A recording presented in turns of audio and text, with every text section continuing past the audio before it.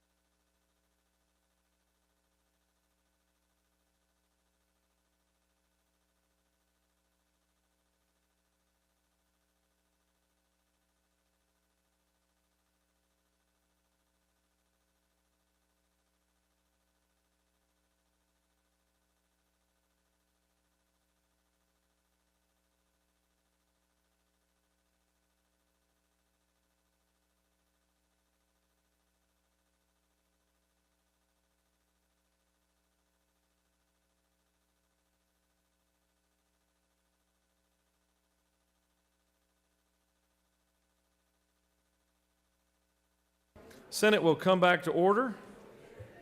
The Senate will come back to order. All senators who have bills and resolutions, please bring them to the Secretary's desk at this time. Mr. Secretary, first reading of Senate bills and resolutions, please.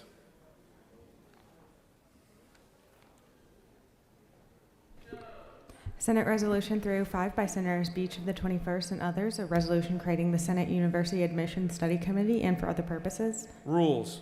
Senate Resolution 307 by Senators Anna Vitarte of the 31st and others, a resolution recognizing the importance of creating multiple diploma pathways for high school students. Education and youth. Senate Resolution 308 by Senators Anna Vitarte of the 31st and others, a resolution honoring the life and memory of Sergeant Barry Henderson and dedicating an intersection in his memory and for other purposes. Transportation. This completes the order, Mr. President. First reading and reference of House bills and resolutions, please. House Bill 761 by Representatives Carter of the 92nd and others, a bill to be entitled an act to amend an act to provide a new charter for the city of Lithonia in DeKalb County, Georgia. State and local government.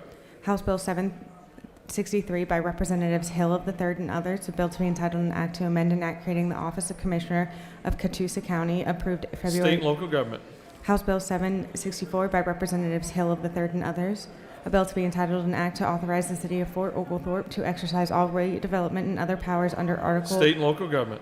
House Bill 765 by Representatives Hill of the 3rd and others, a bill to be entitled an act to create the Catoosa County Public Facilities Authority to provide for State and local government. House Bill 766 by Representatives Hill of the 3rd and others, a bill to be entitled an act to authorize Catoosa County, Georgia to exercise all redevelopment and other powers. State and local government.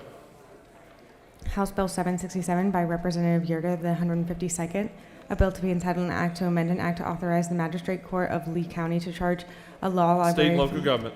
House Bill 768 by Representative Powell of the 32nd, a bill to be entitled an act to amend an act to provide a new charter for the city of Royston, approved April 13th, 1992, so as to provide for city council. State and local government. House Bill 770 by Representatives Ralston of the 7th, a bill to be entitled an act to authorize the assessment and collection of technology fee by the Magistrate Court of the Gilmore County to identify the authorized. State and local government.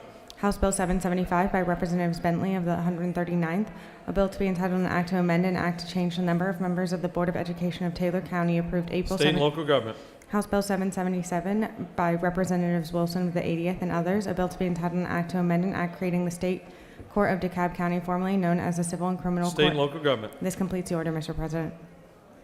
Will the Secretary please read reports of standing committees?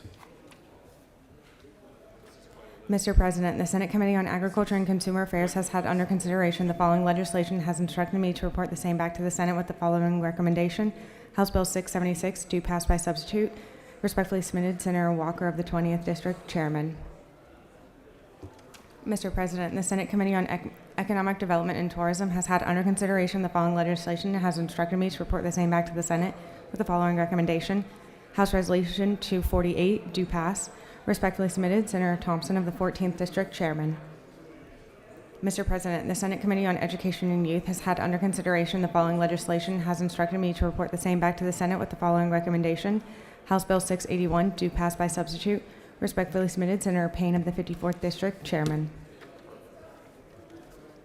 Mr. President, the Senate Committee on Ethics has had under consideration the following legislation and has instructed me to report the same back to the Senate with the following recommendation. House Bill 531, due pass by committee substitute. Respectfully submitted, Senator Burns of the 23rd District, Chairman. Mr. President, the Senate Committee on Finance has had under consideration the following legislation and has instructed me to report the same back to the Senate with the following recommendation. House Bill 32, due pass by substitute. House Bill 587, due pass by substitute. House Bill 517, due pass by substitute. Respectfully submitted, Senator Hufstetler of the 52nd District, Chairman.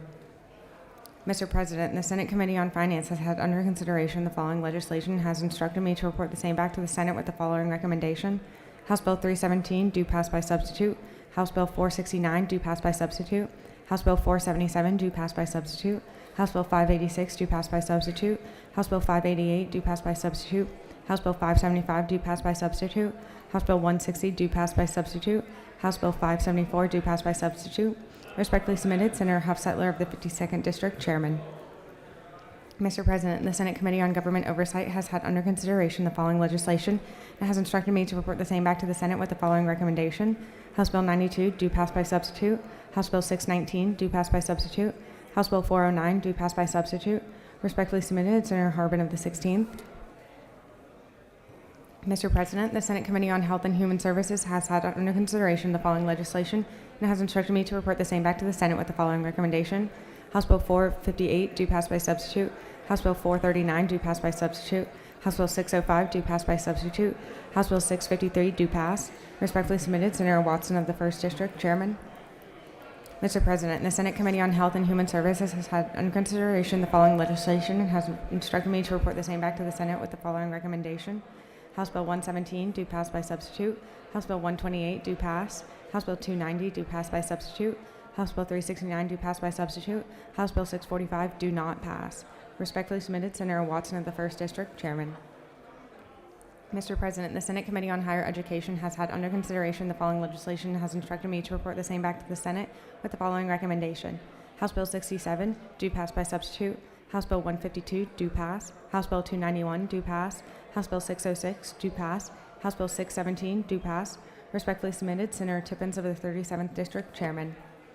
Mr. President, the Senate Committee on Insurance and Labor has had under consideration the following legislation and has instructed me to report the same back to the Senate with the following recommendation. House Bill 254, due pass by substitute. House Bill 532, due pass. House Bill 454, due pass by substitute. House Bill 244, due pass. House Bill 303, due pass by substitute. House Bill 714, due pass by substitute. Respectfully submitted, Senator Burke of the 11th District, Chairman.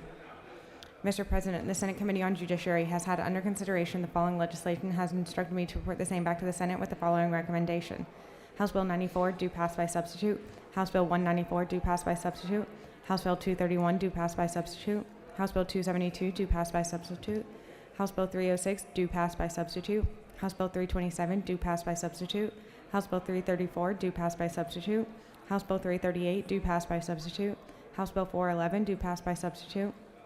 House Bill 443, due pass by substitute. House Bill 464, due pass. House Bill 591, due pass by substitute. House Bill 635, due pass by substitute. Respectfully submitted, Senator Strickland of the 17th District, Chairman. Mr. President, the Senate Committee on Public Safety has had under consideration the following legislation and has instructed me to report the same back to the Senate with the following recommendation. House Bill 179, due pass. House Bill 247, due pass by substitute. House Bill 495, due pass. House Bill 579, due pass. House Bill 466, due pass by substitute. House Bill 200, due pass by substitute. House Bill 255, due pass. Respectfully submitted, Senator Albers of the 56th District, Chairman. Mr. President, the Senate Committee on Regulated Industries and Utilities has had under consideration the following legislation and has instructed me to report the same back to the Senate with the following recommendation. House Bill 449, due pass by substitute. House Bill 480, due pass. Respectfully submitted, Senator Cowser of the 46th District, Chairman. Mr. President, the Senate Committee on Rules has had under consideration the following legislation and has instructed me to report the same back to the Senate with the following recommendation. Senate Resolution 281, due pass. Respectfully submitted, Senator Mullis of the 53rd District, Chairman. Mr. President, the Senate Committee on Rules has had under consideration the following legislation and has instructed me to report the same back to the Senate with the following recommendation. Pursuant to Senate Rule 2-1.10C, the Committee on Rules recommends the following legislation due pass by substitute. House Bill 141, due pass by committee sub. House Bill 465, due pass by committee substitute. Respectfully submitted, Senator Mullis of the 53rd District, Chairman. Mr. President, the Senate Committee on State and Local Governmental Operations has had under consideration the following legislation and has instructed me to report the same back to the Senate with the following recommendation. Senate Bill 300, due pass. Senate Bill 301, due pass. Senate Bill 302, due pass. Senate Bill 304, due pass. Senate Bill 305, due pass. Senate Bill 306, due pass by substitute. Senate Bill 307, due pass. House Bill 703, due pass. House Bill 704, due pass. House Bill 732, due pass. House Bill 753, due pass. House Bill 739, due pass. House Bill 754, due pass. House Bill 757, due pass. House Bill 769, due pass. Respectfully submitted, Senator Anderson of the 24th District, Chairman. Mr. President, the Senate Committee on State Institutions and Property has had under consideration the following legislation and has instructed me to report the same back to the Senate with the following recommendation. House Resolution 142, due pass by committee substitute. House Resolution 143, due pass by committee substitute. Respectfully submitted, Senator Harbison of the 15th District, Chairman. Mr. President, the Senate Committee on Transportation has had under consideration the following legislation, has instructed me to report the same back to the Senate with the following recommendation. House Bill 577, due pass by substitute. House Resolution 144, due pass by substitute. Respectfully submitted, Senator Ginn of the 47th District, Chairman. This completes the order, Mr. President.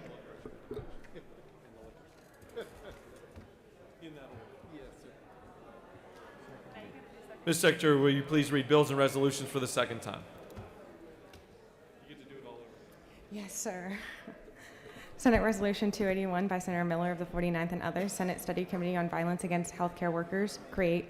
House Bill 32 by Representatives Belton of the 112th and others, income tax credit for teacher recruitment and retention program, provide. House Bill 67 by Representatives Martin of the 49th and others, state government, public property, extended automatic repeals of certain provisions. House Bill 92 by Representative Gamble of the 15th and others, health, transfer of vital records to state archives, revised provisions. House Bill 94 by Representatives Rich of the 97th and others, crimes and offenses, provide for the crime of theft by possession of stolen mail. House Bill 117 by Representative Walensky of the 79th and others, low THC oil patient registry, ulcerative colitis as a condition for which low THC oil may be used for treatment, add. House Bill 128 by Representative Williams of the 145th and others, health, prohibit providers from discriminating against potential organ transplant recipients due solely to the physical or mental disability of the potential recipient. House Bill 152 by Representatives Wydower of the 119th and others, post-secondary education exemption applicable to certain institutions operating on military installations or bases, revised provisions. House Bill 160 by Representatives Body of the 62nd and others, revenue and taxation, water and sewer projects and cost tax, most, provide for audits of tax by state auditor under certain conditions. House Bill 179 by Representatives Camp of the 131st and others, special license plates, support breast cancer-related programs, amend logo design. House Bill 194 by Representative Sands of the 180th and others, criminal procedure, term of probation shall follow mandatory term of imprisonment for persons convicted of sexual offense, clarify.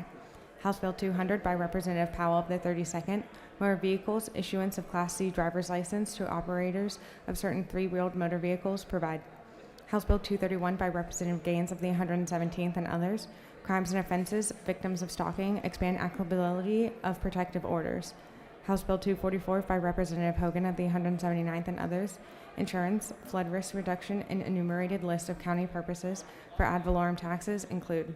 House Bill 247 by Representative Carson of the 46th and others, uniform rules of the road, commission of an offense of distracted drivers, provide for penalty. House Bill 254 by Representative Lumsden of the 12th and others, insurance commissioner's enforcement authority with regard to adjusters, increase. House Bill 255 by Representative Holcomb of the 81st and others, Sexual Assault Reform Act of 2021, enact. House Bill 272 by Representative Ballinger of the 23rd and others, Juvenile Code, Juvenile Court to include children who are under 18 years of age, change jurisdiction. House Bill 290 by Representative Setzler of the 35th and others, hospitals and nursing homes, policy during a declared public health emergency that limits patients' abilities to be visited by designated family members and friends, provisions. House Bill 291 by Representative Dempsey of the 13th and others, education, tuition equalization grants at private colleges and universities, expand definition of approved school. House Bill 303 by Representatives Glanton of the 75th, JADA Act, enact. House Bill 306 by Representatives Gunter of the 8th and others, corporations, partnership, and associations. Corporations may hold shareholders meetings by means of remote communication, provide. House Bill 317 by Representative Stevens of the 164th and others, excise tax, revised definition of innkeepers to include marketplace facilitators, provisions. House Bill 327 by Representatives Montaham of the 17th and others, Organized Retail Crime Prevention Act, enact. House Bill 334 by Representatives Gullett of the 19th and others, Superior Courts, Clerks, Notaries Public, provisions. House Bill 369 by Representative Powell of the 32nd and others, physicians, job description submission to Georgia Compost Medical Board, provisions. House Bill 383 by Representative Carson of the 46th and others, state government, certain contracts, Israel, provisions. House Bill 409 by Representatives Gunter of the 8th and others, Judicial Legal Defense Fund Commission, establish. House Bill 411 by Representatives Gullett of the 19th and others, Prosecuting Attorneys Oversight Commission, create. House Bill 443 by Representatives Leverett of the 33rd and others, Torts, Transfer of Structured Settlement Payments Rights, provide new requirements. House Bill 449 by Representative Smith of the 133rd and others, Georgia Utility Facility Protection Act, revise. House Bill 454 by Representatives Newton of the 123rd and others. Insurance, certain coverage requirements concerning providers that become out of network during a plan year, provide. House Bill 458 by Representatives Cooper of the 53rd and 43rd and others. Georgia Composite Medical Board require certain training relating to sexual misconduct for members. House Bill 464 by Representative Scoggins of the 14th and others. Guardian and ward petition for appointment of temporary guardian of minor field in probate court may be transferred to juvenile court, provide. House Bill 466 by Representatives Powell of the 32nd and others. Motor vehicles, number of required hours in the intervention component of DUI, alcohol, or drug use risk reduction programs reduce. House Bill 469 by Representative Stevens of the 164th and others. Income tax rehabilitation of historic structures, revised tax credits. House Bill 477 by Representatives Watson of the 172nd and others. Income tax applications for credit and qualified donations of real property, extend sunset date. House Bill 480 by Representatives Washburn of the 141st and others.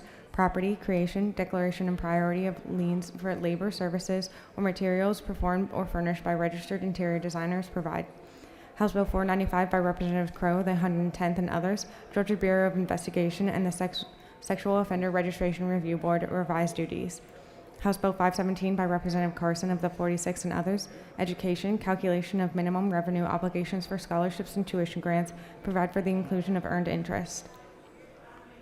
House Bill 531 by Representatives Fleming of the 121st and others. Elections, no election superintendents or boards of registrars shall accept private funding, provide.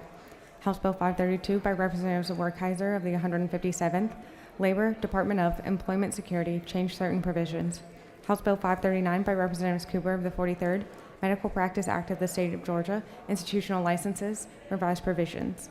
House Bill 574 by Representative Camp of the 131st and others. Animals, Companion Local Government Animal Trust Fund for reimbursement of impoundment expenses incurred by local governments, provide. House Bill 575 by Representative Dickey of the 140th and others. Ad valorem tax, authorized on premises processing and marketing of agricultural products as a qualifying conservation use. Okay, Yeah. we can give you a break. House Bill 577 by Representatives Carpenter of the 4th and others. Highways, bridges, and ferries proposal guarantee for bids upon certain projects, provide. House Bill 579 by Representative Oliver of the 82nd and others. Public safety and judicial facilities, enact. House Bill 587 by Representative Watson of the 172nd and others. Georgia Economic Recovery Act of 2021, enact. House Bill 587 by Representative Williamson of the 115th and others. Georgia Economic Renewal Act of 2021, enact. House Bill 588 by Representative Jaspers of the 11th and others. Transportation eligible expenditures, Georgia Freight Railroad Program provisions. House Bill 591 by Representatives Hogan of the 179th and others. Mental health, marriage and family therapists to perform certain acts which physicians and others are authorized to perform, authorized. House Bill 605 by Representatives Cooper of the 43rd and others. Health, provide for authorized electronic monitoring in long-term care facilities. House Bill 606 by Representative Nix of the 69th and others. Hope Scholarships, add Georgia Independent School Association to the list of accrediting agencies. House Bill 617 by Representative Martin of the 49th and others. Post-secondary education, student athletes may receive compensation for use of name, image, or likeness, provide. House Bill 619 by Representative Houston of the 170th. Heritage Trust Program, sale of Patrick's Fishing Paradise to a private entity, authorize. House Bill 635 by Representatives Leverett of the 33rd and others.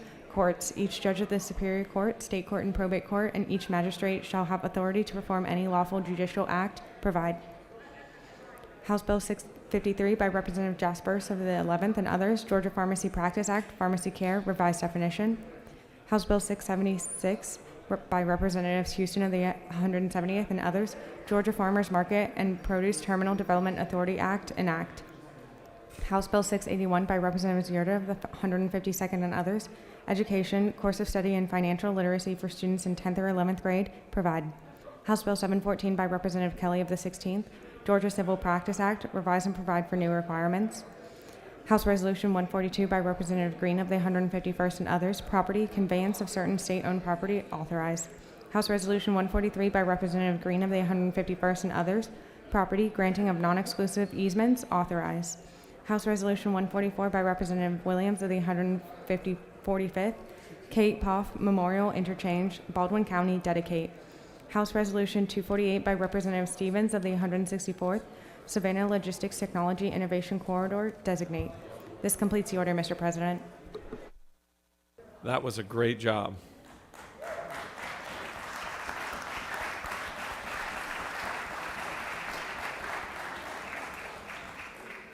All right, it's now time for our morning roll call, almost afternoon roll call. Are there any motions to excuse? The chair recognizes right on time the senator from the 33rd. Thank you, Mr. President. Good morning, y'all. Y'all excuse Senator. I ask for unanimous consent to excuse the senators from the 35th and the 38th for business outside the Capitol. Without objection, the senators from the 35th and 38th are excused. Chair recognizes the senator from the 31st.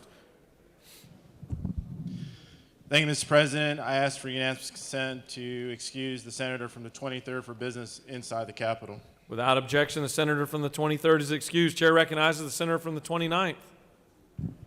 Thank you, Mr. Chair. I ask for unanimous consent to excuse the senator from the 24th and the senator from the 27th for business inside the Capitol. Without objection, the senators from the 24th and 27th are excused. Chair recognizes the senator from the 43rd. Thank you, Mr. President. I ask for unanimous consent to excuse the senator from the 22nd.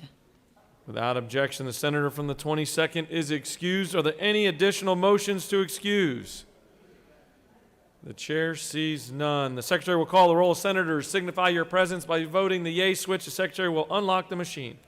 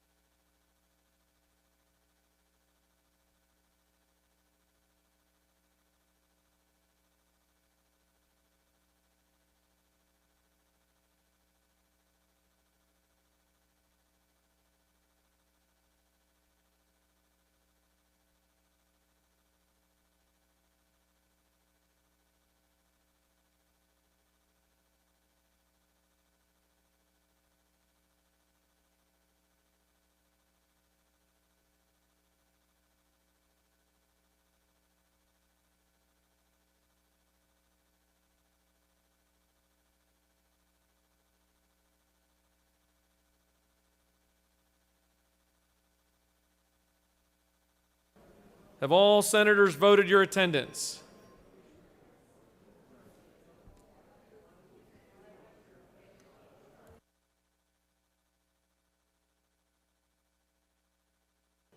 Have all senators voted your attendance? Mr. Secretary, please close the machine. All right, it's now time for our morning devotional, and ask that all senators, despite your excitement, all senators, please take your seats and cease all audible conversations. Would ask that our doorkeepers secure the chamber at this time.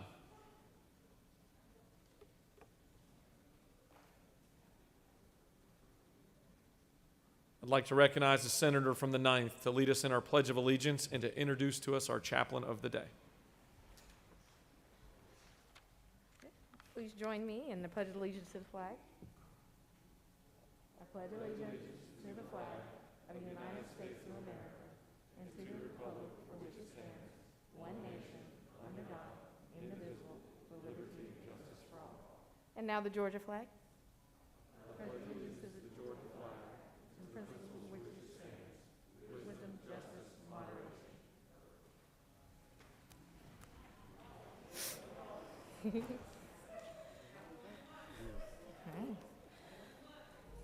Good morning, everyone.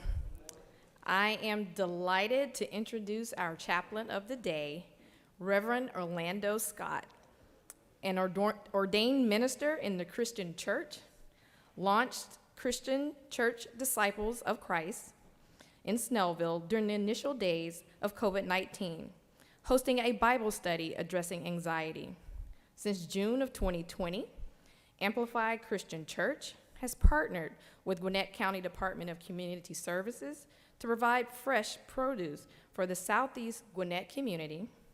Currently, he is actively developing green church initiatives at the Shiloh Mission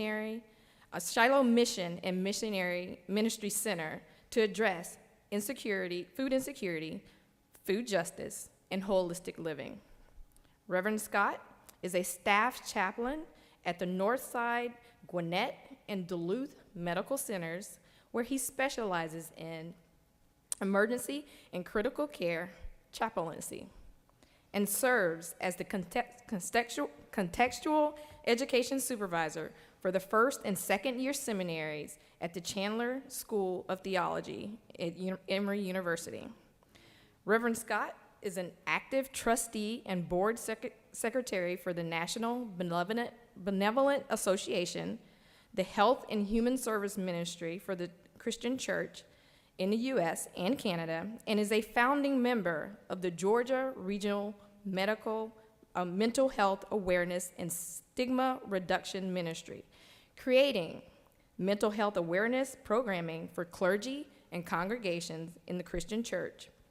Reverend Scott is a graduate of Morehouse School of Religion at the Interdenominational Theology Center, where he completed his Master's of Divinity with a dual concentration in Christian education and theology, and a master's certificate in IT, applied project management, a bachelor's degree in the urban ministry and public policy, and biblical education from Beulah Heights University, plus an Associate of the Arts in Multimedia from the Art Institute of Atlanta. He's the proud father of 2 amazing teenagers. He is an outdoor enthusiast and an avid reader of African diaspora history, particularly the Sea Island culture. Please join me in welcoming Reverend Orlando Scott.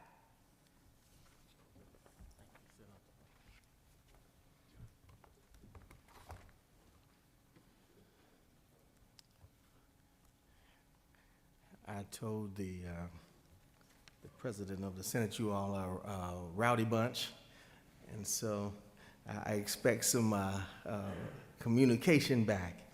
I would be remiss as I stand, it is Women's History Month, that I mention my spiritual predecessors, the ancestors that stand, whose shoulders I stand on. My great-grandmother was a founding pastor of the Second Community Baptist Church in Sandersville, Georgia. My great-aunt, Ruby Hinton, my grandma H.E., my grandmother Hilda, my grandmother Ora Obleton. And so these ladies are the ladies whose shoulders I stand on.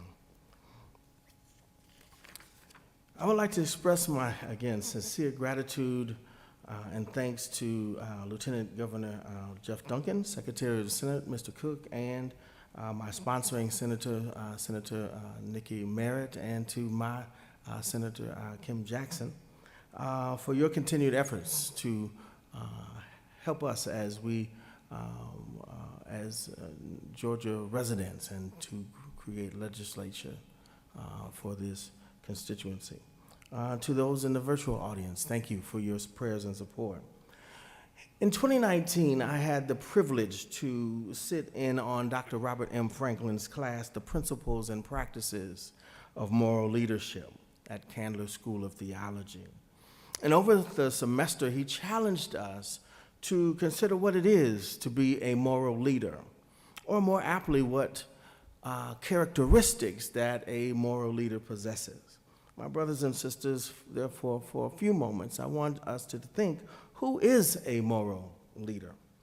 While we continue to see domestic terrorism continue to horrify and strangle our fragile democracy, spreading fear across communities of color, and as we navigate the multiple pandemics of xenophobia and classism and sexism and racism, nativism and trans and homophobia, in addition to COVID-19, distinguished members of this body, I ask you to think about how we will determine the quality and trajectory of our leadership. The leadership guru John Maxwell once stated that leadership is influence, nothing more and nothing less.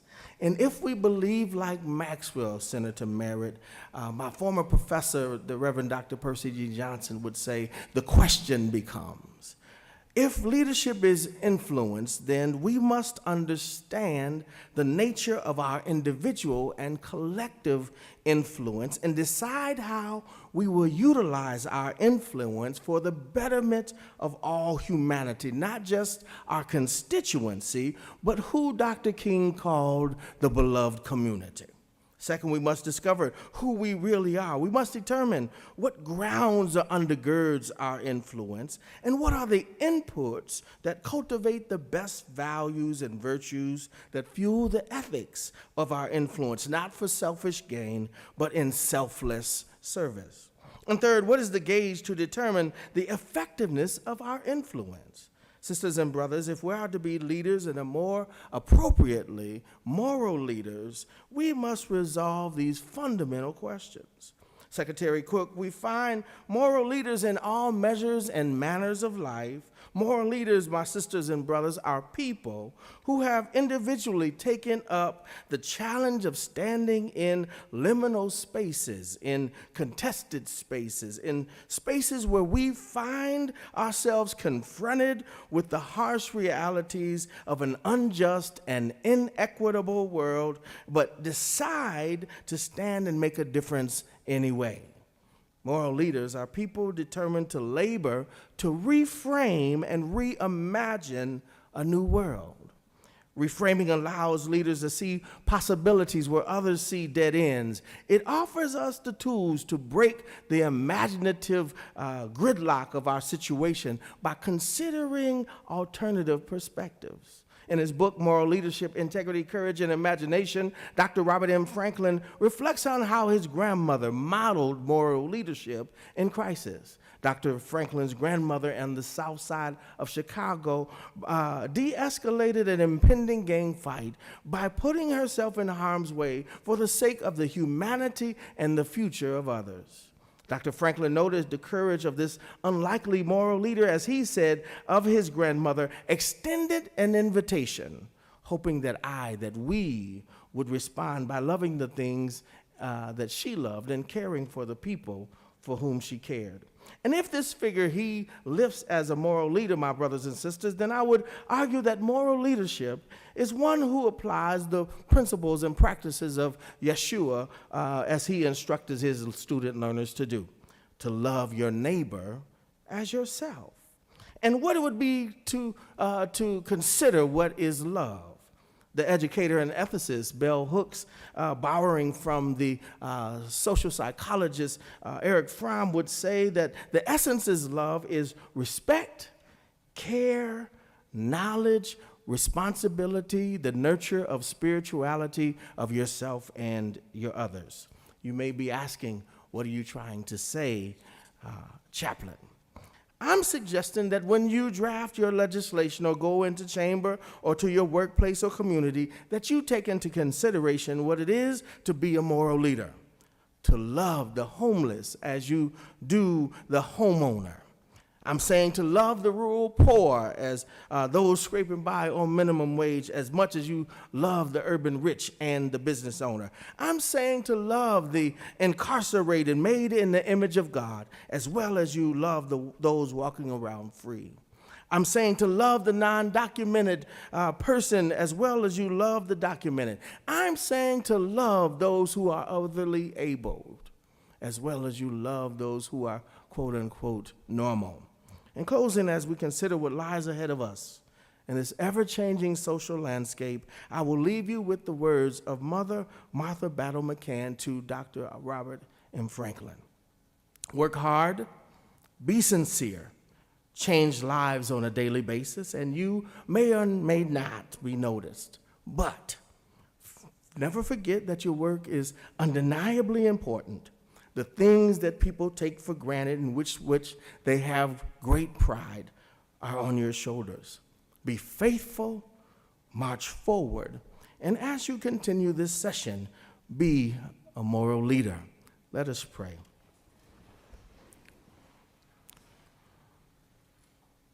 God of our weary years, God of our silent tears, the God who has brought us safely thus far along the way, I pray that you would infuse these your leaders with moral fortitude to make the uncomfortable but necessary decisions that benefit the beloved community, to bind together the various people groups of this state in mutual respect, reciprocal care, open-minded knowledge, to be diligent and responsible, and the grace to differ with dignity, so as to lift up, sustain, and advance the highest qualities of whom we are as citizens of this great state of Georgia and this nation. In the spirit of the one who holds and heals us all, I pray. Amen. Thank you for your time.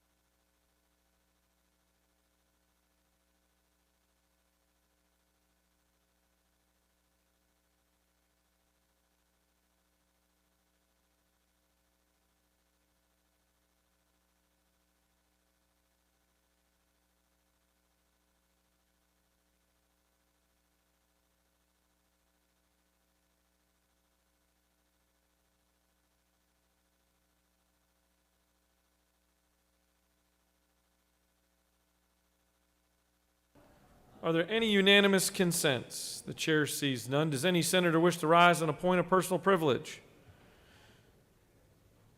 The chair sees none. Do you have a consent calendar of privilege resolutions before you? Does any senator wish to remove a resolution from the consent calendar? Chair sees none. Is there objection to adoption of the resolutions on the consent calendar? The chair hears none. The resolutions on the consent calendar are adopted. Are there any motions to withdraw and commit? Chair sees none. You have a consent calendar of local bills before you. Mr. Secretary, are there any objections filed to any bills on the local consent calendar? Mr. President, there are no objections filed. Is there objection to agreeing to the report of the Committee on State and Local Government, which is favorable to the passage of the bills on the local consent calendar? Chair hears none. The report of the committee is agreed to. Questions on the passage of the bills on the local consent calendar? All those in favor vote yea. Opposed, nay. The Secretary will unlock the machine.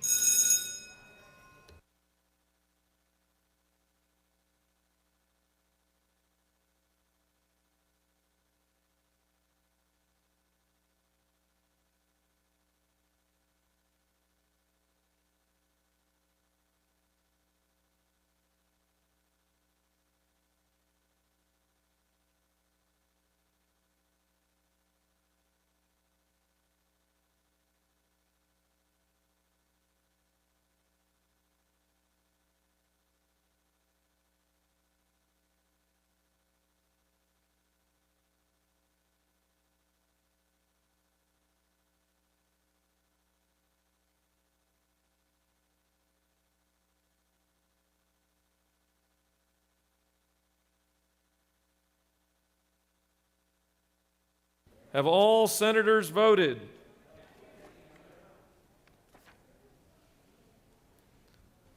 Have all senators voted? I'm going to give it a minute here. We got one coming. Okay. Tell them not to run.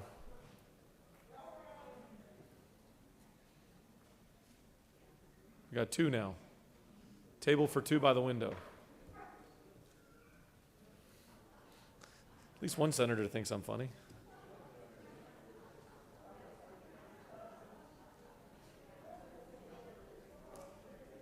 Senator from the 32nd was in the parking lot.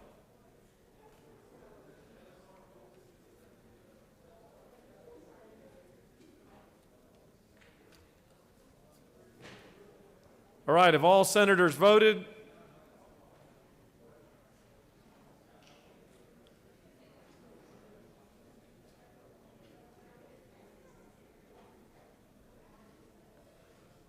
Mr. Secretary, please close the machine. On the passage of the bills on the local consent calendar, the yeas are 48, the nays are 1, and the bills having received the requisite constitutional majority are therefore passed.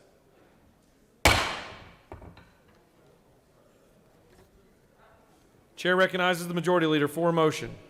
Mr. President, I move that House Bill 611 be engrossed. Ms. Secretary, please read the caption.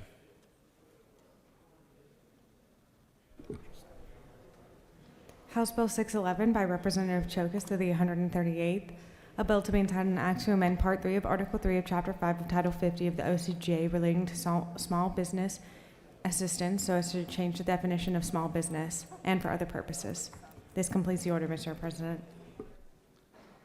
The majority leader has moved that House Bill 611 be engrossed. Is there objection? There is objection. Would the majority leader, he waives. Would the minority whip speak to the objection? He waives. All right, all those in favor that House Bill 611 be engrossed, vote yea. Opposed, nay. The Secretary will unlock the machine.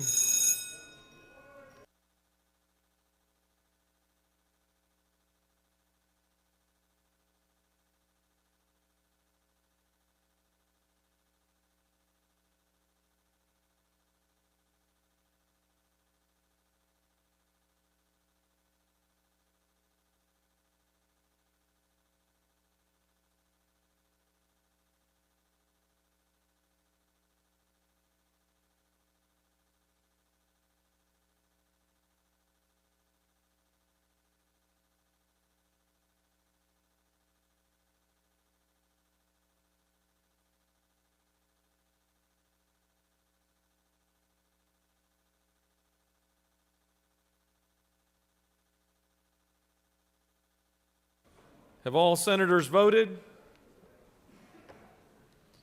got one coming, okay?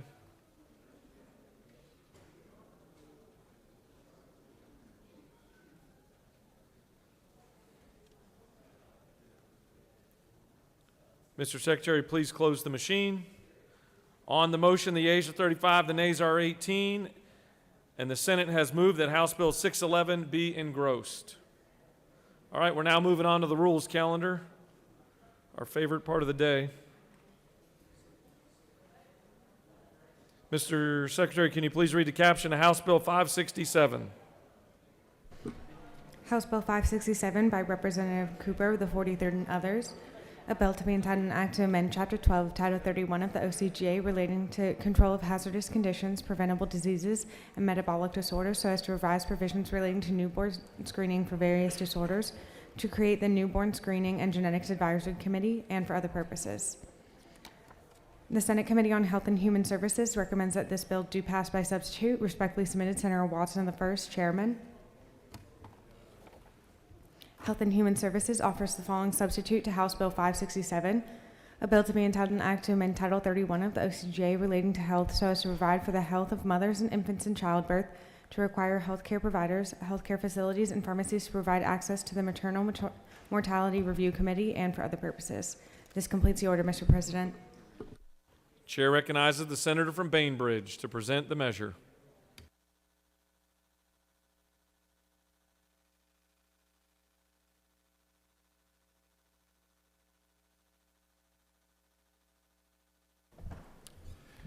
Thank you, Mr. President. House Bill 567 simply sets up a formal process for adding to newborn screening tests as science proves that those tests are effective. That's all it does. I'll be glad to answer questions, Mr. President. Otherwise, I'll yield the well. You have no questions. That's a great start to a long rules calendar. Any other senator wish to speak for or against House Bill 567? The chair sees none. The question is on the adoption of the committee substitute. Is there objection to adoption of the committee sub? Chair hears none. The committee sub is adopted. Is there objection to agreeing to the report of the committee which is favorable to the passage of the bill? The chair hears none. The report of the committee is agreed to. Is there objection to the main question being ordered? The chair hears none. The main question is ordered. Questions on the passage of the bill by substitute. All those in favor vote yea. Opposed nay. The secretary will unlock the machine.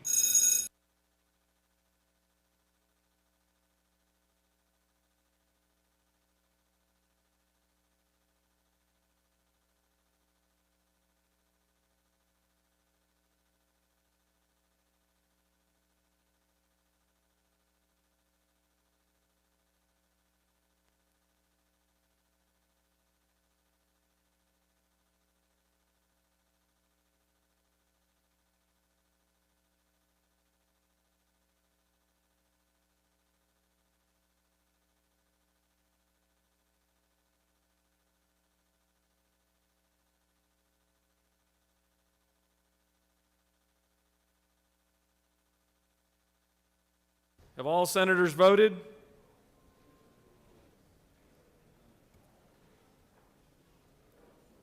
Have all senators voted? Mr. Secretary, please close the machine. On the passage of the bill, the yeas are 51, the nays are 0. This bill, having received the requisite constitutional majority, is therefore passed by substitute. Mr. Secretary, please read the caption of House Bill 346.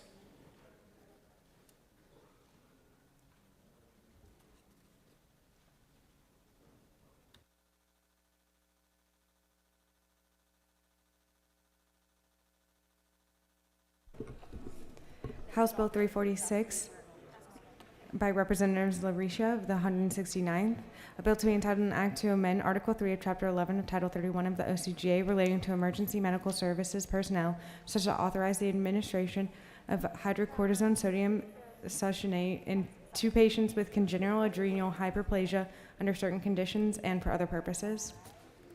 The Senate Committee on Health and Human Services recommends that this bill do pass by substitute. Respectfully submitted, Senator Watson of the first.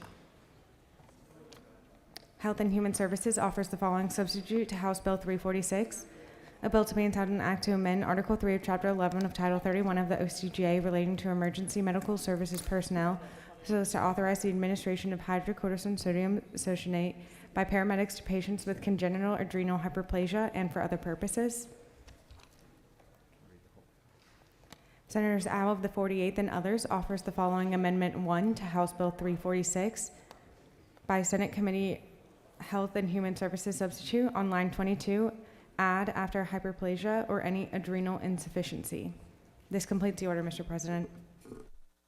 Chair recognizes the senator from the 7th to present House Bill 346.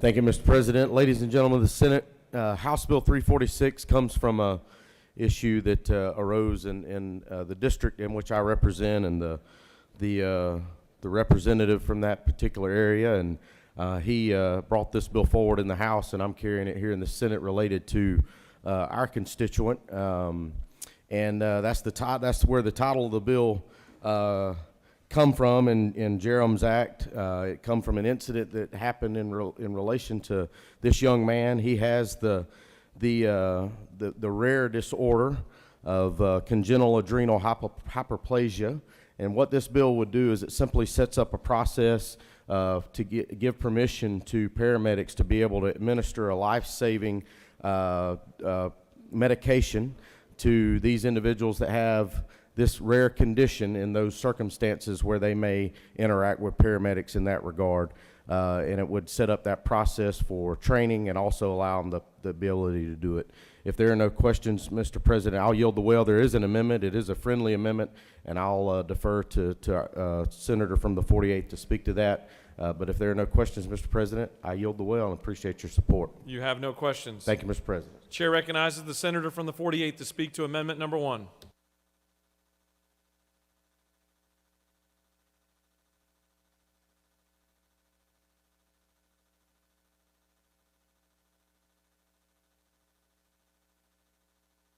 Thank you, Mr. President. So this is a friendly amendment, as we noted, and I'm very gratified to work with both the author of the bill and the sponsor of the bill in the Senate on this. So just to explain the reasoning behind this amendment. So congenital adrenal hyperplasia is a disease in which the body does not make enough cortisol, which is the body's stress hormone. Right? So we treat this disease by injecting steroids to replace this hormone.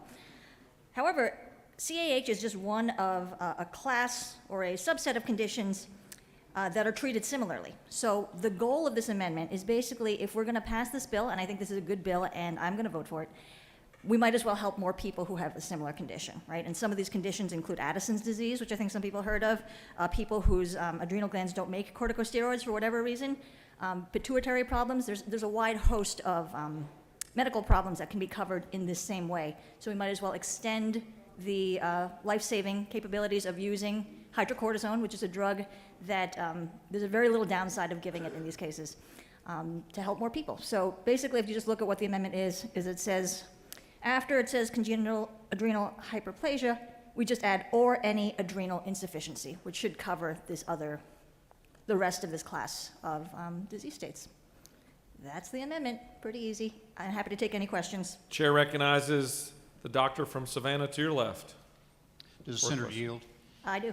Yeah, isn't it true that this would be from the patient's own supply, and the EMT or paramedic would help, and that there's really no downside in emergency crisis situation that this drug is given?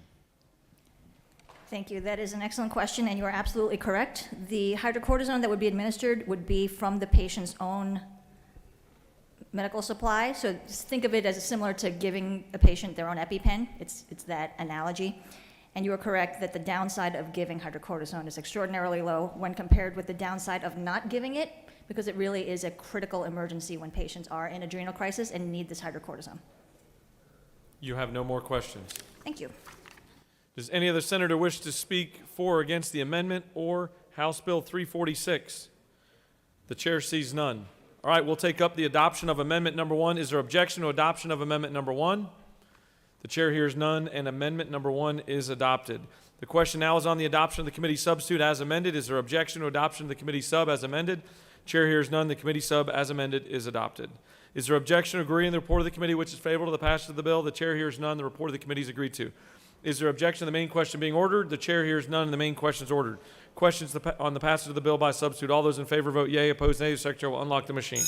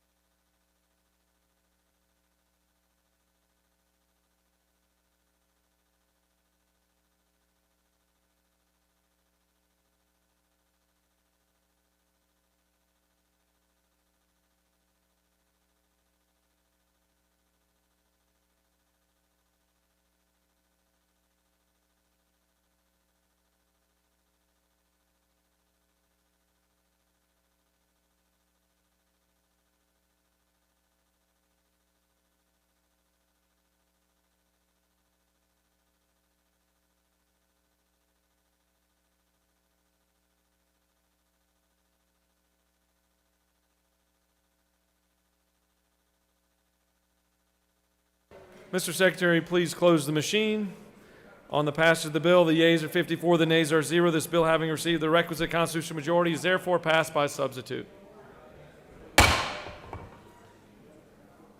All right, want to make an announcement here. There are boxed lunches that are outside, and we've kind of made a group decision here that we're not going to pause for lunch. So if you want to grab a boxed lunch, eat, and we're going to keep moving with the rules calendar. We'll take a break here in a little while, but for now we want to gain some momentum and get through a pretty long rules calendar today. So just want to let you know boxed lunches are ready, and that's all I've got. Mr. Secretary, please read the caption of House Bill 146. House Bill 146 by Representative Gaines of the 117th and others. A bill to be entitled an act to amend Article 1 of Chapter 20 of Title 45 of the OCGA relating to general provisions regarding personnel administration so as to provide for paid paternal leave for eligible state employees and eligible local board of education employees and for other purposes.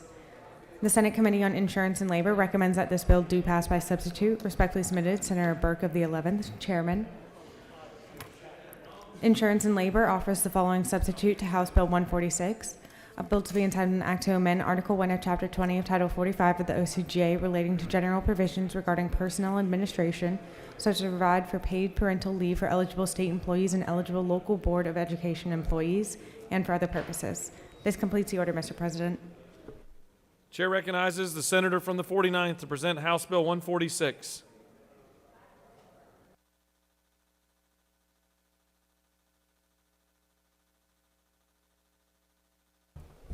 Thank you, Mr. President.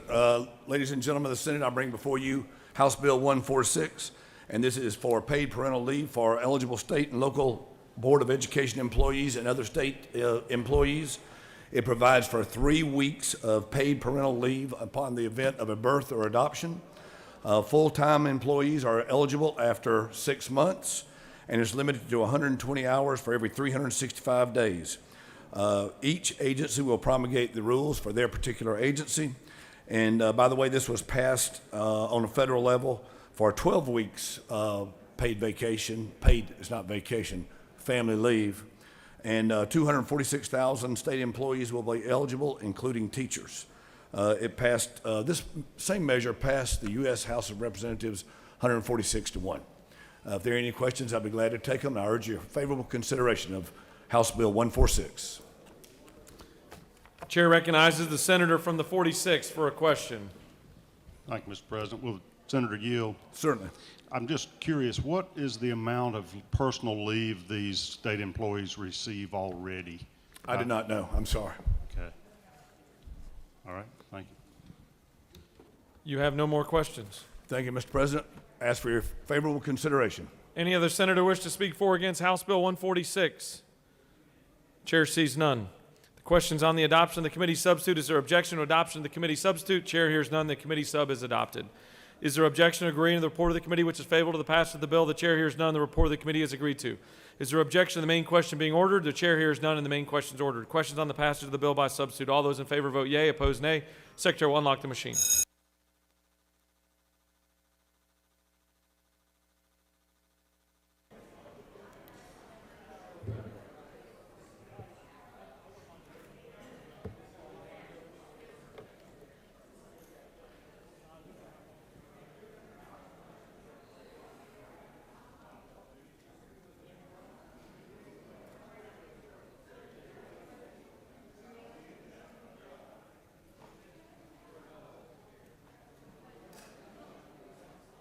Have all senators voted?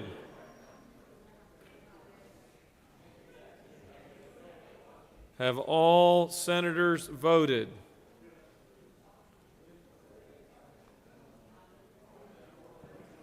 Mr. Secretary, please close the machine. On the passage of the bill, the yeas are 52, the nays are 0. This bill, having received the requisite constitutional majority, is therefore passed by substitute.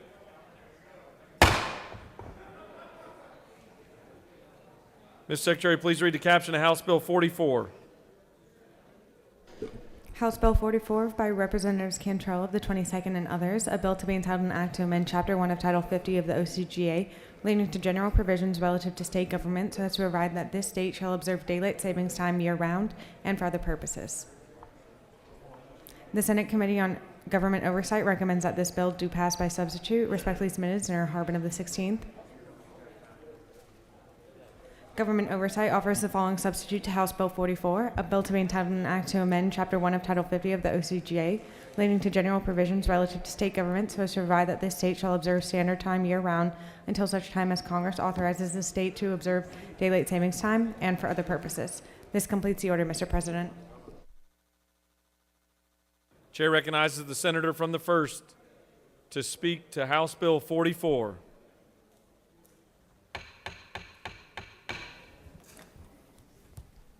Thank you, Mr. President. Representative Wes Cantrell and I have been working on this now for a couple of years, and this bill that is before you is a joint effort.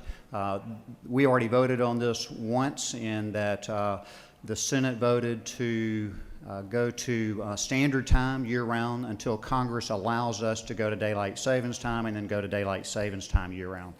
Now, I will say that certainly the House has a different perspective, and in these last few days, many times we do reach a compromise, and I would like to see something move forward. So if you'll bear with me, and let's pass this out again, and then we'll try to reach some kind of understanding of this issue. As if you don't need a further reminder, we're about 10 or 12 days now from the change in the time. I know we're about to get used to it. It generally takes us about 2 weeks, both the daylight savings time and the standard time shift. What we do need is to not necessarily be reminded by the science, but the science is certainly there, and that there are more heart attacks in the spring. There are more heart attacks also in the fall, but it's not statistically significant. There are judges that are grumpier in the spring, so the logic is there. So let's make some changes and go forward for the good citizens of the state of Georgia. Mr. President, I'll yield the well. Thank you. Senator has yielded the well. The chair recognizes the senator from the 22nd, the minority whip, to speak to the measure.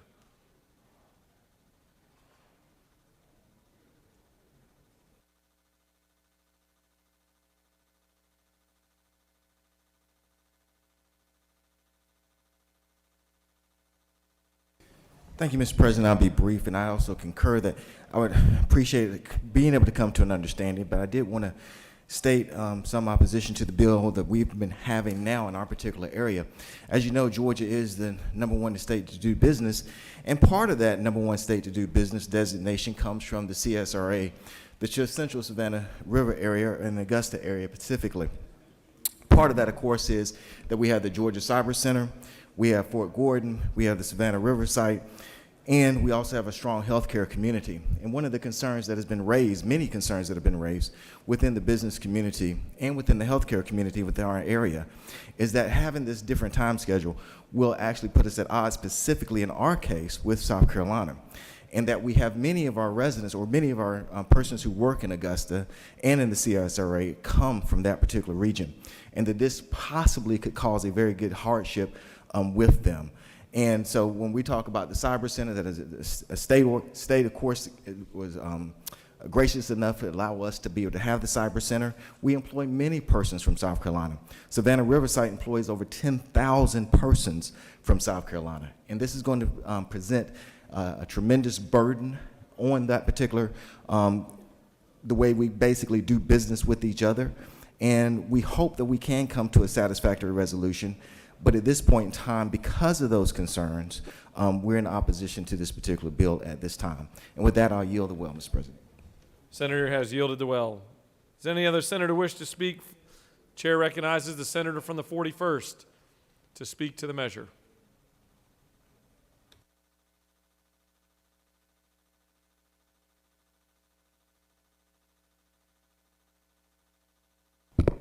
Thank you, Mr. President. After receiving more emails than I can tell you all about on this issue, I rise to speak in opposition to the bill as we have it. The good doctor is right that the change in time has resulted in a number of higher instances of heart attacks and car accidents, and nobody in this body wants to be a part of that. But the thing is that those heart attacks and car accidents are caused by people's sleep deprivation. And there are good doctors, sleep doctors, who have told us that we can mitigate these problems by simply taking some personal responsibility. We know that daylight savings time is coming well in advance, and the sleep scientists tell us that if we simply go to bed 15 minutes earlier the week prior to the time change and wake up 30 minutes earlier the week prior to the time change, then those negative effects that we experience that are directly connected to sleep deprivation will be moderated. Here's the thing. I can tell you a long list of reasons and ways that drinking alcohol causes us problems. Drinking alcohol causes car accidents. Drinking alcohol causes liver damage and all kinds of problems. But we as a body have never said, let's prohibit drinking alcohol. Instead, we invite Georgians to drink responsibly. And we have a whole list of ways to help people enjoy that recreational activity responsibly. So when it comes to time change, that's my only invitation, is that we would simply invite Georgians to address it responsibly. Go to bed 15 minutes early the week leading up to it, and we'll all be a whole lot safer and a whole lot healthier. I urge you to vote no on this bill. Thank you. I yield the well. Senator has yielded the well. Does any other senator wish to speak for or against the measure? The chair sees none. The question is on the adoption of the committee substitute. Is there objection to adoption of the committee substitute? The chair hears none. The committee sub is adopted. Is there objection to agreeing to the report of the committee, which is favorable to the passage of the bill? The chair hears none. The report of the committee is agreed to. Is there objection to the main question being ordered? The chair hears none, and the main question is ordered. Questions on the passage of the bill by substitute. All those in favor vote yea. Opposed, nay. The secretary will unlock the machine.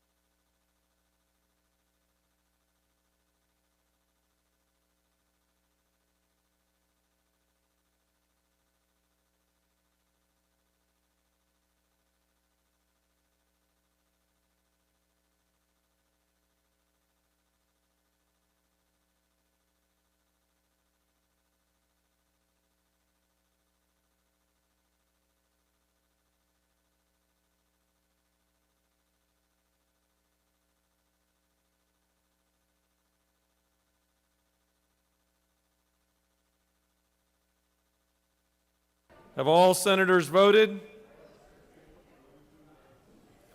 Have all senators voted? Mr. Secretary, please close the machine. On the passage of the bill, the yeas are 21, the nays are 26, and this bill has failed to receive the constitutional majority. For what purpose does the senator from the first rise? Mr. President, I'd like to make a motion for reconsideration on the next legislative day.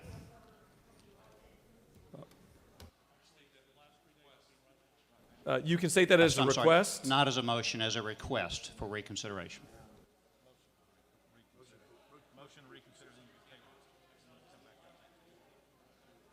So the rules provide for this late in session that we have to vote on it immediately following the vote. So Immediately following. Okay.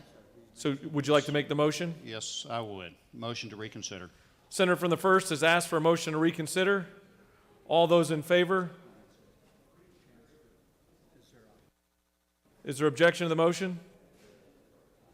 No objection.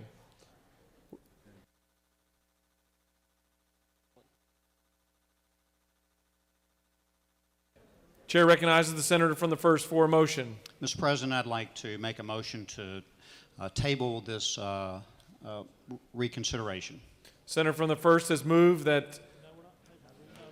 Motion to table the bill. Senator from the first has made a motion that House Bill 44 be placed on the table. Is there objection? The chair hears none. And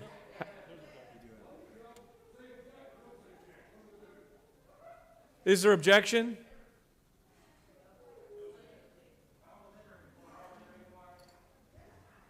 Is there objection? There is objection. Would the senator from the 1st like to speak to his motion?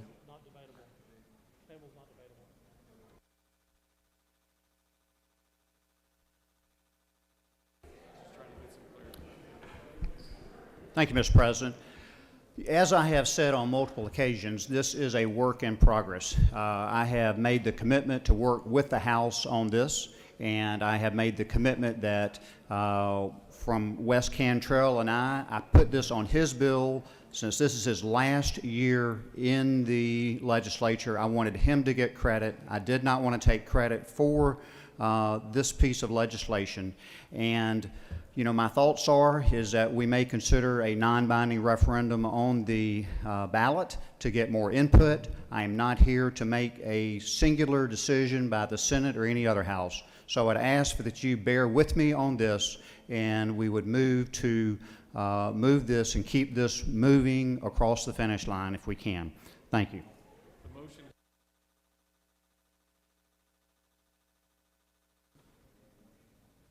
Senator from the 1st has made a motion that this chamber put on the table House Bill 44. For what purpose does the Minority Leader rise? Parliamentary inquiry. State your inquiry. You cannot motion to table after the bill has been lost. You can reconsider. There was no objection to the reconsideration. Well, then it should have been reconsidered. If there was objection to the reconsideration, then that would stand true. All those in favor of placing House Bill 44 on the table, vote yea. Opposed, nay. The Secretary will unlock the machine.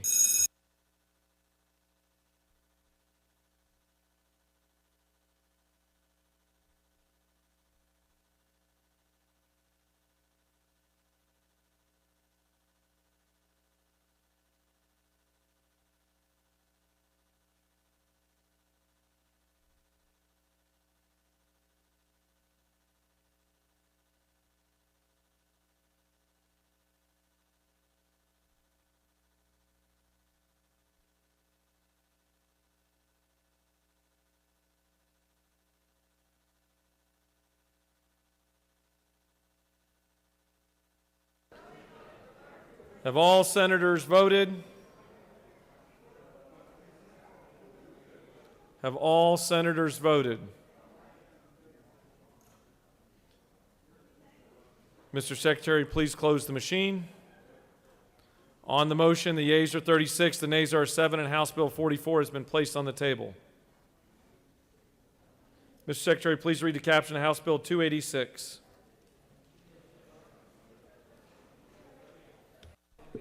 House Bill 286 by Representative Gaines of the 117th and others. A bill to be entitled an act to amend Chapter 8 of Title 36 of the OCGA relating to county police so as to restrict the ability of county governing authorities to reduce funding for county police departments and for other purposes. The Senate Committee on Public Safety recommends that this bill do pass by substitute. Respectfully submitted, Senator Albers of the 56th, Chairman. The Senate Public Safety Committee offers the following substitute to House Bill 286, a bill to be entitled an act to amend Chapter 8 of Title 36 of the OCGA relating to county police so as to restrict the ability of county governing authorities to reduce funding for county police departments and for other purposes. This completes the order, Mr. President. Chair recognizes the senator from the 29th to present House Bill 286.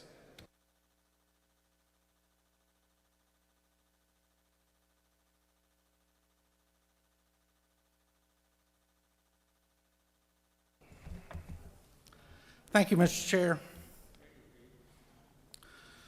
As is said many times in this chamber, this is just a simple bill.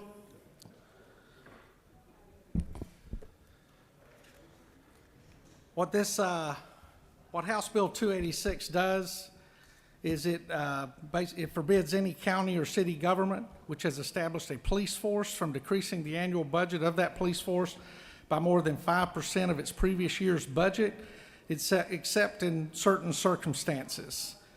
And it forbids a county or, I apologize, those exceptions are the county or city governing authority ensures an equal or greater level of law enforcement services are provided pursuant to an intergovernmental agreement, such as if they partner an MOU with a sheriff's office or another law enforcement agency within the county.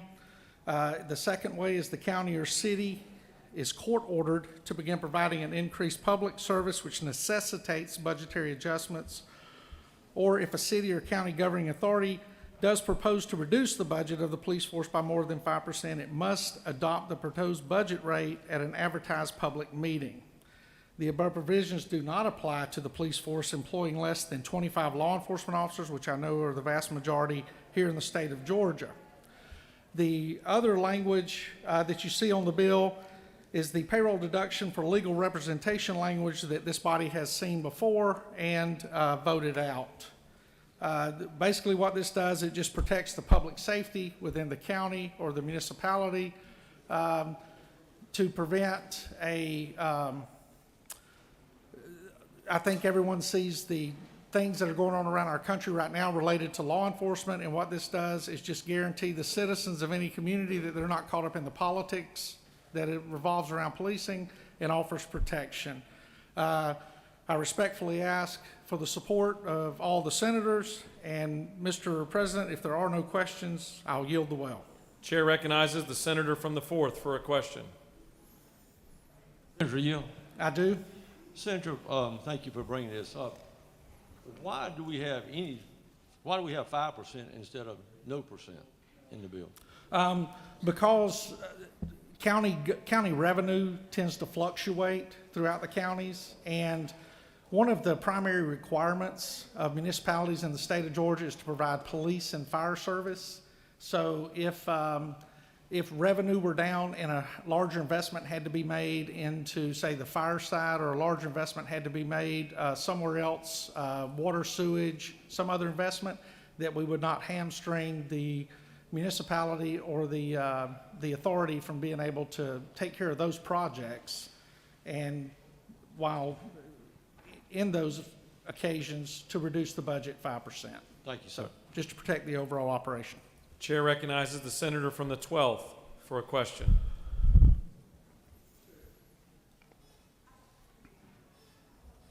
She waves. Oh, wrong button. Gotcha. Chair, do you continue to yield? I do. Chair recognizes the senator from the 42nd for a question. Thank you, Mr. President. Will the senator yield? Yes, ma'am. I want to make sure I understand the legislation. So if a county or city reduce their police budget by 5% from the previous budget cycle, that would be a violation? What line are you reading, Senator? I'm just trying to assess the overall impact of the legislation. Okay. Make sure I understand what it does. Yes, ma'am. I'll recover the exceptions. The exceptions being if revenue falls. Correct. Revenue falls. Yes, ma'am. So, but if, would it be the case that if, for example, we're 5 years from now and in a particular county, crime is down a significant amount and there were some other urgent needs such as road repair, the county would be prohibited from taking care of the more urgent need of the road repair in that circumstance? Is that true? Would that be true? But it would be based on the revenues of the county. If the county revenues had not brought in the needed amount to be able to fund the law enforcement agency within beyond the 5% and not be able to do the road repairs, then I think the exception would cover that. But if revenues are up, it would prohibit the county from taking 5% from the law enforcement budget and directing it to the road repairs. Even if crime were down? Well, law enforcement's not necessarily tied to the crime rates. Patrols are consistent, and so you don't reduce your number of personnel, you don't reduce your equipment costs and things of that nature based on crime rates, and crime rates come from multiple sources. A lot of times the law enforcement's primary role in many cases is more prevention of crime than necessarily addressing crime. Currently right now in the city of Atlanta, the crime rates are up, but the arrests are down. So the officers are still going out there patrolling, attempting to prevent crime, but not necessarily engaging, if that makes any sense. Yeah, thank you. Yes, ma'am. Another question. So if like this takes it another direction, I should make sure I understand. So if like a tornado damaged City Hall, you could not use any funds from, you could strip other departments of funds to repair City Hall, but you would not be able to do that with police. Well, first of all, I don't know if I would necessarily call it stripping funds, but yes, you would be able to move money from that budget up to the 5% amount. So you could move 4%, but not 5% to repair the destroyed City Hall. Correct. Do we similarly restrict local governments from managing any other item of their budget? Yeah, I assume the senator may have done some research, but I didn't look in to see if there was any other legislation or laws on the books that prohibited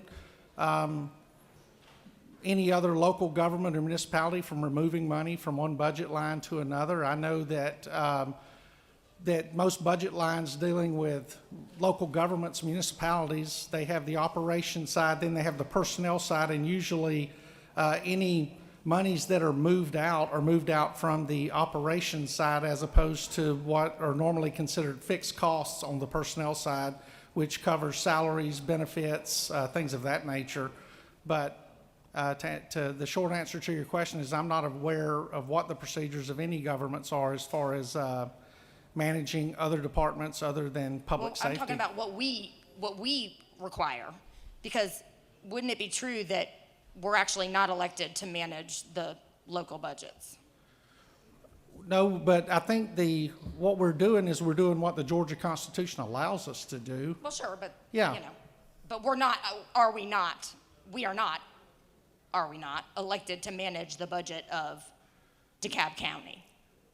I am a senator from DeKalb, but I have not been elected to manage their budget. I'm just wondering if you disagree. I think what we're elected to do is serve the almost 11 million Georgians that are in the state of Georgia. And there are times when we have to take steps and use the authority that we have to protect those individuals. And I think in the last recent year, we've seen at least 2 examples for sure where communities have attempted to negatively impact the public safety of their citizens. And I think for the Georgia State Senate to sit idly by and allow our citizens to be exposed to more danger than they're already exposed to would be irresponsible. And I think probably very much counter to what we are up here to do. Well, that leads me to my final question, if you would yield for one more. Absolutely. So in the circumstance, so it sounds like we're sort of being very big brother and heavy-handed, like we know what you need even if you don't know what you need. Okay, from what you just said. So that leads to my question, which is, if the citizens of my county are up in arms about potholes everywhere, which they are, and there's been no call to defund any police departments, reduce it, but any of it in my county, and my commissioners said, we have a serious urgent need because we had this tornado or just general wear and tear, the roads are a mess. They would not be able to be responsive to their voters by moving any money from police. Is that correct? I think, no ma'am, that's incorrect. I think I answered that earlier when you asked me about the 4%. If I'm they talking could move about the 6%. Say it's 6%. They say we need, our people are really worked up about the roads. That is an urgent need. We don't have drama related to police in DeKalb County, which is actually true. And we need to utilize this money to handle what the people of DeKalb County really are up in arms about, which is the horrible situation of the roads. They would not, we would be saying that those commissioners are unable to meet the democratic wishes of the people of DeKalb County. Is that correct? No, I think they would be. I think probably the first step would be to prioritize the services that are offered, and I think those are listed out fairly in the 11 requirements to be a municipality in Georgia are listed out fairly clearly, and the number 1 being police and fire. So, but I do appreciate the questions. Do we Thank you. similarly protect fire? Do we similarly? Yes, we protect fire. Do we have a bill like this for fire? No, ma'am. Not that Why I'm not? aware of. Do you continue to yield for questions? If someone else has questions, I would. Yep, thank you. Chair recognizes the senator from the 10th for a question. Thank you, Mr. President. Would the senator yield? Yes, sir. Senator, are you familiar with home rule? I am very familiar with it. And do you agree with it? I do agree with it. Senator, do you further yield? I do.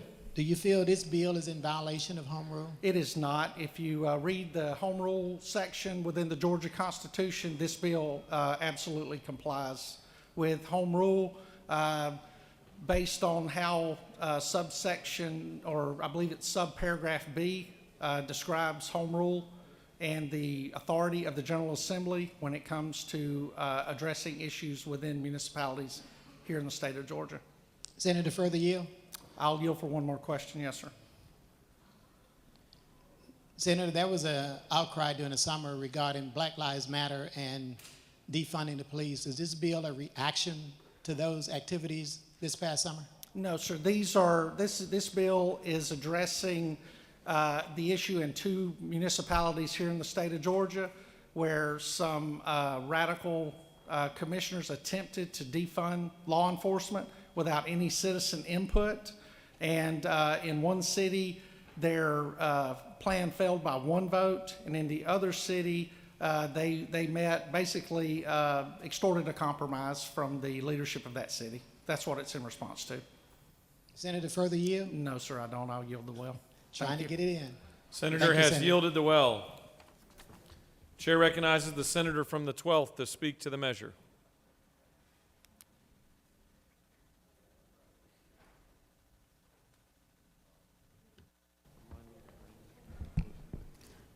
Thank you, Mr. President. This is a very slippery slope for us, but I did want to make some comments in regards to this bill. In my communities of Southwest Georgia, the #1 agents of public safety and physical well-being are law enforcement, our police officers. In communities of color and diversity, we are usually the first ones targeted by criminal elements of drug trafficking, human trafficking, door-to-door scammers, phone scammers, assault, robbery, and other despicable criminal illegal actions. There is a real need for more, not less, policing. For these actions, we certainly do not want to diminish relations with our public safety officials through funding discussions. But what we have become starkly aware of is more funding for public safety, not less, is needed. This is in my area of the state. More intensive training of officers, especially in the areas of mental illness awareness, diversity training, and community relations. And more individuals from diverse backgrounds become trainers of these officers and participate in the training process for these police officers. Lastly, I am a lifelong Democrat, and I can unequivocally say that I have not heard any of my Democratic colleagues speak of defunding the police, of which we are sometimes ourselves targeted using those words. We need and we support public safety officers that are well-trained to respect and manage difficult situations as best they can, that are well-trained through the use of diversity training and especially mental health training as well. And for the above reasons that I've just given you and my personal observations, I will vote for this bill. Thank you, Mr. President.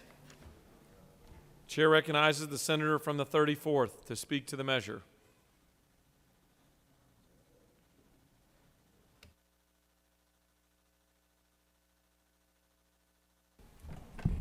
Thank you, Mr. President, members of the Senate. I rise to echo what the senator of the 12th just said.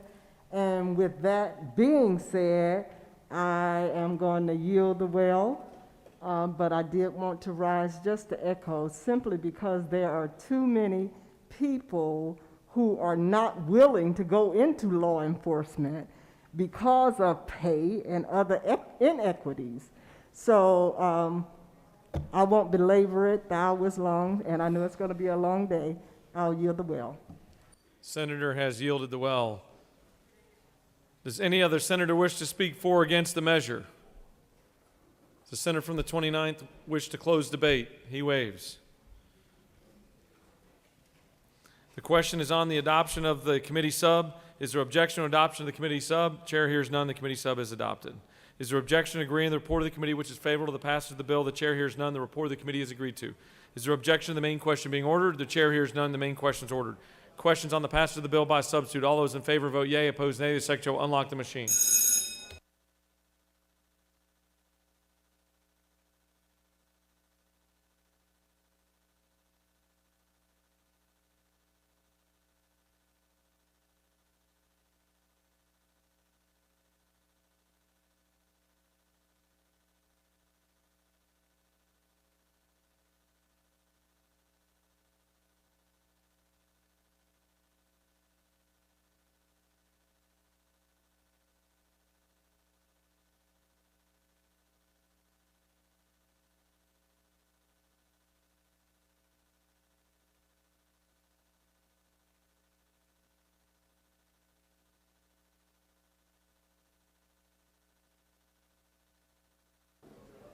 Have all senators voted?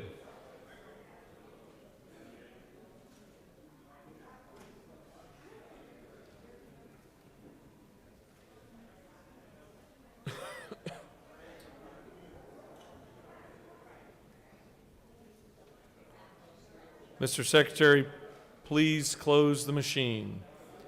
On the passage of the bill, the yeas are 36, the nays are 15. This bill, having received the requisite constitutional majority, is therefore passed by substitute.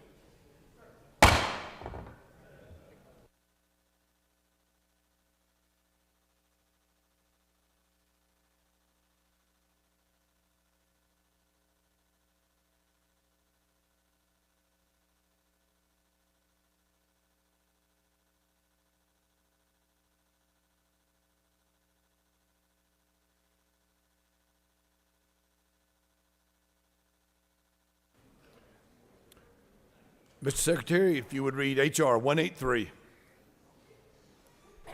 House Resolution 183 by Representative Knight of the 130th and others. A resolution urging the Congress of the United States to pass the Recovering America's Wildlife Act and for other purposes. The Senate Committee on Natural Resources and the Environment recommends that this resolution do pass. Respectfully submitted, Senator McNeil of the 3rd District, Vice Chairman. This completes the order, Mr. President.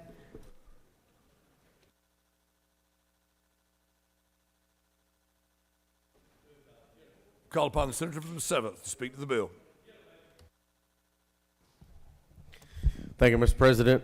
H.R. 183 simply urges Congress to pass the Recovering American Wildlife Act, and it would be a good thing for our state because we would be eligible for about $25 million to help us implement our state wildlife plan, and I would appreciate your support on this measure. With that, Mr. President, if there are no questions, I yield the will. You have no questions, Thank Senator.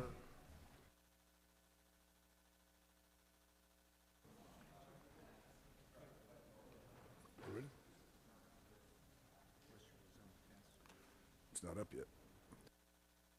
Is there objection to agreeing to the report of the committee, which is favorable to adoption of the resolution? The chair hears none. The report of the committee is agreed to. Is there objection to the main question now being ordered? The chair hears none. The question is ordered. The question is on the adoption of the resolution. All those in favor vote yea. Those opposed vote nay. Mr. Secretary, if you unlock the machines.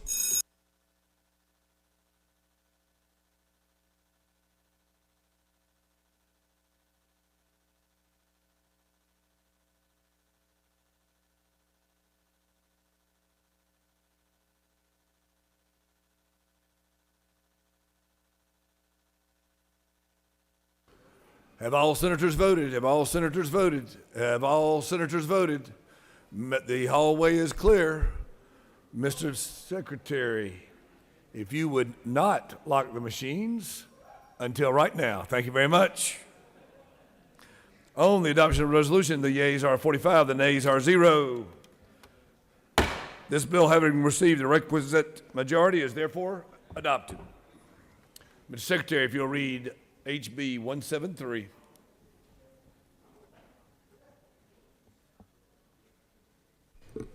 House Bill 173 by Representative Benton of the 31st and others, a bill to be entitled an act to amend Code Section 47-20-87 of the OCGA, leading to eligible large retirement systems authorized to invest in certain alternative investments, so as to increase the percentage of an eligible large retirement system's assets that may be invested in alternative investments, and for other purposes.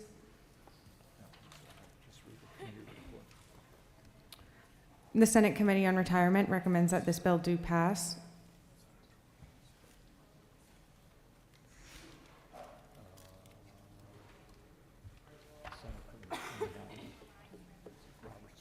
Respectfully submitted, Senator Robertson from the 29th Chairman. This completes the order, Mr. President. Thank you. I call upon the senator from the city that all roads lead to, Senator from the 52nd.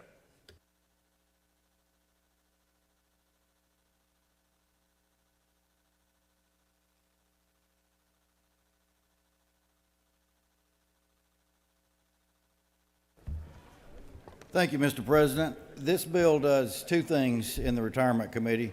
The first, the Employee Retirement System has 7 members on their board. 2 of them, by statute, have to be members who have at least 5 years of credible service in the Employee Retirement System. And what this is doing is saying that when our Employee Retirement Group makes a recommendation of who they would like the appointments to be, that the board would make sure that they give them the same consideration and evaluate their credentials. It's not a shall, it's a may, but it's urging them to seriously consider their recommendations in appointing these 2 members. The second part has to do with the amount of investments in alternative funds. A few years back, we changed the TRS and the ERS, the 2 big systems, to 5%. There's some others that have also been at 5%, and the firefighters have been at 10%. What this bill would do would let the others, not the firefighters would stay at 10%, the other funds would go to the ability to do up to 10%. Now, the Employee Retirement System said since that change, they have not reached the 5% level, and they're fine with leaving it at 5%, and the TRS system as well. The firefighters who have been at the 10% in these investments have outperformed the others' investments by about 3%. They're a high risk, high reward type of thing, and they've done very well at 10%. And the feeling was that we would let many of these other funds to have the same thing. The firefighters have had 10%, but again, ERS and TRS will stay exactly as they are at 5%. If there's no questions, I'll yield to Will. Senator, you have a couple of questions. Senator from the 46 is called upon for a question. Thank you, Mr. President. Will the senator yield? I'll yield. I need a little guidance on what these alternative investments include, since it's not really stated in the bill. I remember this coming up before, and seemed like there were derivatives and stock options and all kind of really highly leveraged, highly speculative investments. Can you give me some guidance as to exactly what we're talking about? I mean, really, alternative investments, what they're not is stocks, bonds, or cash. Those are regular investments. These could be private equity funds, they could be real estate, they could be commodities, hedge funds, they could be carbon credits, venture capital, precious metals would be in there too. So it's all those in a category. Some of these have done very well, such as Bitcoin, I guess, over the years, and some of them haven't, but this isn't for Bitcoin. Pretty much everything that they've done has been in the private equity funds. These are equity funds that are not on the stock exchange itself, but work very similar to a stock would do, and that's where the majority of the investments have been in, and these have performed very well. You can have bad years in them, but the history would say if you had any of these for 20 years or more, that they will do better. And these are long-term funds that we're dealing with. Senator, yield for a I further yield. question. Mhm. And this says by eligible large retirement systems. That doesn't give me much guidance as which retirement systems Well, we're it's, talking about. you've got legislative, you've got judicial, of course, the firefighters have already been in there.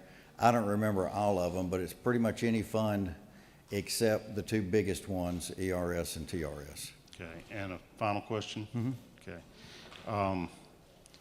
I see us periodically in the budget having to allocate funds to shore up retirement plans for the teachers, and other groups that maybe their retirement investments hadn't done as well as they wanted when they have guaranteed pensions. Will we be on the hook if it turns out these alternative investments don't produce the expected income and we still owe the retirement benefits? Well, you could look at it and say if everybody is the firefighters, we probably wouldn't be putting money into these, but at the same time, while they bring in more money over the long haul, there are short-term risks to them. And you could have some short-term risks. That's why it's been limited to a low amount of these. But those of you that deal with stocks and stuff, it's a diversified portfolio. It varies with your age, if you're 20s or 60s, but this really should be looked at. We've actually been pretty conservative on these funds, but I think it should be looked at as if you're in your 20s, because these funds are for the long haul, not just the person that's getting off at the end, but what the growth of that fund's going to be over decades. Thank you, Mr. Chairman. Thank you. Call upon the senator from the 27th for a question. Thank you, Mr. President. Chairman, yield. I'll yield. I just want to clarify the question from from the chairman before me. It's my understanding, is it not correct that these funds cannot lever or buy on margin? There's already protections in place. The word leverage was mentioned before, but that's actually not correct. Isn't that true? There were things put in place because of Orange County, California, among others, many years ago, and Enron and stuff that put some protections in there. But again, these pretty much are private equity funds that generally perform better than the typical 500 market. Thank you, Mr. Chairman.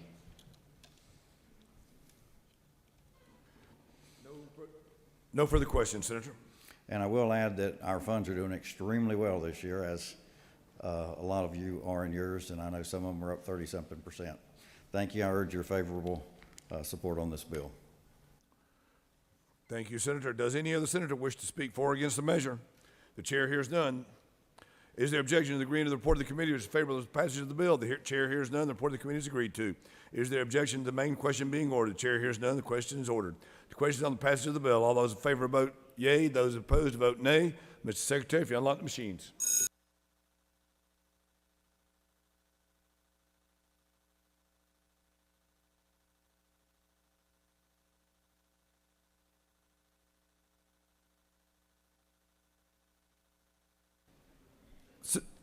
Senator from the 24th, why do you rise?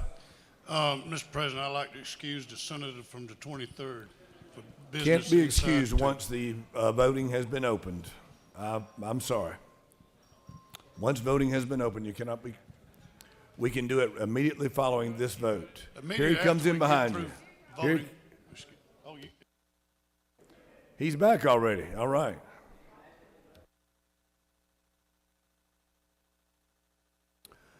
Have all senators voted? Have all senators voted? Is the hallway clear? Mr. Doorkeeper, is the hallway clear? Somebody punch the doorkeeper. There he is. He doesn't give me. The trooper gives me a thumbs up. The hallway's clear. Mr. Secretary, if you'll lock the machines. The yeas are 47, the nays are 1. This measure, having received the requisite majority, is therefore passed. Mr. Secretary, if you'll read House Bill 34. House Bill 34 by Representative Belton of the 112th and others. A bill to be entitled an act to amend Chapter 44 of Title 43 of the OCGA relating to speech-language pathologists and audiologists so as to revise licensing provisions, to enter into an interstate compact known as the Audiology and Speech-Language Pathology Interstate Compact, and for other purposes. The Senate Committee on Health and Human Services recommends that this bill do pass. Respectfully submitted, Senator Watson of the 1st, Chairman. This completes the order, Mr. President.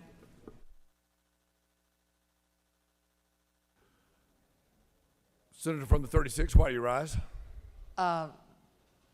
I'd like to ask unanimous consent to excuse the senator from the 22nd.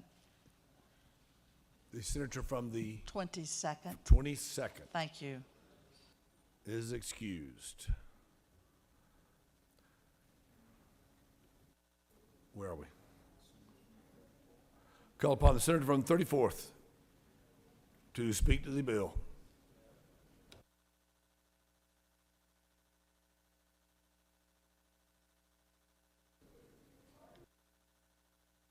Senator from the 34th, are you here? Here she is.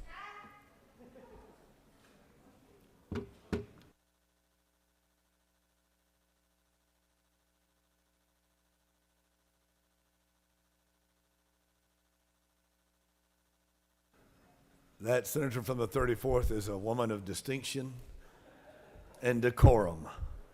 Would you not agree?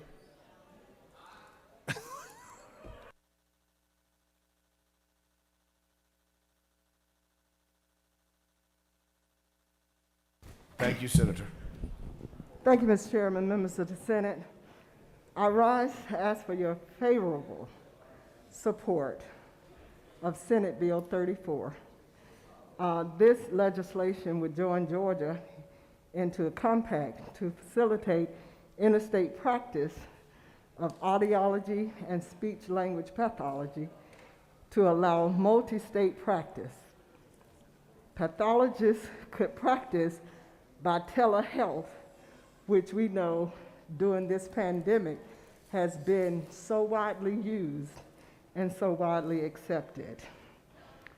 We passed this bill out of this chamber last session unanimously, and I ask that you would please, let's do that once again.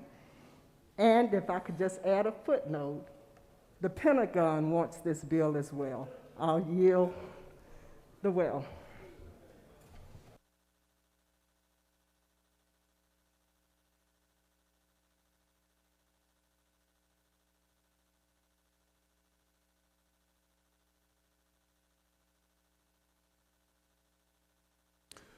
Does any other senator wish to speak for or against the measure? The chair hears none.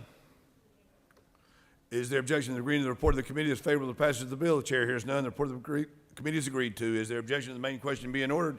The chair hears none. The main question is now ordered. The question on the passage of the bill. All those in favor vote yea. Those opposed vote nay. Mr. Secretary, if you unlock the machines.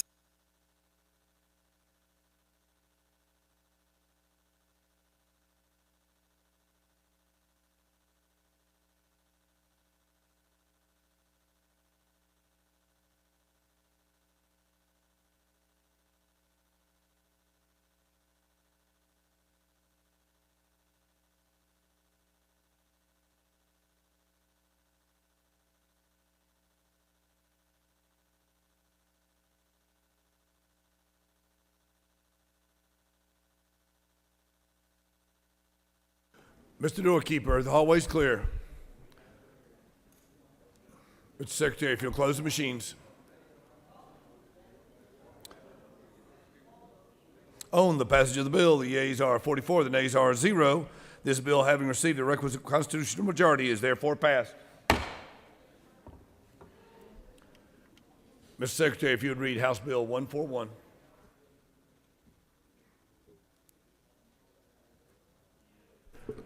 House Bill 141 by Representative Gaines of the 117th and others, a bill to be entitled an act to amend Chapter 15 of Title 17 of the OCGA relating to victim compensation so as to provide for requirements for awards made from the Georgia Crime Victims Emergency Fund to medical service providers and for other purposes. The Committee of the Senate on Rules recommends that this bill do pass by substitute. Respectfully submitted, Senator Mullis of the 53rd, Chairman. The Senate Committee on Rules offers the following substitute to House Bill 141, a bill to be entitled an act to amend Chapter 15 of Title 17 of the OCGA relating to victim compensation so as to provide for requirements for awards made from the Georgia Crime Victims Emergency Fund to medical service providers and for other purposes. This completes the order, Mr. President. Chair calls upon the senator from the 1st to present the bill. I beg your pardon, 53rd.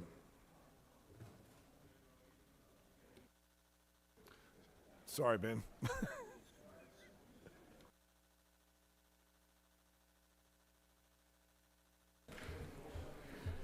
It's easy to get Senator from the first and myself confused. We look so much alike.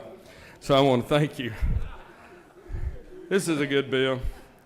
This is House Bill 141. I'd like to thank the senator from the 46 actually for working with me on this. We're really involved in this issue, and we've all worked together on this. This is regarding the commission that the First Lady of Georgia works with us regarding child trafficking, and that is such a terrible disease on our nation and our state. This simply awards compensation from the workers' compensation schedule to victims with medical issues, and the medical provider will be paid according to those compensations, and their payments will be at full charges. I'll be glad to talk about even more of this issue, but that's a simple fact. Be glad to take any questions, Mr. President. You have no questions, Senator. Thank you. I appreciate your vote, and we'll continue in our work for crime victims and against child traffickers. Thank you. Does any other senator wish to speak for or against the measure?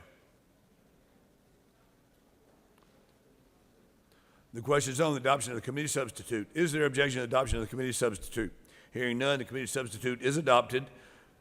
Is there objection to agreeing to the report of the committee as favorable to the passage of the bill? The chair hears none. The report of the committee is agreed to.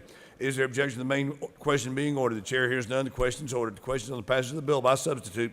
All those in favor, yea. Those opposed, nay. Mr. Secretary, unlock machines.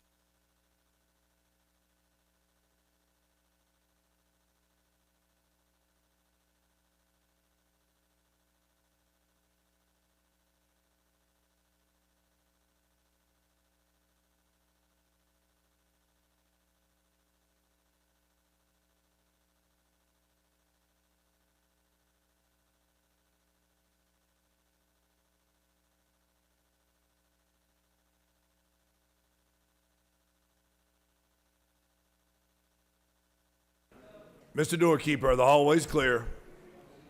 I got that lady of decorum and style rushing to her seat. The gentlelady from the 34th. Have all senators voted? Mr. Secretary, if you'll lock the machines. On the passage of the bill, the yeas are 48, the nays are 0. This bill, having received the constitutional majority, is therefore passed. Mr. Secretary, if you'll read House Resolution 24.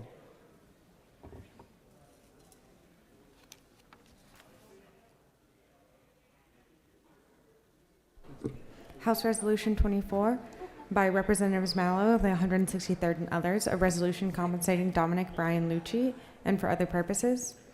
The Senate Committee on Appropriations recommends that this bill do pass. Respectfully submitted, Senator Tillery of the 17th.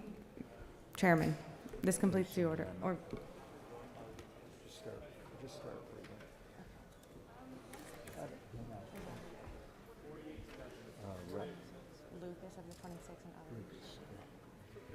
Senators Lucas of the 26th and others offers the following Amendment 1 to House Resolution 24 by striking line 1 and replacing with compensating Dominic Brian Lucci, compensating Ms. Jukeith Robinson Sr. and for other purposes, and striking line 42 and replacing it with to be made to his estate or heirs and for other purposes. This completes the order, Mr. President.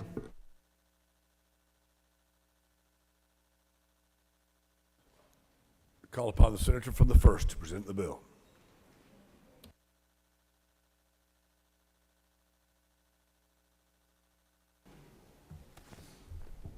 Thank you, Mr. President. This is one of three resolutions on three men that were convicted in Savannah over 25 years ago.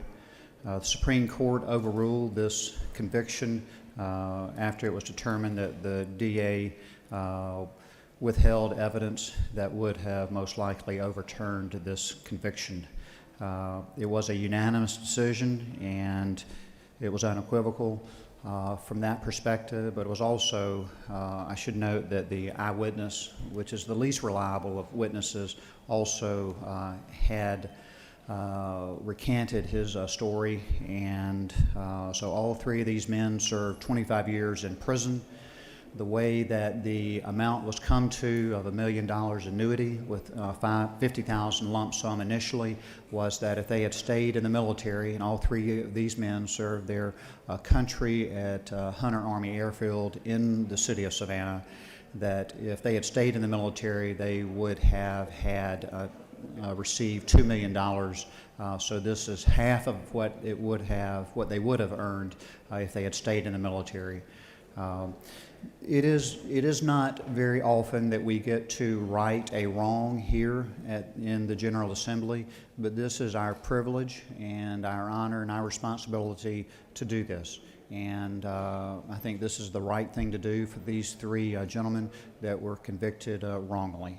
Mr. President, I'll be happy to answer any questions.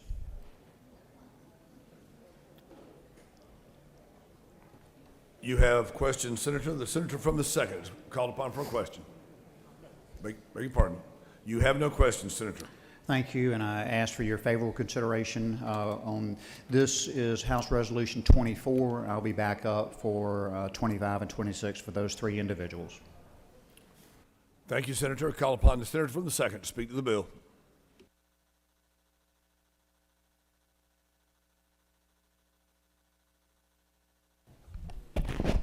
Thank you, Mr. President. I stand with the senator from the first to ask that you vote in favor of House Resolution 24, House Resolution 25, and House Resolution 26. Let me give you a little history. On January 1992, Mark Jones, Kenneth Gardner, and Dominic Lucy were young United States Army soldiers stationed at Fort Stewart. That's in Hinesville, Georgia. Each of these men were eager to serve his country in the military and planned to make the military career out of the Army. All three men hoped to pursue their American dream, to get married, to serve their country, to have children. Mr. Jones at that time was engaged to be married. And these three men, as celebrating their wedding, took a bachelor party and went 50 miles to visit Savannah, Georgia. Now, they didn't know that, or they was unaware that not long after they left Hinesville, Georgia that evening, a drive-by shooting had occurred in Savannah that left a man named Stanley Jackson dead. The murder was partially witnessed by a single bystander who told the police a two-door sedan containing three occupants had fired a gun to that crime. These three men were charged. They were innocent. They were servicemen serving their country, doing their duty, just having a good time, celebrating James's wedding. Their case was overturned by the state Supreme Court. The witness recanted his testimony, and the evidence was suppressed in their case. The DA didn't present the Yamacraw report that would have exonerated these three men. They served time in prison for a crime they did not commit. They lost the better part of their lives. They lost the opportunity to get married, have children, lost the opportunity to serve our country. Lest somehow we cannot give them their lives back. But what we can do is give them a little retribution for the time they've served in prison. I urge you to support all three resolutions. Mr. President, I yield the well. Thank you, Senator.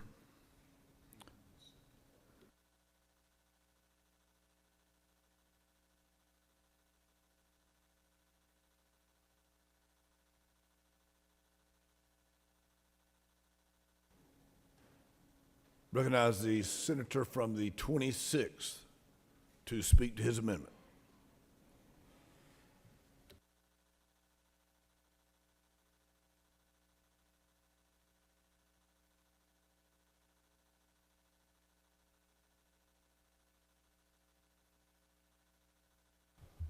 Thank you, Mr. President. Ladies and gentlemen of the Senate.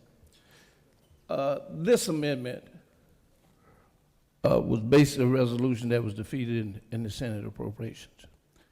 It's about a robbery where somebody got killed, and someone said that somebody else was involved in it when they were his friends. He got tried by himself and was found not guilty. Then he was retried again by the DA with the folks that were caught in the robbery and charged for the same crime.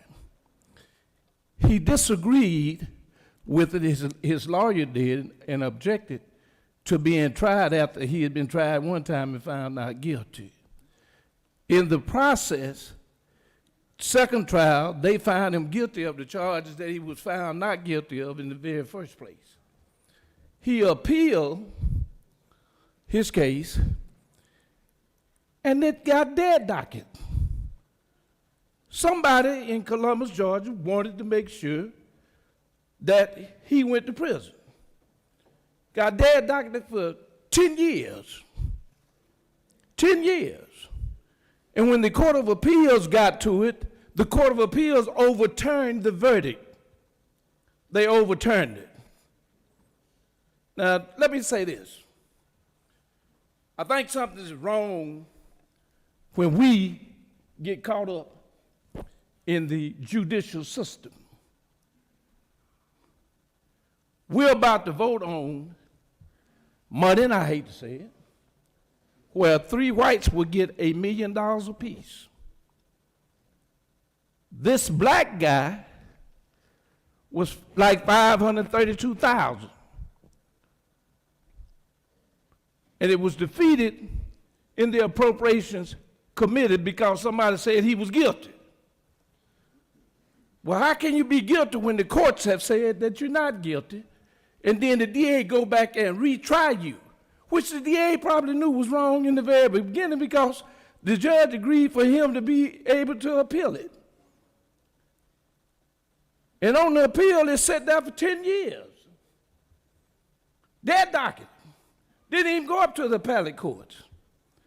So somebody in that county wanted to make sure he did time because they didn't send the paperwork up. And once the paperwork got there and the Court of Appeals looked at it, they say you cannot try a man for double jeopardy. Now, I don't know what happened.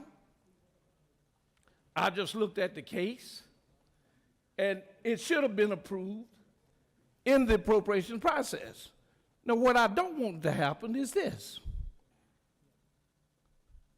3 whites, 1 black. 3 whites get approved, the black doesn't get approved. You end up going and get a federal judge, and then we end up getting a declaratory judgment against us, the state. As the gentleman from the 46th and gentleman from the 18th would say, prima facie, which means on its face, it was wrong to do what they did. Ladies and gentlemen, I rest my case.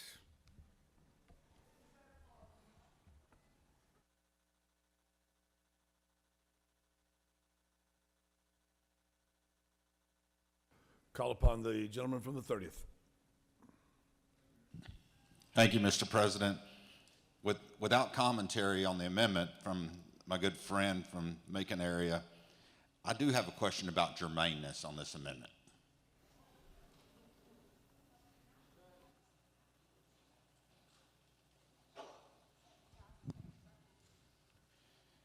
Individuals come.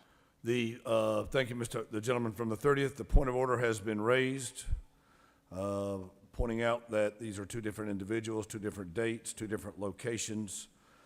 The chair finds the amendment is not germane because it addresses a completely different subject matter.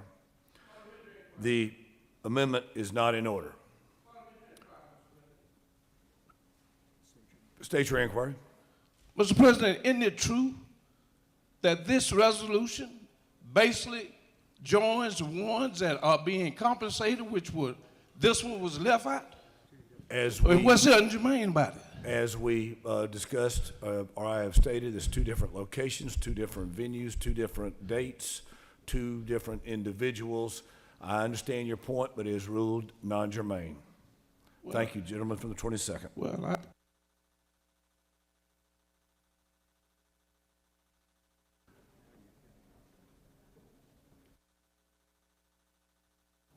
We will stand at ease for 20 minutes. Oh, I'm sorry. Senator from the 26th, have you finished your point of order? Just want to make sure. Okay, we'll stand at ease for 20 minutes.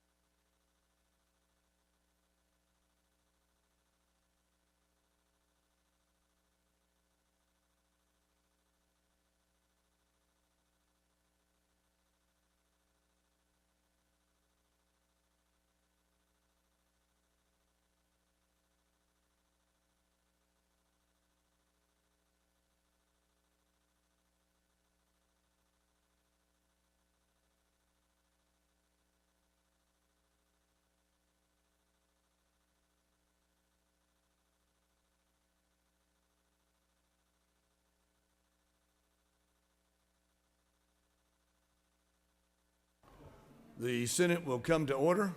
Senate will come to order.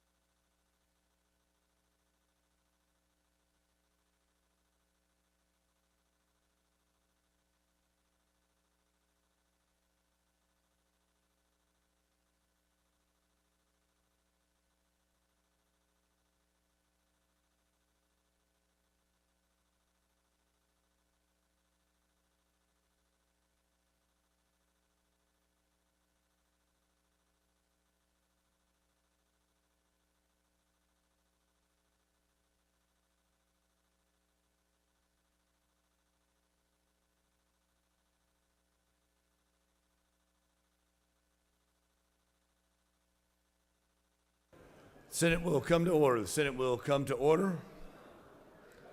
Senate will come to order. Let's wait till we get a few more folks in here. Senator from the 26th, I will call on you first. Senate will come to order.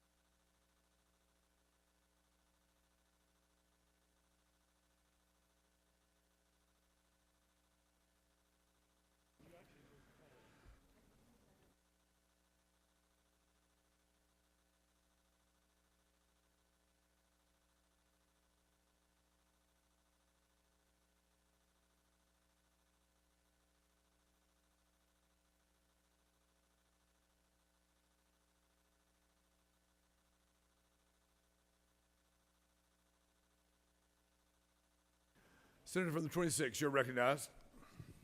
Mr. President, isn't it true, you ruled that my amendment was not germane? That's correct.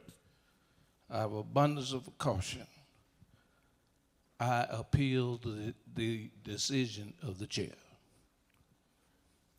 Senator from the 26th, you certainly have that right, and I would like to acknowledge your courtesy and respect to the chair.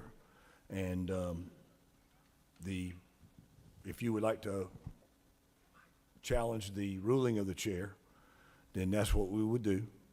And to be clear, so that everyone knows, we need 29 red votes to overrule the ruling of the chair. You need 29 red votes to overrule the ruling of the chair. Is everybody clear? Okay, would you like to speak to it, Senator?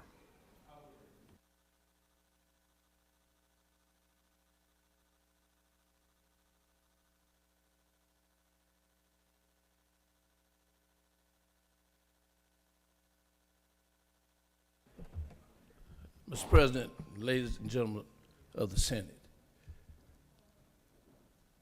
I challenge the ruling of the decision of the chair because I feel the amendment is germane. We are talking about compensation, and the amendment dealt with, if I'm not mistaken, the date, the person, and the incident. I was not trying to get into a partisan fight. Period. I was just trying to appeal to the members of the Senate because I felt a misdeed had happened in the appropriations process when they were considering the resolutions. And when you do a compensation, the court case, you get a copy of it, and it goes to the chairman of the Appropriations Committee as the process, what happened, what the deliberations are. And that's the reason I said prima facie, because that means on its face. It's what it means in legal terms. So my appealing decision of the chair is not to fight on a partisan issue, but appealing to the members to correct the wrong that the court said was wrong. Mr. President, ladies and gentlemen of the Senate, thank you. Thank you, Senator. So the senator from the 26th has challenged the ruling of the chair. It takes 29 red votes to overturn the ruling of the chair. I would point out further that in addition to the ruling on venue, on time, on individual, if you will refer to the State of Georgia Constitution, Section 9, Paragraph 3, all other appropriations shall be made by separate bills, each embracing but one subject. So, Senator, thank you very much for your challenge. The senator from the 29th would like to speak to the bill.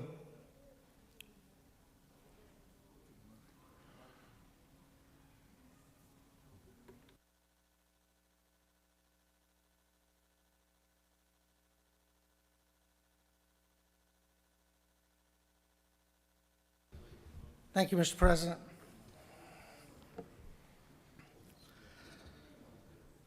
Like my colleague from Macon, I want to correct a wrong also. And the reason that I clearly understand that this is not germane is because these incidences aren't the same, the way they were carried out are not the same, and the court cases are not the same. And I'm sure the court case, as was quoted, was not taken in front of the appropriations chair. If anyone would like to read the court case, it's in my office. There's 1,200 pages of it. You're welcome to read through it. But I can tell you a little bit about it because it did happen in Columbus, Georgia. It happened in 1995. The individual that we were discussing, at his first trial, he was acquitted of 2 charges. The problem was he was charged with 4 charges.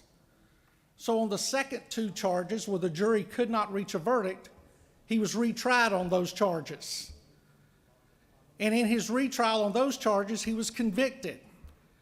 He was convicted on evidence brought forth by his girlfriend and brought forth by two gentlemen across the river in Phoenix City, Alabama, where he went and hid the getaway car after his partners murdered James Hamilton in the parking lot while attempting to rob him of monies that he had taken out of the SunTrust Bank to put into a Brinks truck.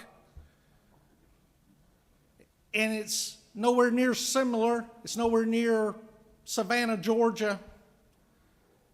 And the testimony is very clear. The case was not dead docketed at any point. What happened is the DA in the Chattahoochee Circuit, where Muskogee County is, did his job. He and both of the assistant DAs, who I did not ever think I would have to point this out, but two of them are white males and one of them's an African-American male. And the Superior Court judge is an African-American male also. And the jury was a jury of the defendant's peers. The case went up to the appellate court, and if there were any technical issues, it was at the appellate court. It was not evidence of the trial. It was not the testimony of witnesses. And I agree that the responsibility of these compensation hearings should not be inside this building. And myself and the senator from the 7th have discussed ways of correcting this and let the judiciary correct their job or do their job and correct any mistakes they make. But understand, this is not about race. And anybody that knows me knows it's not. And anybody who doesn't know me and wants to say it is, I do not care. Because I know me, I know my character, I know my ethic, and I know my family. So if you want to hang that card or hang that tag on somebody, you better find somebody else. Because I defended everybody in my career. So, Mr. President, I do not feel this is germane. I do not feel that the victim's family deserves to be misrepresented the way what has been said in this chamber. And I am sick and tired of watching victims being walked over while we try to appease everybody else, especially victims of crimes like this, horrific crimes, where a man who served his country for 22 years is gunned down in a parking lot. Mr. President, I yield the well. The senator has yielded the well, and we have closed debate. The question is on the ruling of the chair, and the chair has ruled the amendment ingermane. And the question is, shall the ruling of the chair be sustained? You will vote a green switch to sustain the ruling of the chair. You'll vote the red switch to overturn the ruling of the chair. All those in favor of the ruling of the chair will vote yea. Those opposed will vote nay. Mr. Secretary, if you will unlock the machines. Thank you.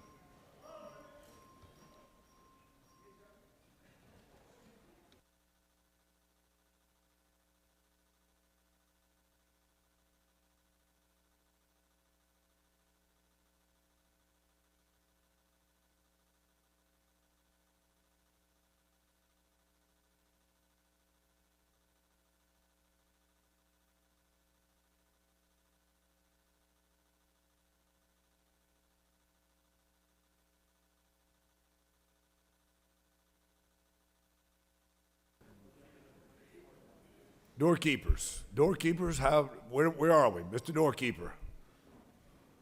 Has every senator voted? Has each and every senator voted? The hallways are clear. Mr. Secretary, if you will lock the machines. The yeas are 29, the nays are 22, and the ruling of the chair has been sustained.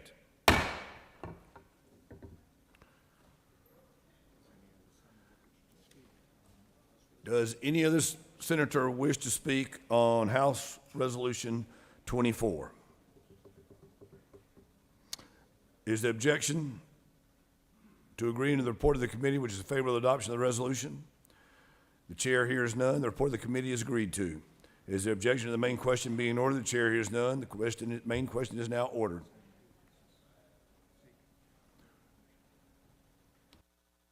Senator Lucas, do you seek recognition? The question is on the adoption of the resolution. All those in favor vote yea. Those opposed vote nay. Mr. Secretary, if you will unlock the machines. Ladies and gentlemen of the Senate, thank you for your patience and your understanding in this delicate and passionate matter.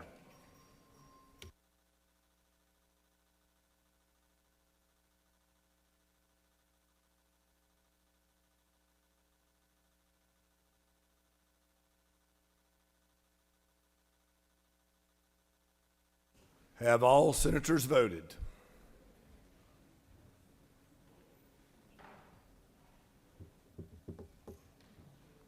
Have all senators voted? Mr. Doorkeeper, status of the halls. The halls are clear. Mr. Secretary, if you lock the machines. On the adoption of the resolution, the yeas are 52 and the nays are 0. This resolution have received the requisite constitutional majority, is therefore adopted. Mr. Secretary, if you will read House Resolution 25.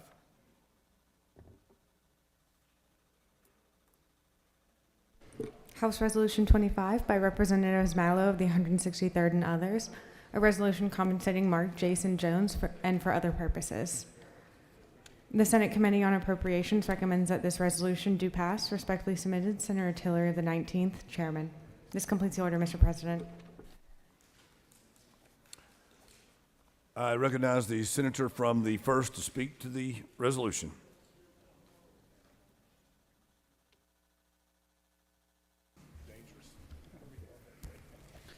Thank you, Mr. President, and let me thank the Senate Chamber for their vote on the prior resolution on Dominic Brian Lucci. This is the House Resolution 25, again by Representative Derek Mallow, who represents part of the Hunter Army Airfield, and that's why he has carried it. As Representative Mallow pointed out, that there were 3 gentlemen wrongly convicted by DA malfeasance, and this is the second individual compensating Mark Jason Jones, and I would ask for your favorable consideration again, and I'll be happy to answer any questions if you have them. You have no questions, Senator. Thank you, Mr. President. Thank you, Senator. Does any other senator wish to speak for or against the measure? The chair hears none. Is there objection to agreeing to the report of the committee in favor of the adoption of the resolution? The chair hears none. The report of the committee is agreed to. Is there objection to the main question being ordered? The chair hears none. The question is ordered. The question on the adoption of the resolution. All in favor vote yea. Those opposed vote nay. Mr. Secretary, lock machines.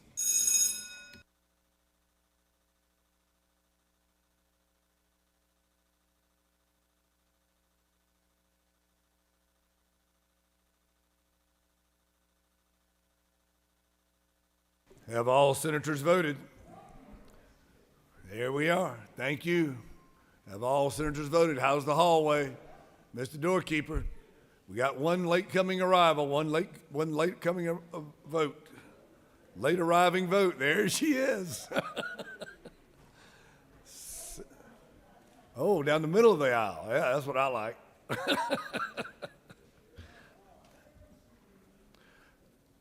Mr. Secretary, if you will lock the machines.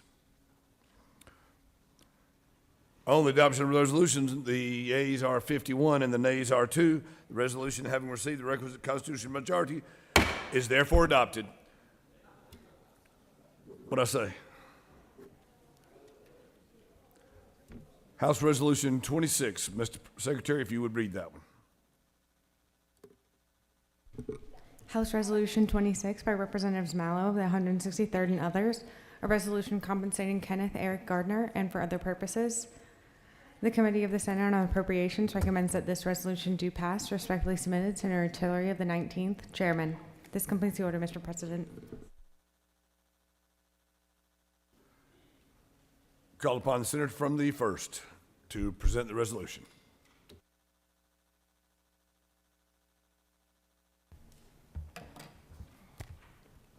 Thank you, Mr. President. Again, same story. First, House Resolution 24 was Dominic Brian Lucci. We just voted on Mark Jason Jones, and this is for Kenneth Eric Gardner. And House Resolution 26 carried by Representative Derek Mallow. Thank you for your previous vote. The same circumstances, same situation. I'll yield the will. Thank you, Mr. President. Thank you, Senator. Does any other senator wish to speak to the bill? Senator from the 42nd, are you on the 26th?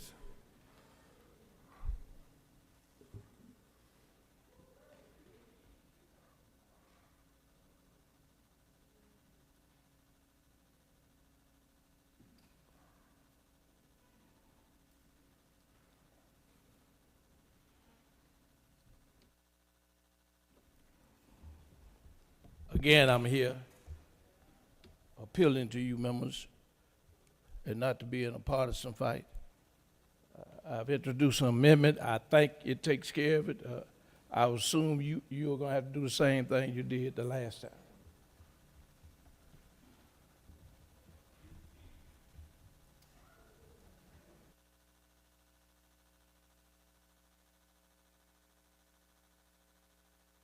I was just getting settled in. Secretary, would you please read the amendment?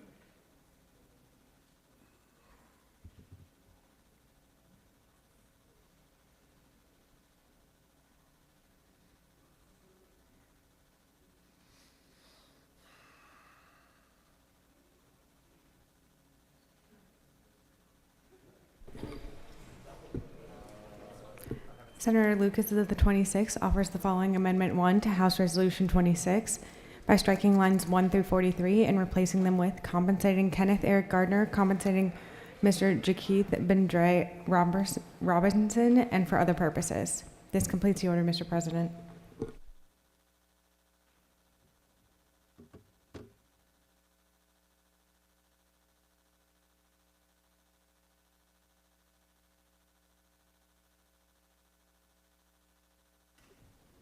I recognize the senator from the 30th. Thank you, Mr. President. And I do appreciate my good friend's passion and commitment to this, but I am going to ask the germaneous question again. Stand by.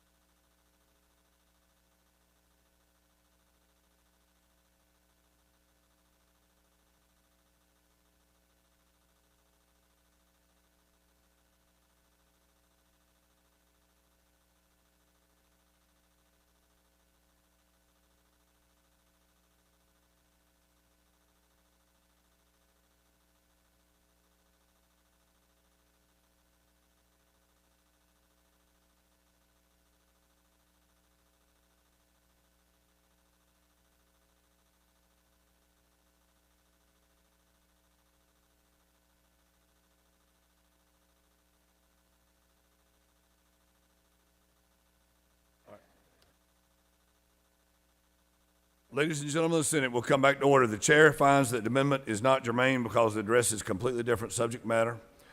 Therefore, the amendment is not in order. At this point, we will take up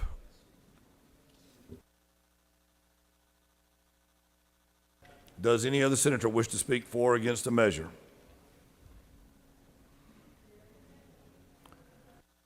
The chair hears none. Is there objection to agreeing to the report of the committee, which is favorable to adoption of the resolution? The chair hears none. The report of the committee is agreed to. Is there objection to the main question being ordered? The chair hears none. The main question is now ordered. The question of adoption of the resolution. To all those in favor vote yea. All those vote nay. Secretary, Mr. Secretary, if you'll unlock the machines.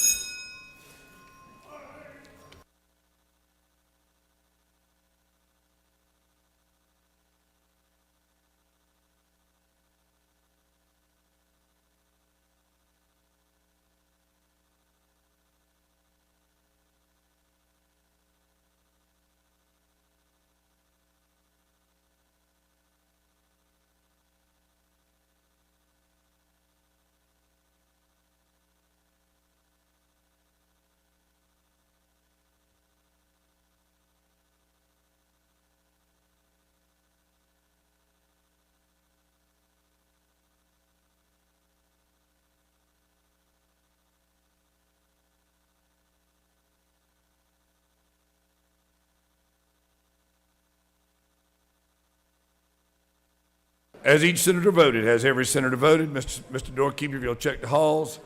Mr. Secretary, if you'll lock the machines. The yeas are 52, the nays are 0. This resolution, having received the requisite constitutional majority, is therefore adopted.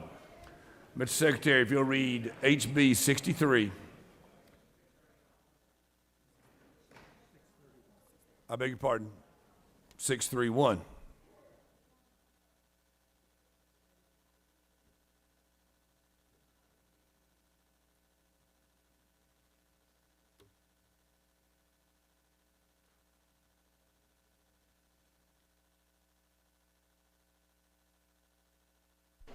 House Bill 631 by Representative Chokus of the 138th and others. A bill to be entitled an act to amend Code Section 35-3-33 of the OCGA relating to powers and duties of the Georgia Crime Information Center so as to provide for the development and operation of a system to voluntarily collect and disseminate information relating to conditions that may impede on an individual's ability to communicate with law enforcement and for other purposes. The Senate Committee on Public Safety recommends that this bill do pass by substitute. Respectfully submitted, Senator Albers of the 56th, Chairman. The Senate Committee on Public Safety offers the following substitute to House Bill 631, a bill to be entitled an act to amend Code Section 38-3-182 of the OCGA relating to establishment of Georgia Emergency Communications Authority, purpose, duties, and responsibilities, Board of Directors, perpetual existence, power and authority, operation, and regulation so as to provide for the operation of a system to voluntarily collect and disseminate information, and for other purposes. This completes the order, Mr. President. I recognize the senator from the 56 to speak to House Bill 631.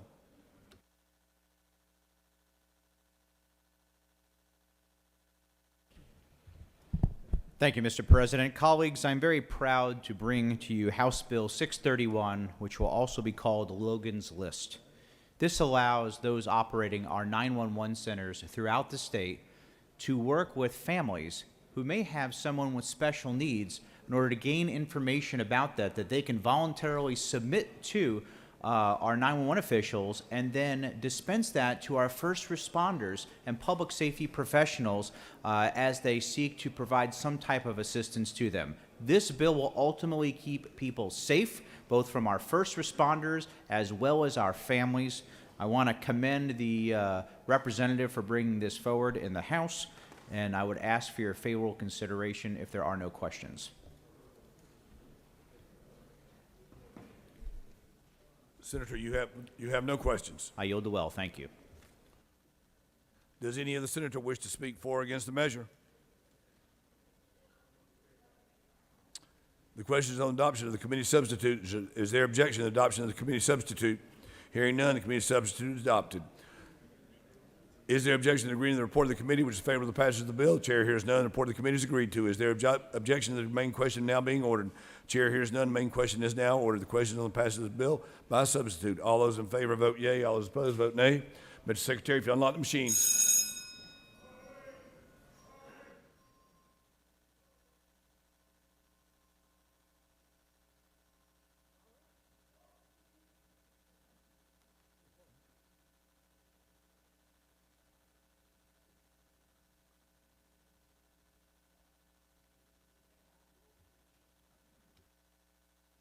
Have all senators voted? Have all senators voted? We have one late arriving senator. We have one late arriving senator down the middle of the aisle. Down the middle of the aisle. Senator from 34th, going to get on to you. All senators having voted, Mr. Secretary, if you will lock the machines.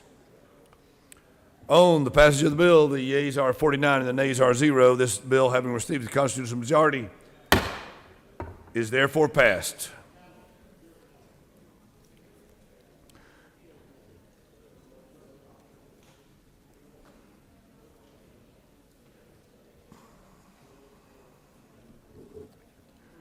Mr. Secretary, if you will read House Bill 611. House Bill 611 by Representative Chokas of the 138th and others, a bill to be entitled an act to amend Part 3 of Article 3 of Chapter 5 of Title 50 of the OCGA relating to small business assistance and for other purposes. The Senate Committee on Finance recommends that this bill do pass by substitute. Respectfully submitted, Senator Huffstetler of the 52nd, Chairman. Senate Finance offers the following substitute to House Bill 611, a bill to be entitled an act to amend Part 3 of Article 3 of Chapter 5 of Title 50 of the OCGA relating to small business assistance and for other purposes. This completes the order, Mr. President.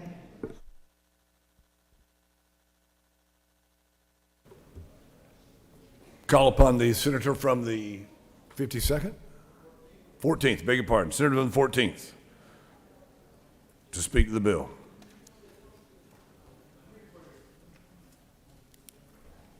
Thank you. Thank you, Mr. President. Members of the Senate, we live in a great state, a state that is proud to be the #1 place to do business 7 years in a row. Much of the success is a result of our Commissioner, Pat Wilson, and his team, former Governor Deal, and our current administration under Kemp.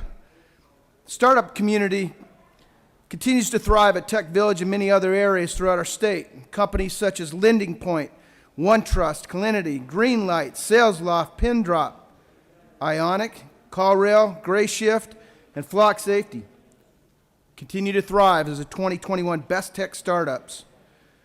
We want to continue this fight as we continue to be the #1 place in the country to do business.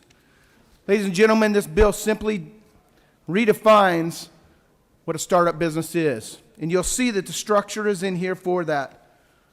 This is coming out of the governor's team. It's certainly an SBA priority for us.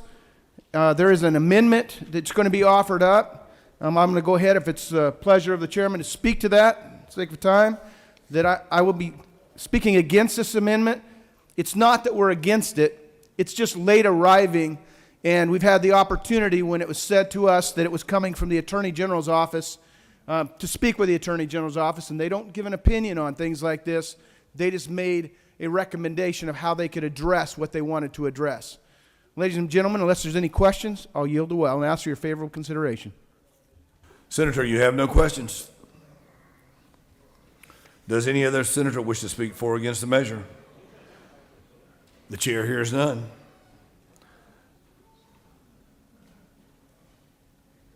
The question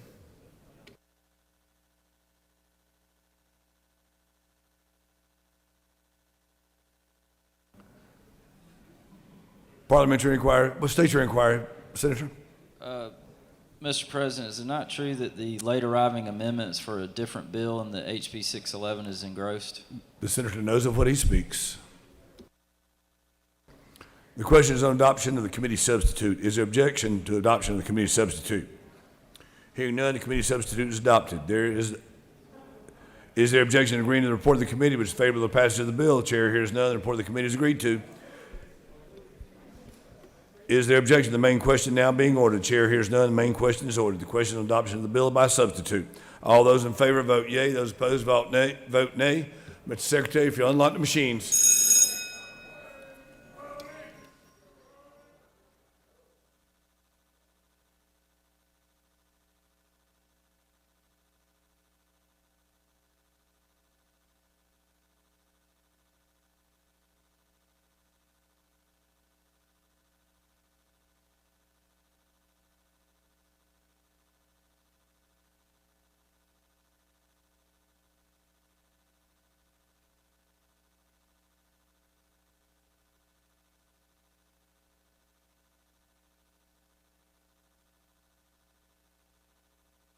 Have all senators voted? Have all senators voted? All senators voted. The hallway is clear. Mr. Secretary, if you'll close the machines on the passage of the bill. The yeas are 49 and the nays are 0. This bill, having received the requisite constitutional majority, has therefore passed.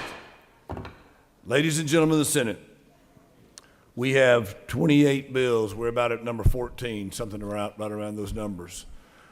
A lot of us have had lunch. A lot of us have not had lunch. We're going to stand at ease for 30 minutes or so. Do not venture far. Do not venture far. We will try to give you a 10-minute warning when we are coming back. How about that? That's nice. Thank you. Let's hear it. We stand at ease for 30 minutes.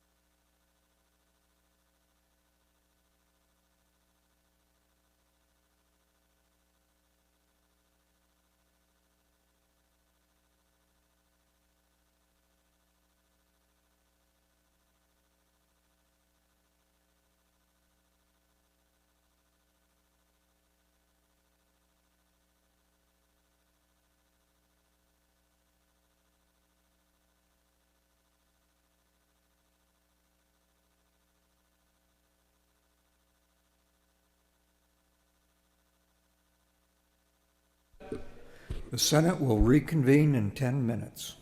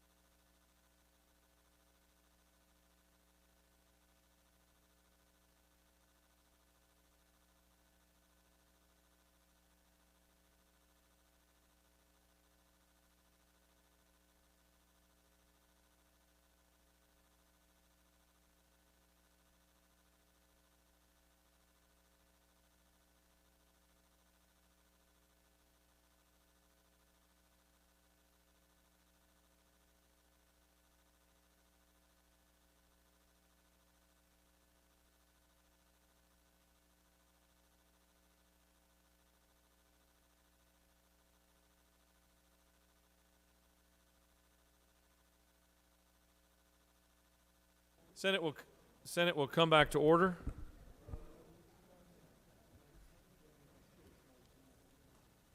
We're going to remain on the rules calendar. Mr. Secretary, can you please read the caption of House Resolution 282?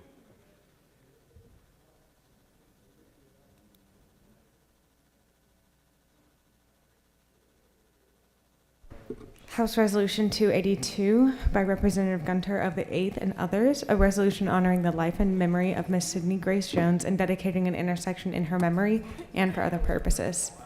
The Senate Committee on Transportation recommends that this resolution do pass. Respectfully submitted, Senator Ginn of the 47th, Chairman. This completes the order, Mr. President. Chair recognizes the Majority Whip to present House Resolution 282.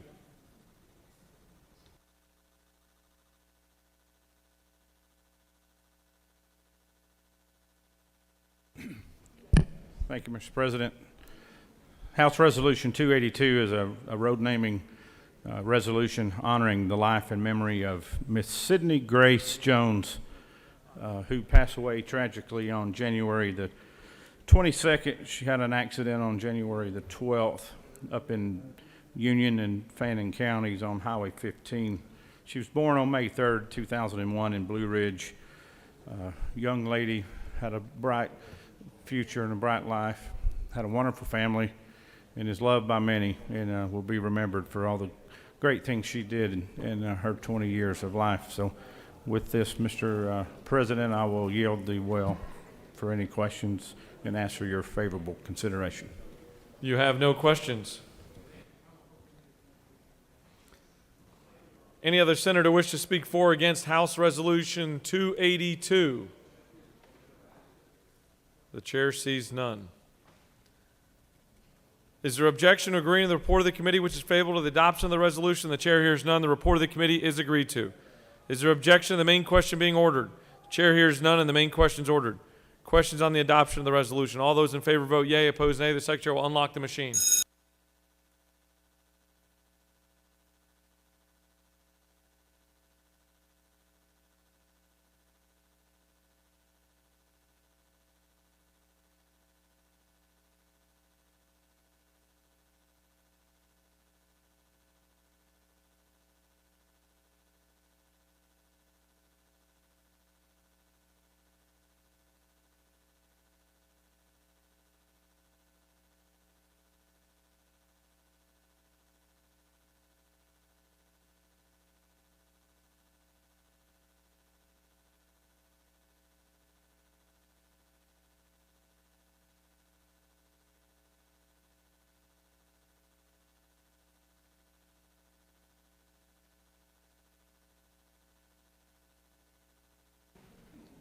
Have all senators voted? A few more coming in.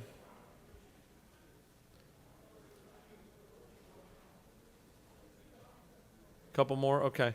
We'll keep it open.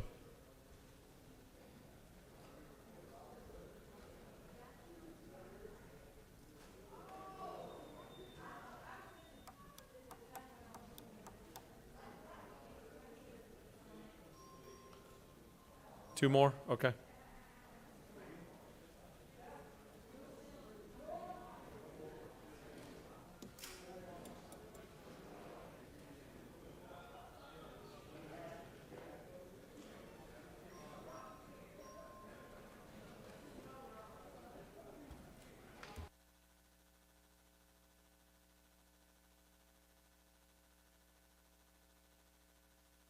Have all senators voted?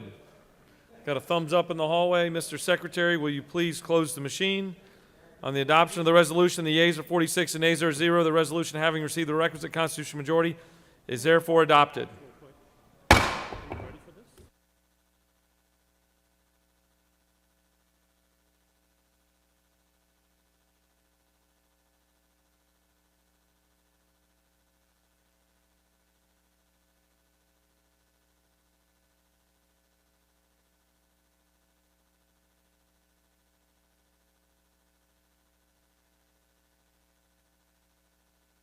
Mr. Secretary, can you please read the caption of House Bill 68?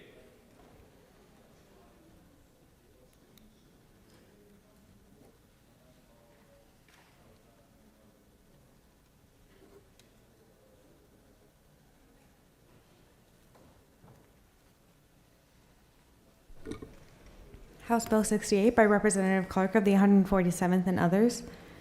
A bill to be entitled an act to amend Code Section 43-14-15 of the OCGA relating to certain military certifications that entitle persons to obtain certain professional licenses, so as to extend the time a member of the military has to qualify for the issuance of a license or certification as an electrical contractor, plumber, conditioned air contractor, and for other purposes.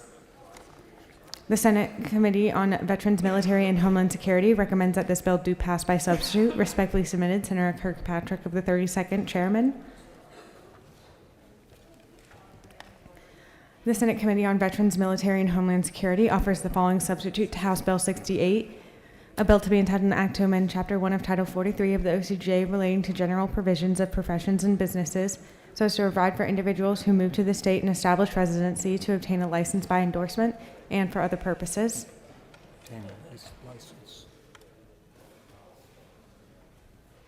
Senator Jackson of the 2nd and others offers the following Amendment 1 to amend the Senate Committee on Veterans, Military, and Homeland Security substitute to House Bill 68 by replacing lines 1 through 4 with the following.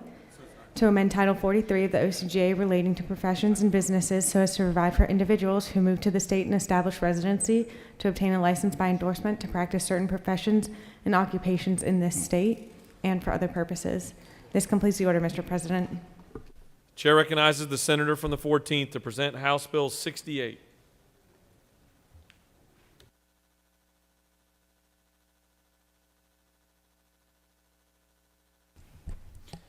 Thank you, Mr. President. You have seen this bill before. We passed it out of this chamber earlier this year. It was Senate Bill 45, and it simply just provides professional license boards to issue licenses by endorsements to all individuals that satisfy the following requirements. Again, you passed it out of here. We sent it over to the Senate. Mine got held up, so this bill we've already passed out of here. There is a friendly amendment, as I addressed in an earlier bill that mistaken. That amendment came to me late. It would be my recommendation that they address that in a separate piece of legislation, but not attach it to here. With that, Mr. President, I yield well and ask favorable consideration. Chair recognizes the senator from the 2nd to speak to Amendment Number 1.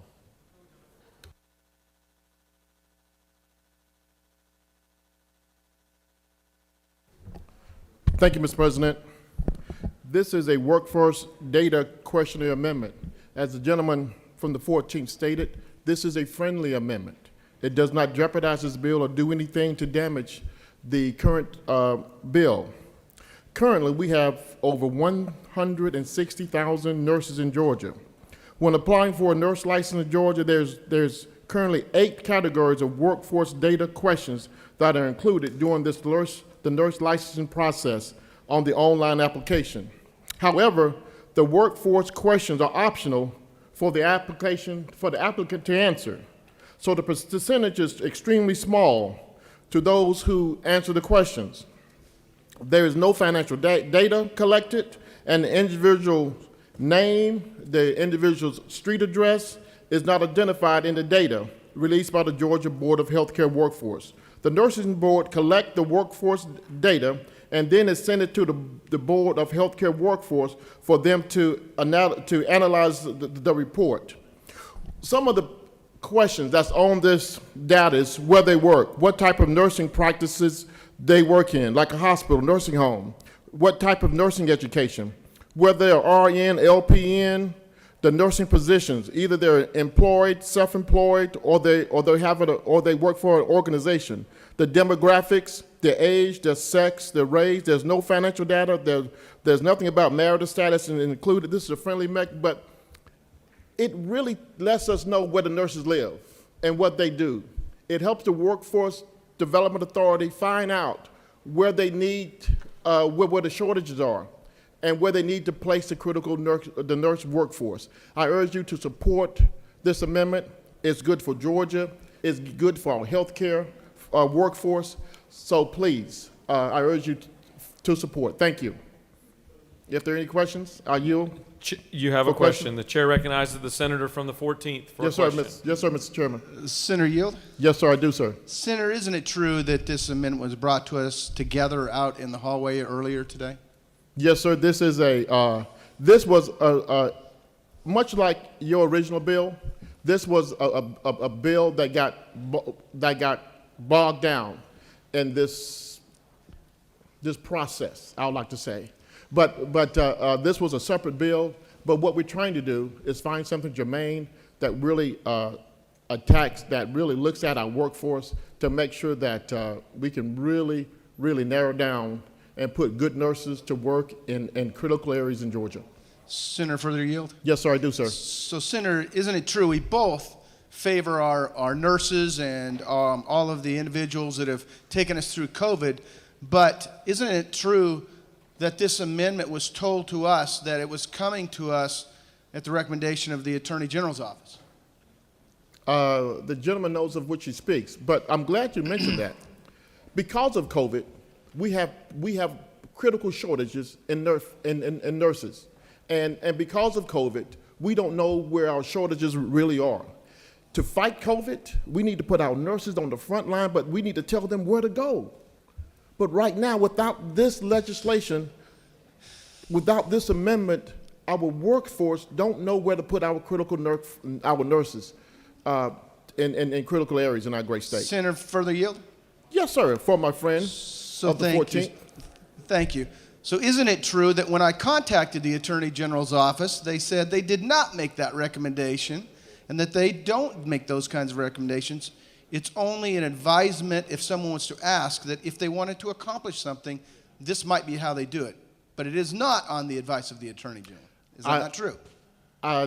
Senator of the 14th, I believe the Attorney's comments were they gave good advice of how to do it. And then we exercised, and this amendment exercised the advice from the Attorney General's office. Well, Senator, further yield? Yes, sir, I do. Okay. So I think we probably disagree, Senator, that advice coming to us is different than a recommendation. And it wasn't recommended from the Attorney General, but maybe advice in your interpretation of how if they want to accomplish something. But my question for you, Senator, is this, that as you said, bills get bogged down. Many times they get bogged down because we add things at the last minute. I think this chamber always considers whether we do that. This legislation is good for the state of Georgia as we work through economic development, try and continue to grow, and we have people moving in. That's what this bill really does. And so it would be my recommendation, Senator, that we don't get bogged down, as you said. So my question to you is, do you believe this is going to bog it down? No, sir. No, sir. I believe when we pass this bill and this amendment, we will agree it on the House, and Georgia will prosper.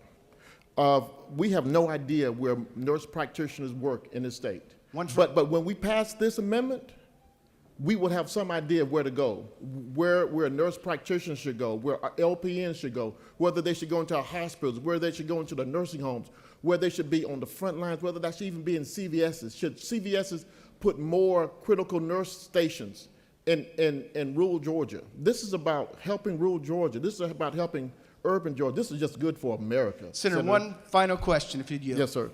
Okay, so this is captured during the board process, correct? Yes, sir. The board has that right. Okay, so the board would have the right to capture this information as they apply. Could you explain to this body how capturing that information then is going to be interpreted and determine how you're going to place people when we're just now capturing the information? And is that similar to the other medical professions? Yes, sir. I'm glad you asked that question. We already do this for the dental board. This same process we do it for the dental board. And let me tell you how it works for dentists. It lets our dental schools know how many students they need as a freshman to attack the critical shortage areas of dentists across the state. It lets us know, do we have to do loan repayment sites in rural Georgia to bring dentists in rural Georgia? It lets the Augusta University, the Medical College know. It lets the dental board know maybe we need to recruit more dentists from out of the military so that we can satisfy these crucial shortage areas. So we already do it in the state. We just don't do it for the nurses. So if it's good for the dentists, if it's good for physicians, my friends, I'm telling you, it's good for nurses. You have more questions. Do you yield? I do, Mr. President. Chair recognizes the senator from the 20th with a question. Senator Jackson, isn't it true that this is... Oh, sorry about that. Second. He's from the senator from the second. Senator from the second. Isn't it true that I appreciate you bringing this amendment? Yes, sir. Yes, sir. And isn't it true that the Board of Nursing is already collecting some of this data if the application is made online, but they're not collecting it if it's made otherwise? Yes, sir. It is, sir. And isn't it true that we fund an organization called AHEC to try to help us with our healthcare workforce? The gentleman knows of which he speaks. And isn't it true that this information would be very valuable to AHEC as they try to fulfill their mission to provide healthcare workforce throughout the whole state? The gentleman knows of which he speaks. Yes, sir. Would you further yield? Yes, sir, I do. Isn't this true that this amendment does not hurt the underlying bill in any way, and in fact provides an opportunity for especially rural Georgia to put resources where they're needed to develop workforce as far as our colleges, our technical colleges, and our universities? And yes, sir, Senator. In fact, it enhances bill. It lets Georgia know about our critical shortage area in healthcare, and it's just good for the people of this great state because we have, especially in rural Georgia, we have such a we have problems identifying where we need quality healthcare professionals, and this helps us a little bit toward that goal. Thank you, Senator. Yes, sir. Do you continue to yield? No, Mr. President, we all kind of understand where we are and where we need to go. I urge my colleagues to vote up, vote green for this amendment, and vote green for this bill. I yield a well. Does any other senator wish to speak for or against the measure or the amendment? The chair sees none. All right, we'll take up amendment number 1. The question is on the adoption of amendment number 1 by the senator from the 2nd. Is there objection? The chair hears none, and amendment number 1 is adopted. The question now is on the adoption of the committee substitute as amended. Is there objection to adoption of the committee substitute as amended? Chair hears none, and the committee substitute as amended is adopted. Is there objection to agreeing to the report of the committee which is favorable to the passage of the bill? The chair hears none. The report of the committee is agreed to. Is there objection to the main question being ordered? The chair hears none, and the main question is ordered. Questions on the passage of the bill by substitute. All those in favor vote yea. Opposed, nay. The secretary will unlock the machine.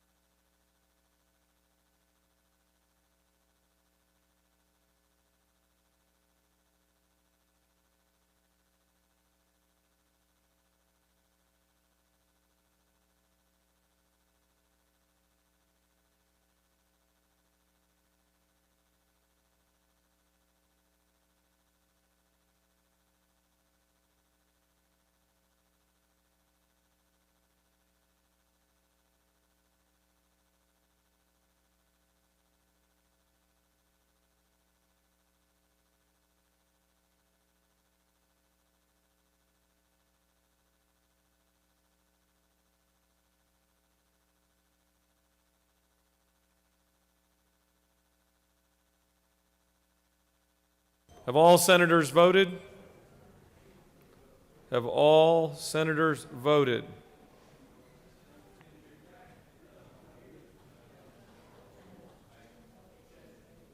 Mr. Secretary, please close the machine. On the passage of the bill, the yeas are 49, the nays are 0. This bill, having received the requisite constitutional majority, is therefore passed by substitute.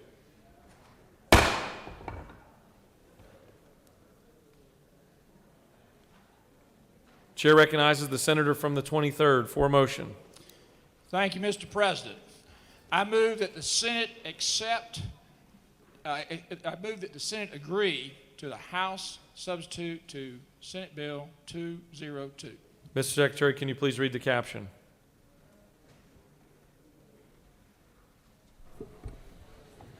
Senate Bill 202 by Senators Burns of the 23rd and others.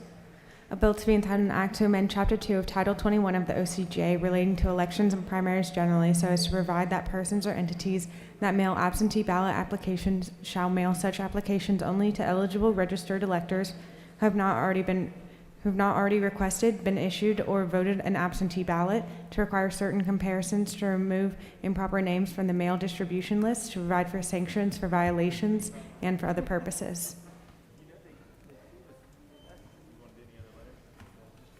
The House offers the following substitute to Senate Bill 202, a bill to be entitled an act to comprehensively revise elections and votings, to amend Chapter 2 of Title 21 of the OCGA relating to elections and primaries generally so as to revise a definition, to provide for the establishment of voter intimidation and illegal election activities hotline, to limit the ability of the State Election Board and the Secretary of State to enter into certain consent agreements, settlements, and consent orders, to provide that the Secretary of State shall be non-voting ex officio member of the State Election Board, to provide for the appointment, confirmation, term, and removal of the chairperson of the State Election Board, to revise provisions relating to a quorum of such board, to require the Secretary of State to support and assist the State Election Board, to provide for the appointment of temporary and permanent replacement superintendents, to provide for procedures, to provide for performance reviews of local election officials requested by the State Election Board or local governing authorities, to provide for a definition, to provide for appointment and duties of performance review boards, to provide for reports of performance review boards, to provide for promulgation of rules and regulations, to provide for additional requirements on the State Elections Board power to adopt emergency rules and regulations, to provide that no election superintendents or boards of registrars shall be accept private funding, and for other purposes. This completes the order, Mr. President. Chair recognizes the senator from the 23rd to speak to his motion.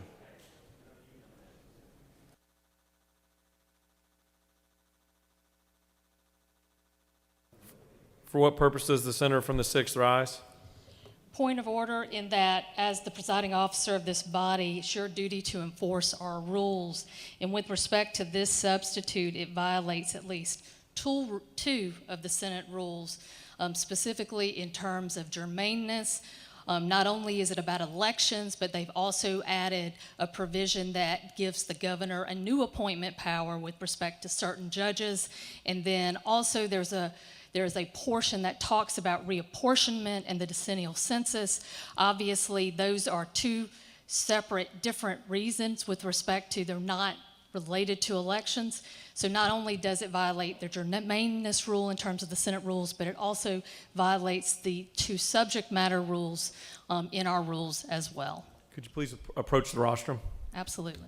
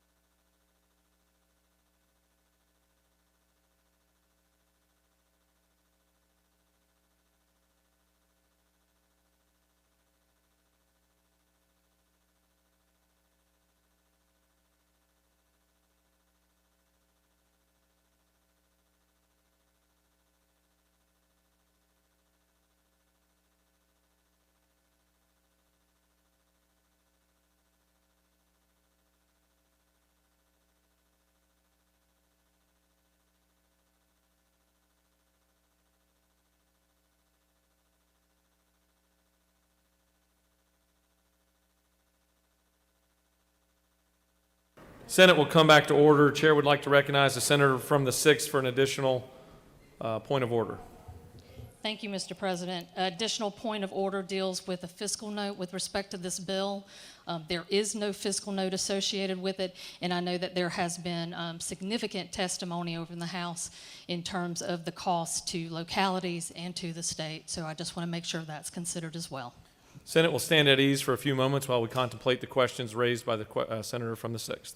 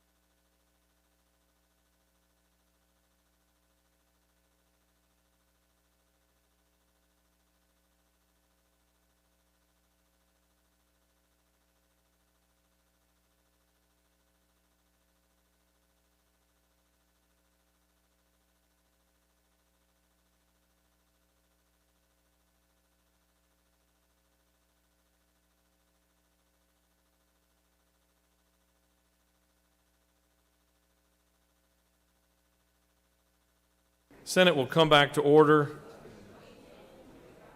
The Senate will come back to order. It's the ruling of the chair that the House amendment is germane and that the subject matter of SB 202 is the administration of elections. The House amendment covers the administration of elections, including the technical details of elections and the appointment of elected officials. Likewise, the single subject matter of SB 202 is the administration of elections. Additionally, it is the ruling of the chair that a fiscal note is not required and that there is no significant fiscal impact to the state. For what purpose does the senator from the 42nd rise? Parliamentary inquiry. State your inquiry. Isn't it true that a vote on this matter is illegal and out of order under 28.549 of OCGA, which requires a fiscal note when there is a fiscal impact on local political subdivisions? That's in addition to OCGA 28.542 that does require a fiscal note if there is an election, a fiscal impact on the State Elections Board or the Secretary of State's office, both of which this legislation significantly impacts.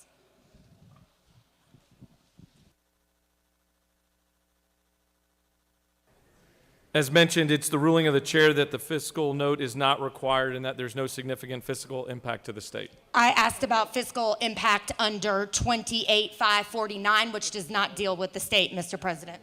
That's the local one.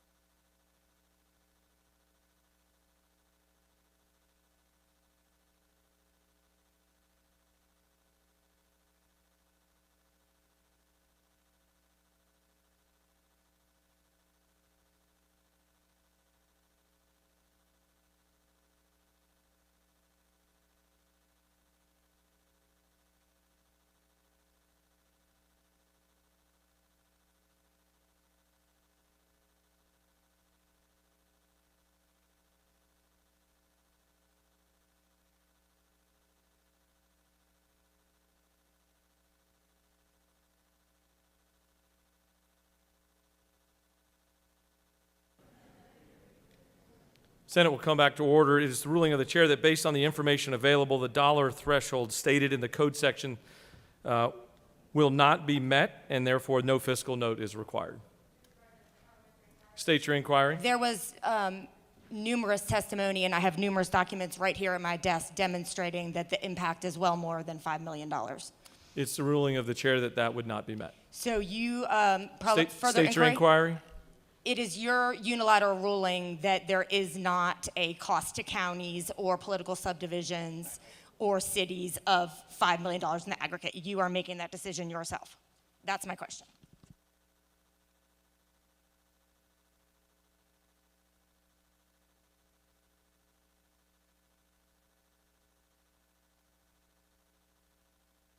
The chair has ruled on the matter.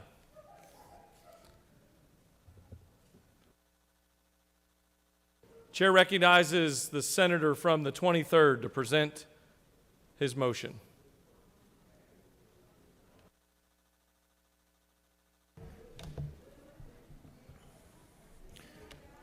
Thank you, Mr. President. Ladies and gentlemen of the Senate, I bring to you the House substitute to Senate Bill 202. This is a reasoned, well thought out, collaborative effort from both bodies that dramatically expands voter access. It provides consistency for absentee balloting, early voting. It provides the opportunity for us to ensure that our elections are secure. As I walk you through the process, I want you to note that voter identification is consistent in all forms of voting, absentee, early, and on election day. It provides oversight for our local elections board as well as for our state election board. It provides them with authority to ensure that elections are conducted in Georgia in a consistent and legal manner. It provides poll watching at both the voting precincts and at the tabulation centers. It ensures a chain of custody for all election processes.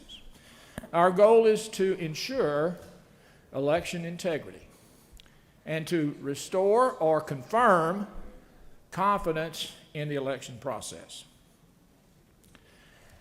As we look carefully at the legislation, I want to point out a few things. First of all, it is the result of a concerted effort between both the Senate and the House of Representatives to consolidate ideas involving reforms to the election process into one comprehensive bill. This bill includes provisions of Senate Bill 241 and House Bill 531, as well as provisions from numerous other bills considered in both the Senate and the House. This bill includes a vast amount of the provisions that we in this chamber adopted as Senate Bill 241, as well as provisions that the Ethics Committee passed as a substitute to House Bill 531. Included in Senate Bill 202 are topics that are important to all Georgians. A hotline in the Attorney General's office for any elector who is concerned about inappropriate or illegal election activities. A notice provision that any settlement entered into by the Secretary of State must be communicated to the judiciary committees of both the House and the Senate. A mechanism for counties to be held accountable for all actions relating to election processing, and for the State Board of Election, where necessary, to appoint a temporary superintendent to replace an election superintendent at the county level where problems have been seen over time. The process in this bill is similar, that process in this bill is similar to the current process that we use for problem school systems, where we require a specific finding to avoid any particular partisan manipulation. There's a vehicle in this bill that ensures the accountability of the election process. Various provisions in the bill were a part of Senate Bill 241. They include a number of provisions from our colleagues, Senator from the 9th, Senate Bill 253 is included for notification.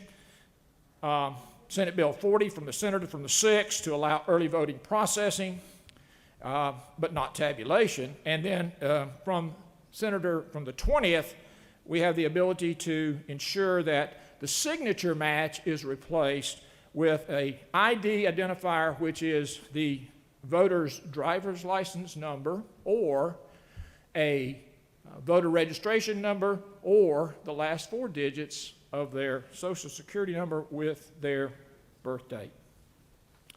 As we continue to look at the bill contains provisions that were in both environments. We've talked about the driver's license. There's also a disclaimer language on the absentee ballot. I think that's important. We received a number of absentee ballot applications that appeared to be coming from a more official source. This requires disclaimer language on an absentee ballot application from third parties. It requires that third parties, when they mail out absentee ballot applications, that they first check with the Secretary of State's database to eliminate any duplications. And most importantly, this legislation significantly expands voter access on weekends. If you look carefully at the bill, you will see that weekend voting is not only permitted, but is required. So 2 Saturdays are required and 2 Sundays are optional. So we have additionally provided in code the ability for every community to expand voting access. There is no limitation to voting on weekends in this bill. The legislation also dramatically increases the total number of hours that Georgians can vote. It provides certainty for all Georgians and ensures a greater security of our election system. Finally, SB 202 contains various provisions which were included in House Bill 531 that was vetted through the Senate Ethics Committee, allows Election Day poll watchers to be from adjoining counties, to make sure that we have full and complete and capable staffing there. It ensures that we provide additional oversight from poll watchers to tabulation centers. It addresses the issue of what is commonly referred to as line warming. It allows for water to be distributed by polling officials within 150 feet and allows non-polling officials to provide water or food support beyond 150 feet. We had a lot of questions and concerns in prior election cycles. And our challenge in this environment is to restore or ensure the confidence in the voting process. I'd like to call your attention to Section 2 of the bill. Begins briefly on page 3, but it effectively provides the basis for this legislation. I'd just like to share that with you so that you understand why this legislation is brought. Beginning on line 69, I'll back up one line, 68. The General Assembly finds and declares that, number one, following the 2018 and 2020 elections, there was a significant lack of confidence in Georgia's election systems, with many electors concerned about allegations of rampant voter suppression and many electors concerned about allegations of rampant voter fraud. Number two, many Georgia election processes were challenged in court, including the subject of a signature matching requirement by Georgians on all sides of the political spectrum before and after the 2020 general election. The stress of the 2020 elections, with a dramatic increase in absentee by mail ballots and pandemic restrictions, demonstrated where there were opportunities to update existing processes to reduce the burden on election officials and boost voter confidence. The changes made in this legislation in 2021 are designed to address the lack of elector confidence in the election system on all sides of the political spectrum, to reduce the burden on election officials, and to streamline the processes for conducting elections in Georgia by promoting uniformity in voting. Several examples will help explain how these goals are achieved. The broad discretion allowed to local officials to advance voting dates and hours led to significant variations across the state in the total number of hours of advanced voting, depending on the county. More than 100 counties have never offered voting on Sunday, and many counties offered only a single day of weekend voting. This bill requires 2 Saturday voting days and 2 optional Sunday voting days. This will dramatically increase the total voting hours for voters across the state of Georgia. And all electors in Georgia will have access to multiple opportunities to vote in person on the weekend for the first time. Some counties in 2020 received significant infusions of grant funding for election operations, while other counties received no such funds. Promoting uniformity in the distribution of funds to election operations will boost voter confidence and ensure there is no political advantage conferred by preferring certain counties over others in the distribution of funds. Number 7, elections in Georgia are administered by counties, but that can lead to problems for voters in counties with dysfunctional election systems. Counties with long-term problems of lines, problems with processing of absentee ballots, and other challenges in administration need accountability, but state officials are limited in what they are able to do to address these problems. Ensuring there is a mechanism to address local election problems will promote confidence and meet the goal of uniformity. Elections are a public process, and public participation is encouraged by all involved. But the enthusiasm of some outside groups in sending multiple absentee ballot applications in 2020 often incorrectly filled in voter information and then led to significant confusion of electors. Clarifying the rules regarding absentee ballot applications will build elector confidence while not sacrificing the opportunities for electors to participate in the process. The lengthy absentee ballot process also led to elector confusion, including electors who were told that they'd already voted when they arrived to vote in person. Creating a definite period of absentee voting will assist electors in determining the election process while also ensuring that opportunities to vote are not diminished, especially when many absentee ballots issued in the last few days before the election were not successfully voted or returned too late. Number 10, opportunities for delivering absentee ballots to a drop box were first created by the State Election Board as a pandemic response. The drop boxes created by rule no longer existed in Georgia law when emergency rules that created them expired. The General Assembly considered a variety of options and constructed a system that allows for the use of drop boxes while also ensuring the security of the system and providing options in emergency situations. Number 11, the lengthy 9-week runoffs in 2020 were exhausting for candidates, for donors, for electors, and by making a ranked choice voting for military and overseas voters, the runoff period can be shortened to a more manageable period for all involved, easing the burden on election officials and on electors. Number 12, counting absentee ballots in 2020 took an incredibly long time in some counties. Creating processes for early processing and scanning of absentee ballots will promote elector confidence by ensuring the results are reported quickly. The sanctity of the precinct also brought into sharp focus in 2020, with many groups approaching electors while they waited in line. Protecting electors from improper interference, from political pressure, or intimidation while waiting in line to vote is of paramount importance to protecting the election system and ensuring elector confidence. Ballot duplication for provisional ballots and other purposes places a heavy burden on election officials. The number of duplicated ballots has continued to rise dramatically from 2016 to 2020.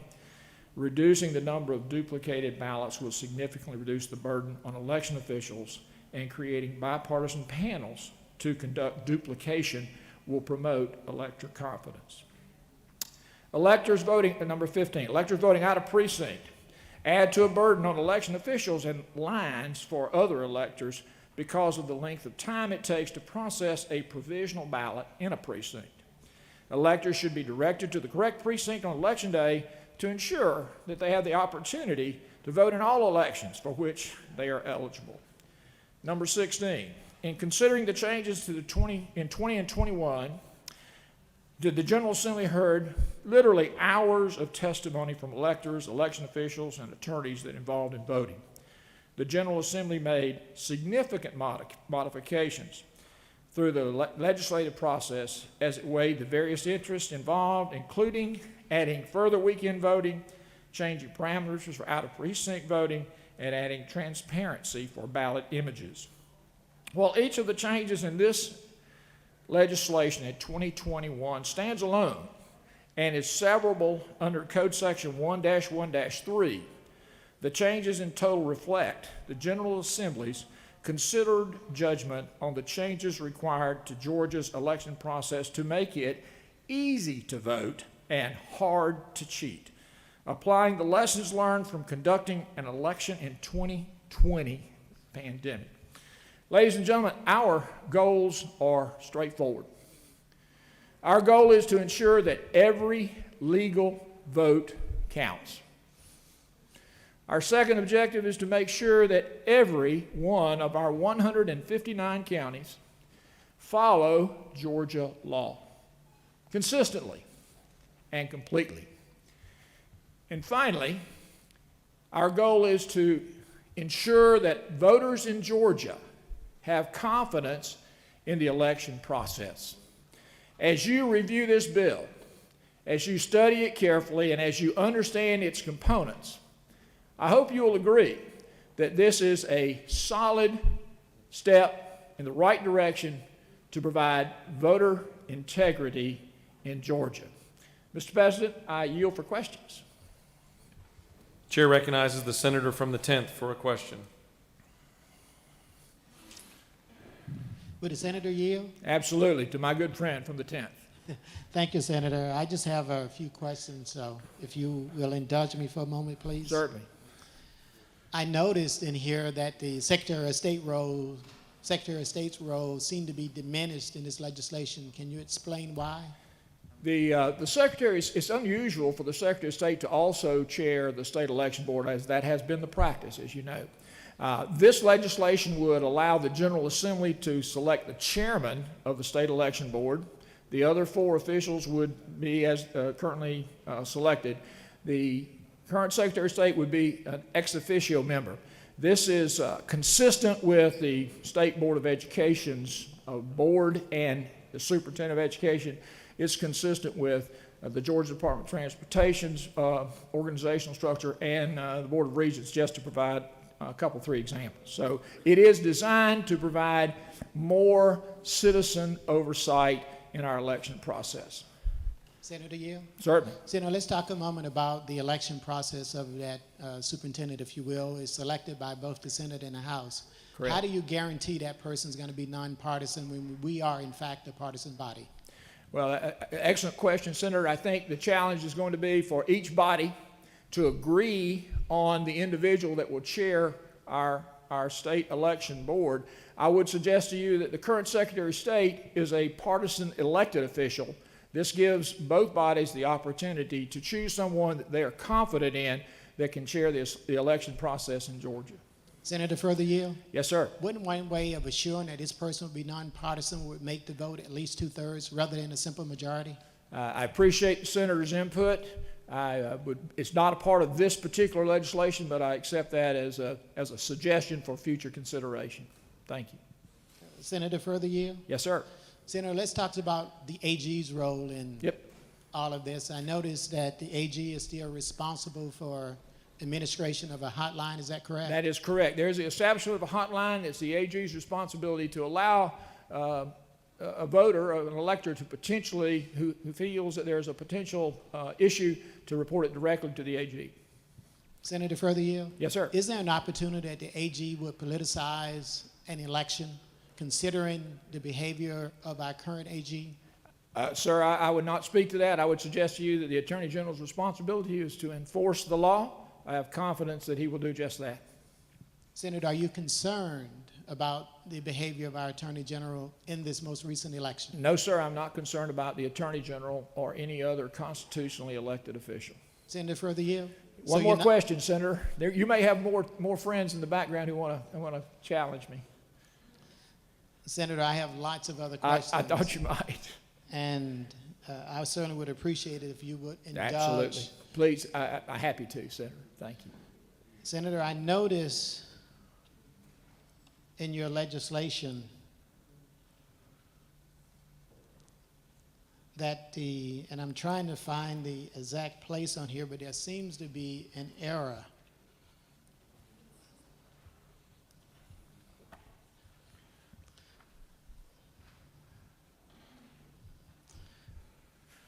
And I'm looking over on page 13. Page 13, line number.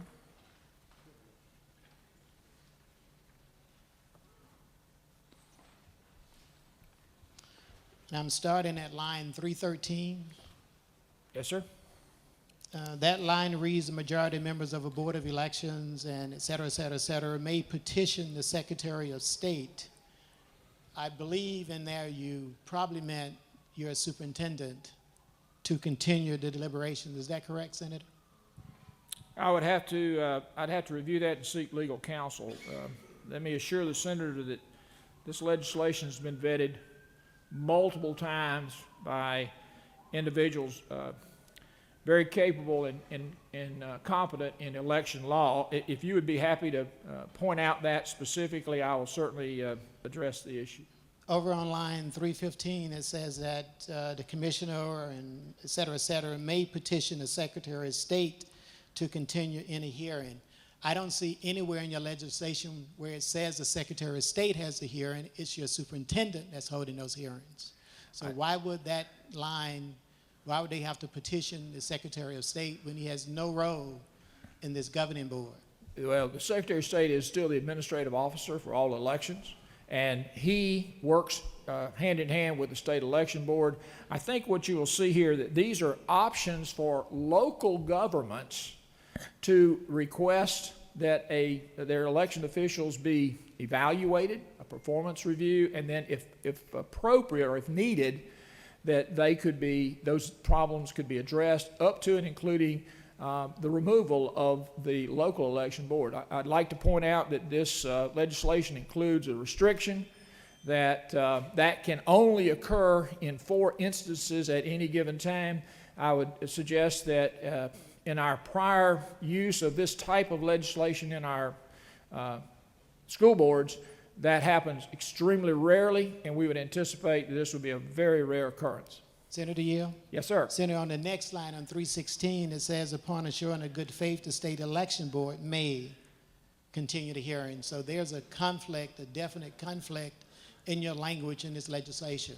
I appreciate the Senator's input, and again, I'd be happy to take that up with legislative counsel, but I'm confident that this legislation is appropriately and correctly prepared. I respectfully disagree, Senator. Thank you. Thank you. Chair recognizes the senator from the 53rd for a question. Thank you, Mr. President. Senator Yield. Absolutely. Let me first, Senator, thank you for your work and the work of your committee and others on this important piece of legislation. Thanks, Senator. Isn't it true that your effort is a result of you listening to your constituents and constituents all over the state of Georgia? It has indeed, and I'd just like to point out to the chamber that the Ethics Committee had 18 meetings, including 15 full committee meetings and 3 subcommittee meetings. We considered over 30 pieces of legislation. We adopted out of committee about 18 of those, and this body passed 12. It's amazing work. Thank you. Isn't it further true, Senator, that you're trying to restore voter confidence in all parts of Georgia, and especially in northwest Georgia. And let me thank you for that. Especially in southeast Georgia, Senator, but I do appreciate your comments. Thank you. And again, I think the senator speaks correctly in the fact that this is about election integrity. It's about providing opportunities for every Georgian to vote and to vote securely and to vote with confidence. Chair recognizes the senator from the 26th for a question.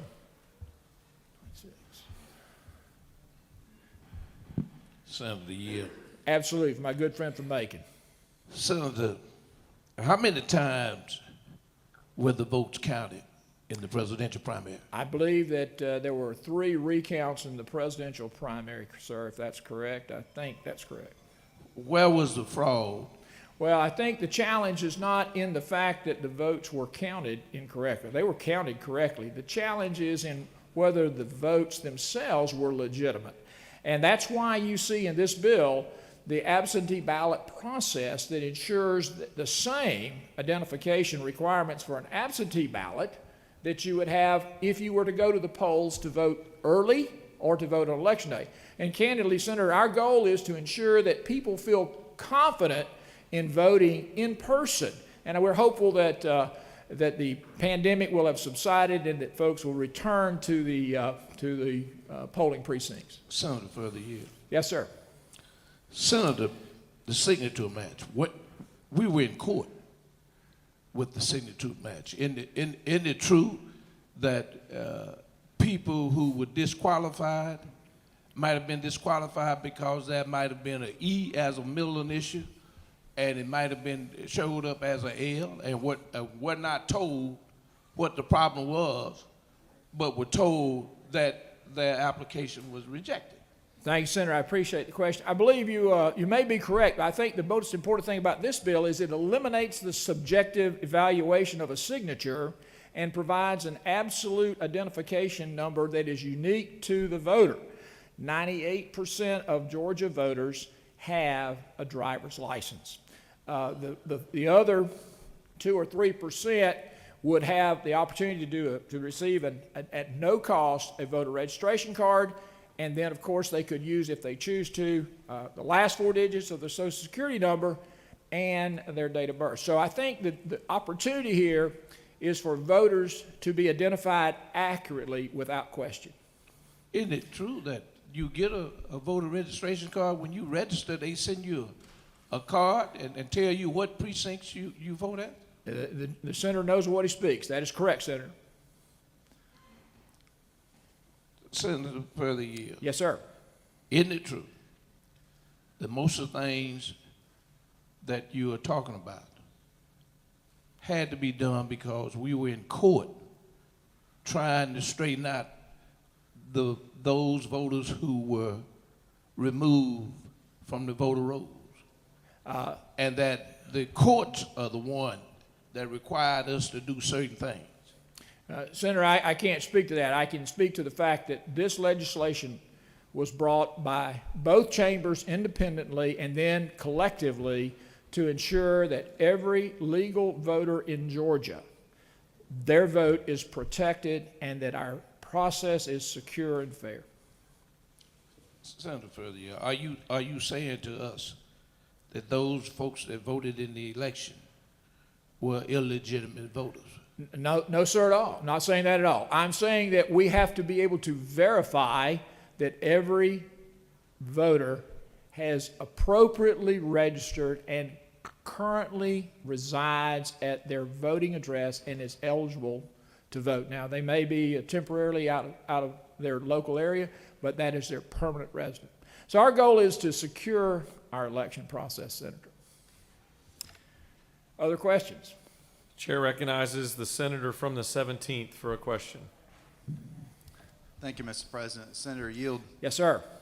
Senator, I want to go back to line 315 and line 317. Thank you. As the senator from the 10th was asking you earlier, isn't it true that if we look back actually on line 288 of the bill on page 12, it confirms that the state election board is actually served through the Secretary of State. Is that correct? That is correct, sir. And so when we have on line 315 the petitioning of the Secretary of State, and then we have the actions noted of the state election board on line 317. It's actually written correctly, right? That is, the senator knows what he speaks. Do you further yield? Absolutely. Senator, isn't it true this is your first year in the Senate? It certainly is, and I'm just delighted to have this privilege, Senator. Thank you. Well, do you further yield? Yes, Senator, I do.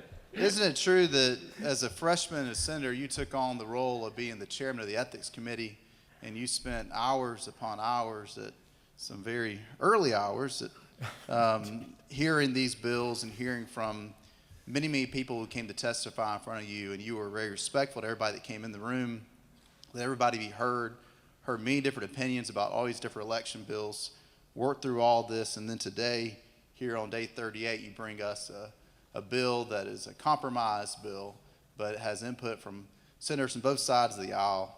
That's something we all should be to get behind in this body.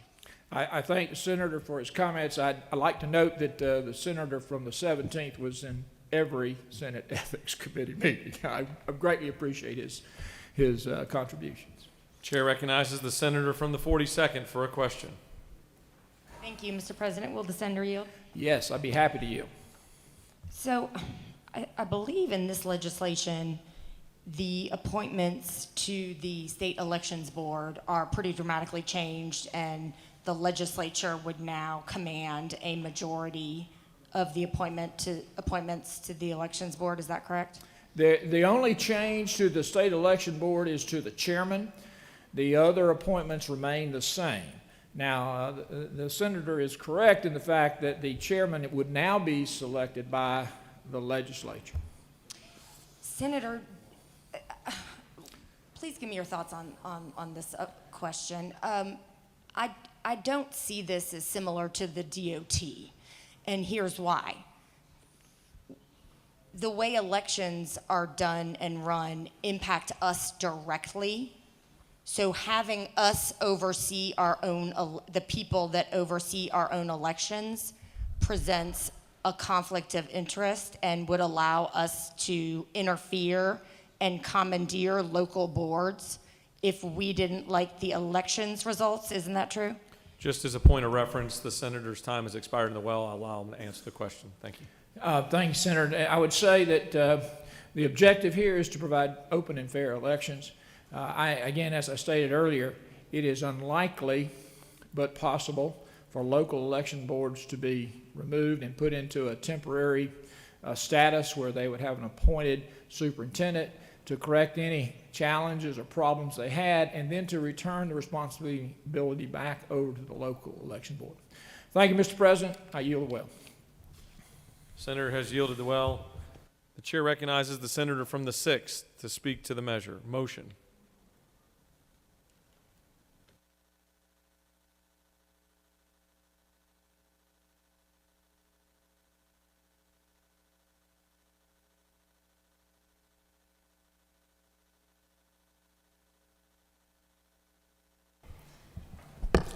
Thank you, Mr. President.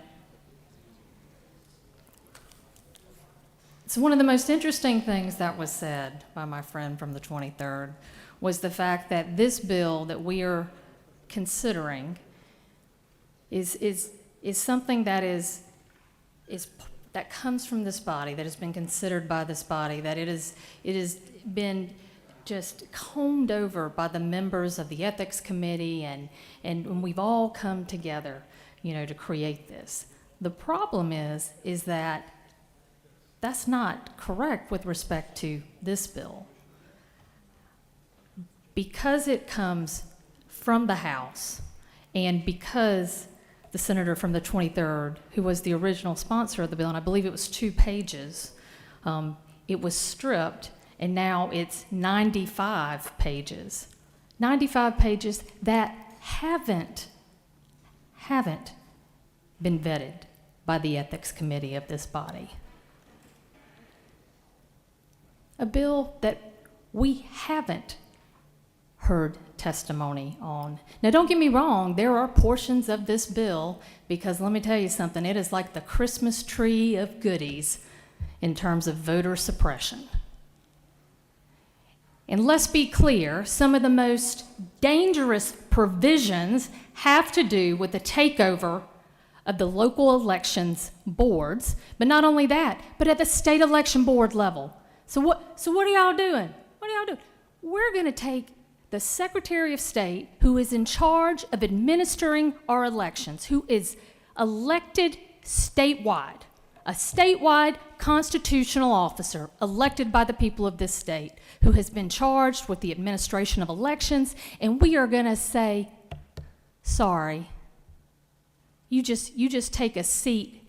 You're just going to be kind of like ex officio non-voting. You can show up if you want, but it really won't matter at the end of the day.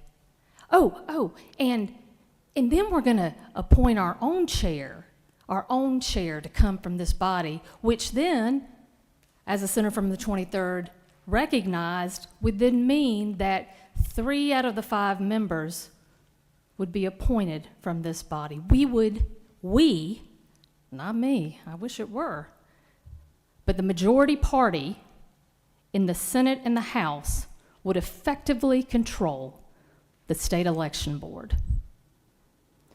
So then it gets worse, because then you've got this performance review board that comes in and is gonna, go over, these bad local elections boards to try to get them in line, right?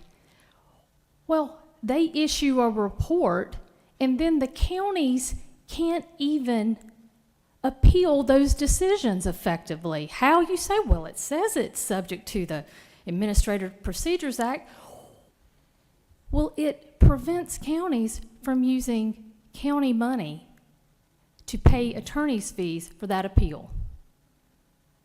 So at that point, you have a county who has a bad decision that basically has suspended their board of elections, and there may even be sanctions involved, and they can't even appeal it to a superior court unless they come out of pocket. And I don't know about y'all, but a lot of these small counties, people don't have money to be paying lawyers to deal with performance reviews appeals to the superior court. I will suggest to you that the whole point of that is to make sure that there isn't a review, that no one ever actually looks at what is going on.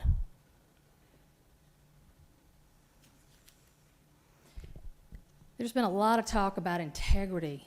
This is about the integrity of the vote, integrity of elections. We want to provide opportunities for people to vote. This bill is absolutely about opportunities. But it ain't about the opportunity to vote. It is about the opportunity to keep control and to keep power at any cost.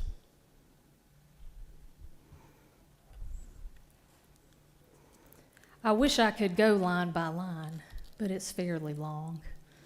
And I can tell you what I have read, there's a lot of mistakes in here that's going to cause a lot of trouble for local elections officials. This isn't going to make it easier. This is going to make it harder. I've been practicing law for 20 years. I've done election law. I've done election contests. I literally had to read this thing out loud like 5 times and ask my assistant, what does this mean? What are they trying to do here?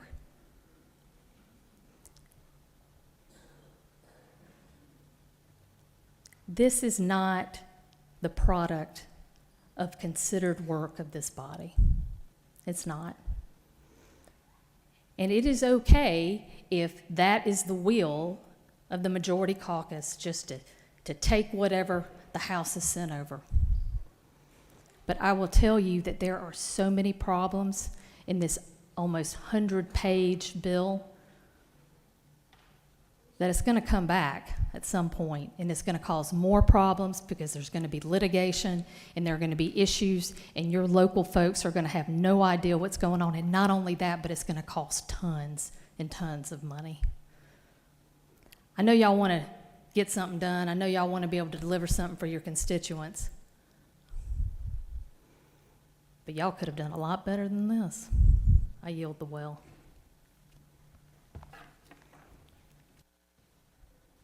Chair recognizes the Minority Leader to speak to the measure.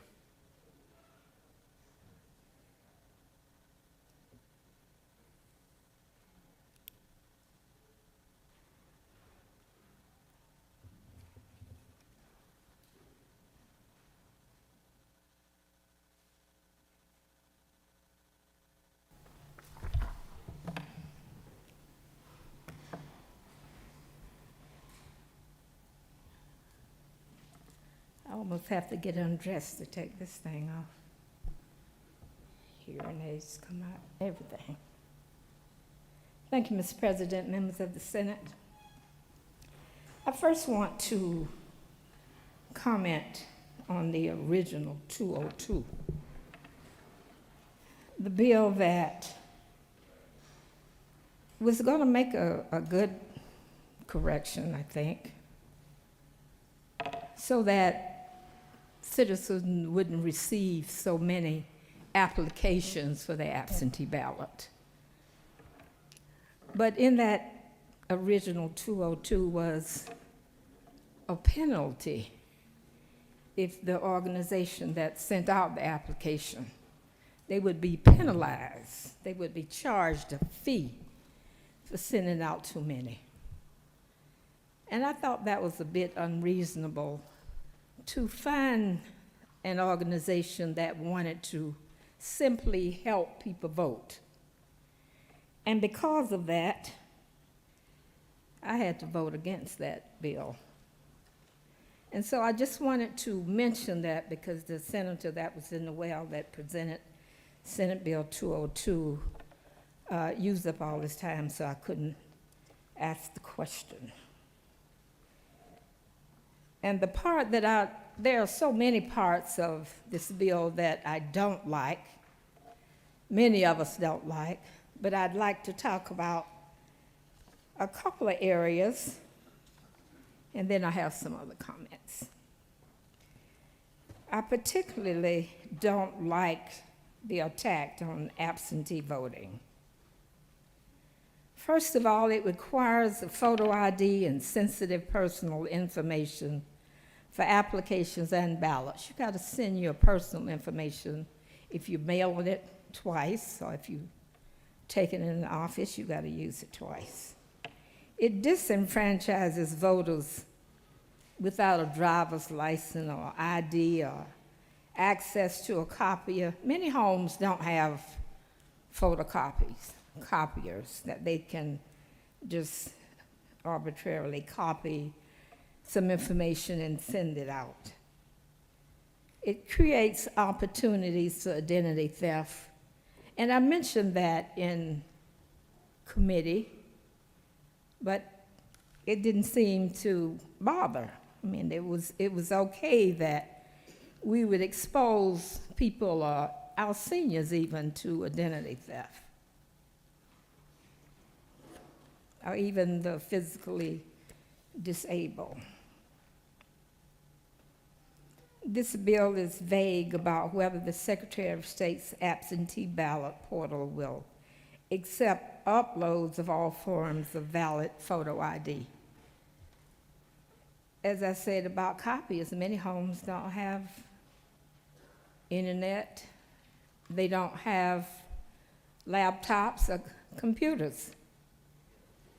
And it reminds me of something I was trying to do, and that was to do a signature for a person, and I had to upload it to the computer. And I got a person in another state that was helping me through the process. And it didn't take 5 or 10 minutes. It took me almost an hour to get that done because of the issues that we were having getting that done. And so this would be very challenging to, even if there was a way to upload something to a site. It creates an 11-day cutoff for ballot applications with no emergency provisions or notice for late submissions. For instance, Governor Kemp wouldn't have been able to vote in November under this provision. He requested his ballot the Friday before the election due to an unexpected COVID-19 quarantine.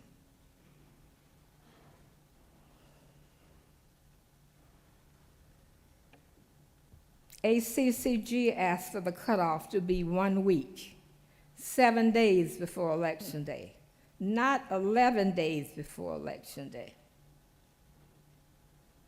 This bill does not provide meaningful notice to voters whose ballot applications come in after the deadline. It reduces the period for mailing and receiving ballots by over 40%.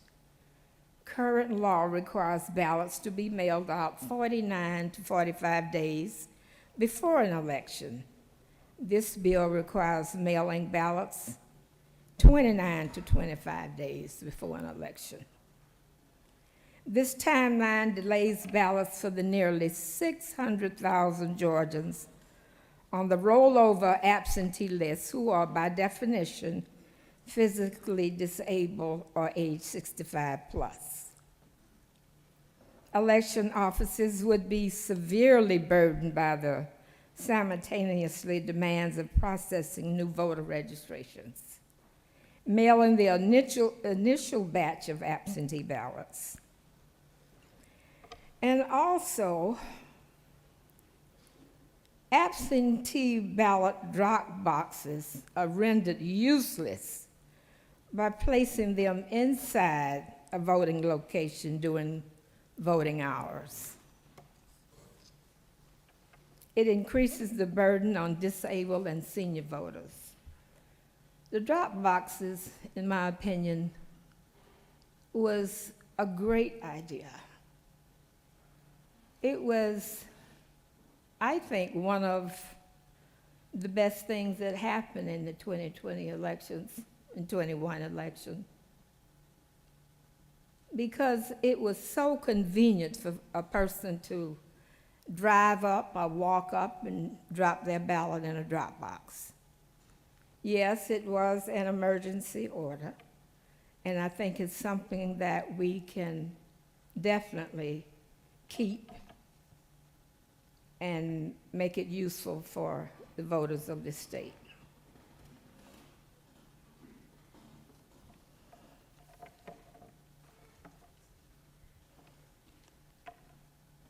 Recently, our U.S. Senator Reverend Raphael Warnock gave his first speech on the Senate floor last week. His comments were profound and seemed so fitting because this is an issue that he's definitely interested in. I hope I can do his words justice. For he was honored on a few occasions to stand with our hero and his parishioner, John Lewis. He was his pastor, but Reverend Warnock said he was clear that John Lewis was his mentor. On more than one occasion, they boarded buses together after church services as part of the Souls to the Polls, urging the Ebenezer Church family and communities of faith to participate in the democratic process. Not only Ebenezer Church, but many churches across the state.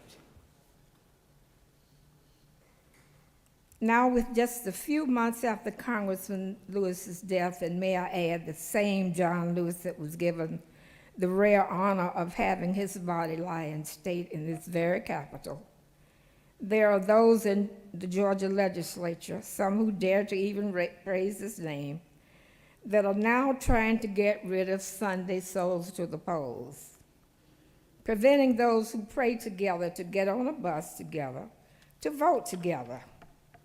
And I think that is wrong. As a matter of fact, I think that a vote is a kind of prayer for a kind of world we desire ourselves and for our children. To be sure, we've seen these kind of voter suppression tactics before. They are part of a long, shameful history in Georgia and throughout our nation.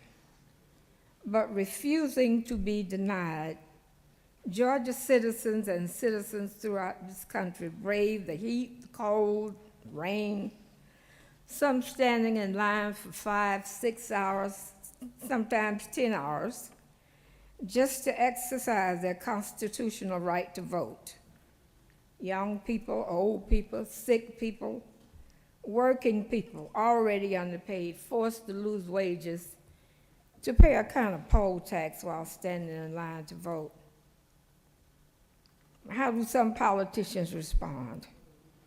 Well, they are trying to make it a crime to give people water and a snack as they wait in lines that would obviously make lines longer by their draconian actions.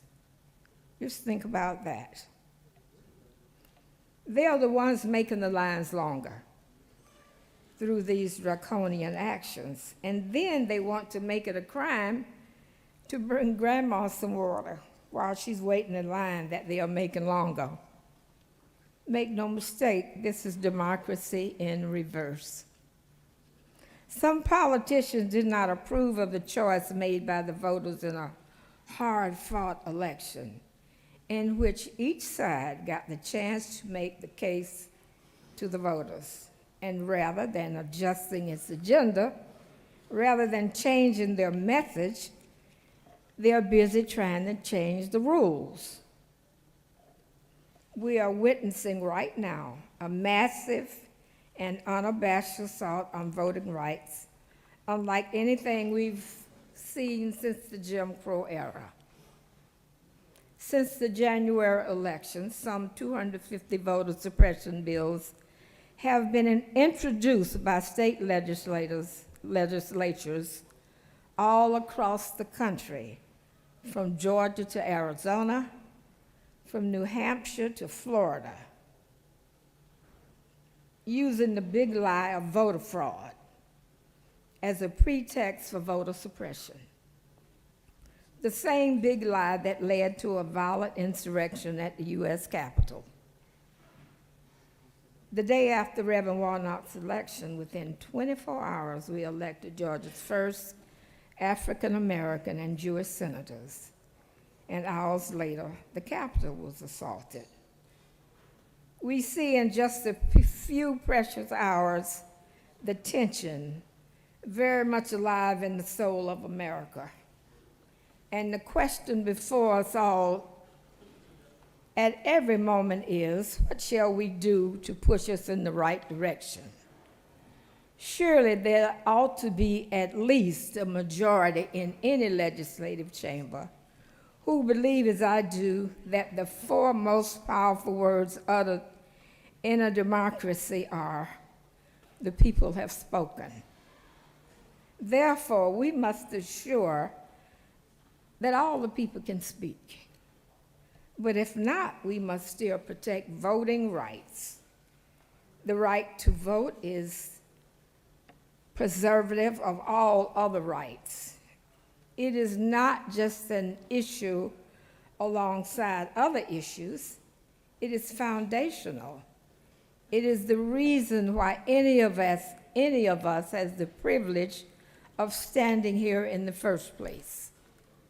It is about the covenant that we have with one another as an American people. E pluribus unum, out of many, one. It above all must be protected. In closing, and I probably won't close just right away, let me say that as a woman of faith, I believe that democracy is the political enactment of a spiritual idea, the sacred worth of all human beings, the notion that we all have within us a spark of the divine and the right to participate in the shaping of our destiny. John Lewis understood that and was beaten on a bridge defending it. Amelia Boynton, like so many women, not mentioned nearly enough, was gassed on the same bridge. A white woman by the name of Viola Luisa was killed. Medgar Evers was murdered in his own driveway. Schwerner, Goodman, and Cheney, two were Jewish and an African American standing up for their sacred idea of democracy, also paid the ultimate price. And we in this body would be stopped and stymied by partisan politics, short-term political gain, legislative procedure. Instead of passing this legislation, I urge my colleagues to support a resolution urging Congress to pass the John Lewis Voting Rights Act, among others, to strengthen and lengthen the cords of our democracy, thereby securing our credibility as the premier voice for freedom-loving people and democratic movements all over the world, and win the future for our children. Mr. President, I have spoken. I yield well.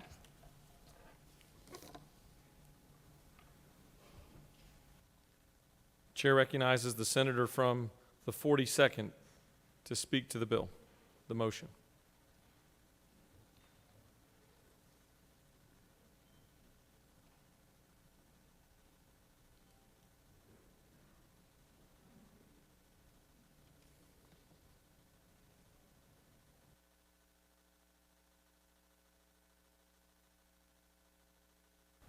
Thank you, Mr. President, colleagues. There was no widespread fraud in Georgia's recent elections. 3 recounts of the presidential, including a hand recount, demonstrated that definitively. But that has not stopped the total and complete fabrication that the election was stolen from President Trump from gaining traction among an astounding 70% of Republicans nationwide, and according to polls, 76% of Georgia Republicans who believe Donald Trump's lies. Members of this body are not the proximate cause of this problem, but do bear responsibility to be faithful to their constituents and tell them the truth about the status of democracy in Georgia, that there was no fraud. Filing a plethora of bills restricting voting is its own act of fraud. For members of this body in power to use a lie to justify anti-democratic acts, making it more difficult to vote, is a fraudulent and corrupt project. It is that simple. The elections were not stolen, but what is happening before our eyes right now is an effort to steal elections. Let's look at the state takeover of county elections in SB 202. As has been discussed, the legislature would now control the state elections board. I already mentioned when I was asking the chairman of ethics questions that that was a conflict of interest when that body, the state elections board, actually oversees the electoral process leading to the election of each one of us. So that's obviously an inherent and complete conflict of interest that allows unprecedented meddling and therefore is not at all akin to the Department of Transportation and several of the other examples mentioned by the senator from the 23rd. The bill then sets an extremely low bar for state election board control. We control state election board. Then there's an extremely low bar for state election board to come in and control county elections. Any county governing authority, 2 members from a county legislative delegation, or the state election board that we control can, on its own motion, petition for the takeover. And as mentioned by the senator from the 6th, the county can't even pay for a lawyer to defend itself in front of the state elections board. Not that it would probably matter when we control the state elections board. It then authorizes the state elections board to make hiring and firing decisions during the takeover period. So the elections board is removed. The state elections board, controlled by us, puts one person into place in the place of the local county election board.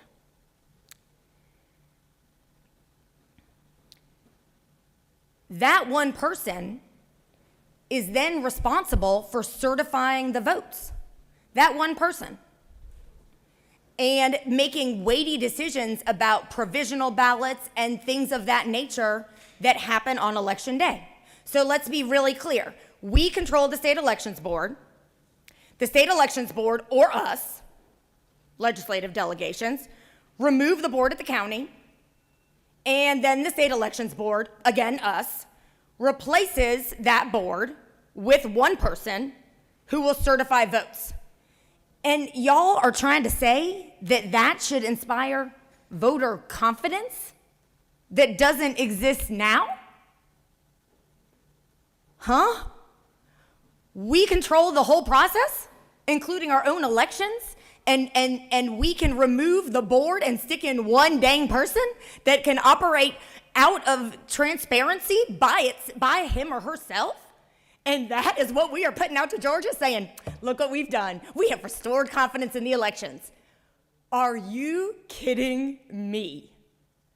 I maybe have never heard something more far afield and nonsensical than that claim right here in this chamber. Changes to voting in SB 202 seem to be intended to disproportionately impact young voters and minority voters and help Republicans hold on to power in a changing Georgia. Let me remind you that that will not be the case. The best reason not to pass cynical voting bills predicated on a lie is that it will not work. It will not work. 75,000 people turned 18 between the November 3rd election and the January 6th runoff. 75,000. Suppressing voters rather than persuading them is not a long-term strategy for maintaining power in a changing Georgia. It is also not even a short-term strategy. What you are doing is demonstrating to the millions of Georgians out there that their vote is not wanted and they are riled up about that fact. Couple that with the 75,000 people turning 18 every 2 months, and you will see what a futile project it is to try to re-rig elections. Voters see through these bills, and they will become all the more determined to not let anyone or anything get in the way of their right to vote. Every time a majority tries to restrict voting or rig the electorate or gerrymander districts, it will ultimately backfire. The only way to gain and retain power is to win people over with the power of your ideas. But if Georgia voters see the party in power trying to win by making it more difficult to vote, let's just talk about the, oh, if I'm in a 4-hour line, no one can give me water. Again, I don't really understand where the majority party thinks that will hit the average Georgia voter, but clearly, again, does not pass any sort of test of a working brain. When voters see that, they assume that the majority party does not have confidence in its ideas, does not have confidence that its ideas can gain the approval of a majority of Georgia voters and cannot win fair and square. That is what then becomes a self-fulfilling prophecy. And that is the best reason to vote no on SB 202. Thank you, Mr. President. I yield the ball. Chair recognizes the senator from the 41st.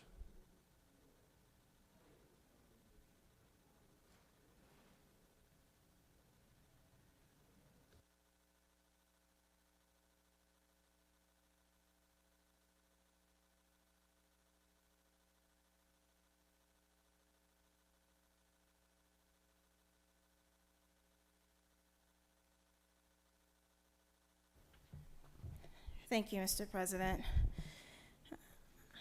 I rise today to speak on behalf of those who are often left out, people who are poor and people living with disabilities. I have taken this well before to name to this body that the free voter ID card that is provided to those people who cannot afford an ID is not included in this bill as a valid form of identification. So let me break this down to you. If you are poor, experiencing homelessness, then you can go to your local voter registration place and they will give you what's called a voter ID card. The title and section where a voter ID card is listed is not the same title and section of a driver's license or a state ID. It's a separate title and section. Therefore, if a person takes their voter ID card and goes in person to vote and uses that voter ID card to verify their ID, it will not count as an ID that is a part of the certified IDs. So they would therefore have to go through the process of having to add their birth date and the 4 digits of their social security card. This bill essentially renders those voter ID cards that we give to people who can't afford regular IDs, essentially renders them void and null. Additionally, when it comes to people who have disabilities, they've come out to these ethics committee meetings and they've spoken out about their needs. They've been clear. People who have low vision have talked about the fact that they want to be able to vote independently. And the way that you vote independently if you have low vision is that you use technology. The current machines that we have do not support them, so they've had to bring their phones in that have readers on them so that they could vote independently, secretly, like those of us who can see get to do. But this bill continues, despite their clear pleas about this, continues to criminalize the use of a phone inside of the voter ballot box. Furthermore, people living with disabilities made it clear that they liked the voting absentee drop boxes, not because they're fun, but because it's easier for someone who has a disability to simply roll down the window in their car and put it in the box, as opposed to having to unload from their vehicle, go inside of a building and navigate a place and a space that will not be easy for them to navigate. They named out loud, we love these boxes, it helps us. And yet this body has ignored those pleas. Furthermore, mobile voting sites, those roller voter polls that we have. Those polls historically have been used during early voting, and they have gone to places where people who have limited mobility and limited access to transit, where they can go and they can vote. Oftentimes those places have been parked outside of senior citizens' homes where we have people who we know can't get around as well. And yet this bill, once again, ignores the pleas and the calls of people with disabilities and says you can't use them except on election day. No more going to the places with the highest need. And then there's this final point that I, as a Southerner, and as a pastor, and as someone who cares for my neighbor, just cannot understand. We have made it illegal illegal for someone to pass out some food to someone who is standing in line. Now, I know you're going to tell me, no, you just have to be 150 feet away. But the way that the bill reads, it says that you cannot give water or food or anything else, a poncho, an umbrella because it's raining. You can't give anything to anyone as long as you are within 25 feet of the line.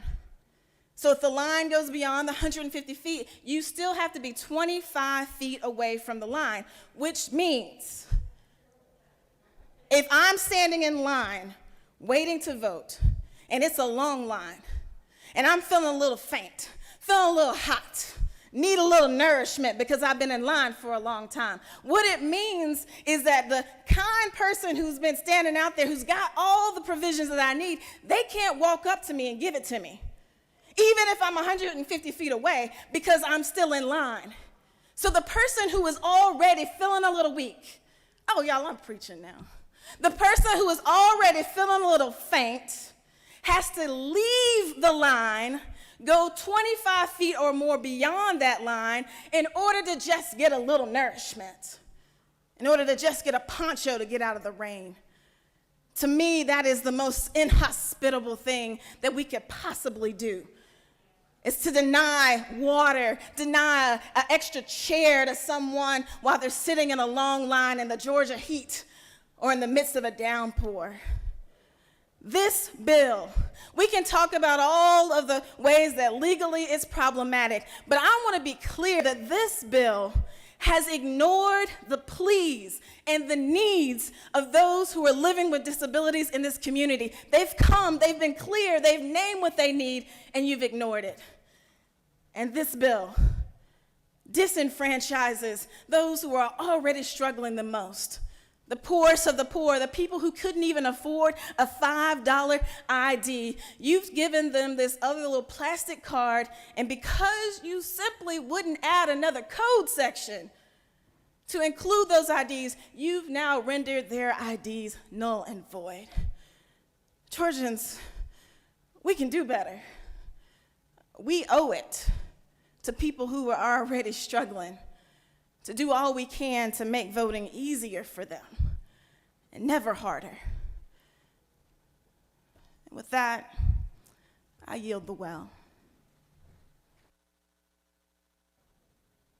Chair recognizes the minority whip to speak to the motion.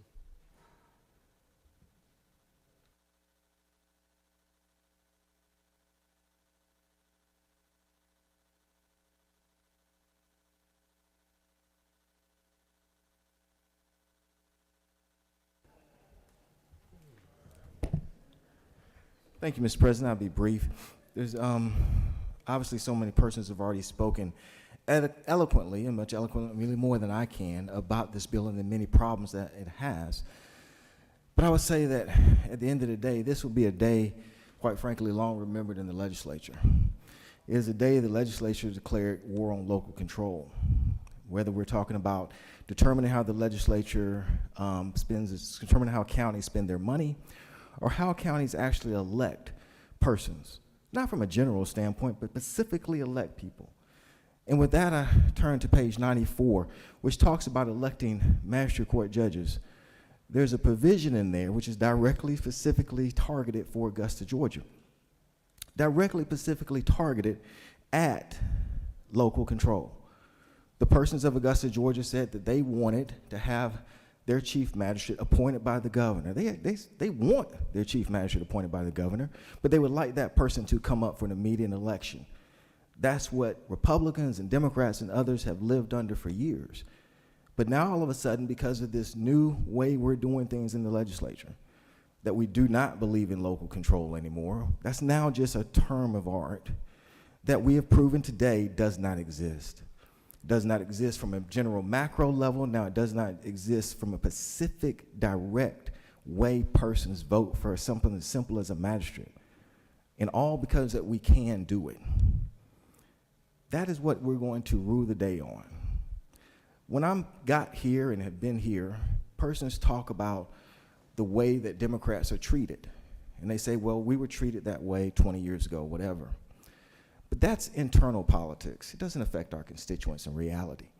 The things that we do here necessarily about, you know, how we debate things, or when we cut off debate, and where you guys cut off debate 10 years ago, and now we're cutting off debate, that's window dressing. Now we're actually talking about how you're going to spend your money, how you actually going to elect something as simple as a magistrate court judge. That affects your constituents. And it's something we're never coming back from. Today, we will not come back. And so 10 years from now, when you talk to your neighbors and friends, and they ask, why is that legislature telling us as a community we got to spend 5% more on the arts? Why is that legislature telling us how we can vote for something as simple as a magistrate court? It won't be any kind of theoretical or philosophical reason. The only thing that you will be able to tell them is, we did it to them, so they're doing it to us. But the difference is, it's being done to your constituents. This no longer is about internal things the way we do things here. This is now affecting Georgians on a day-to-day basis, not from a general macro level, but specifically now, this legislature has decided today, it's going to start really micromanaging counties. And that's not where we want to be. I trust my commission, even if I have disagreements with them. And I told somebody earlier, I don't want you guys telling us how to do every single thing we do in Augusta. And I don't think you want us telling you how to do everything in your community. But that is now where we are. And it's a day we're all going to regret. Thank you, and I yield the will. Does any other senator wish to speak for or against the motion? Chair recognizes the senator from the 56th to close debate.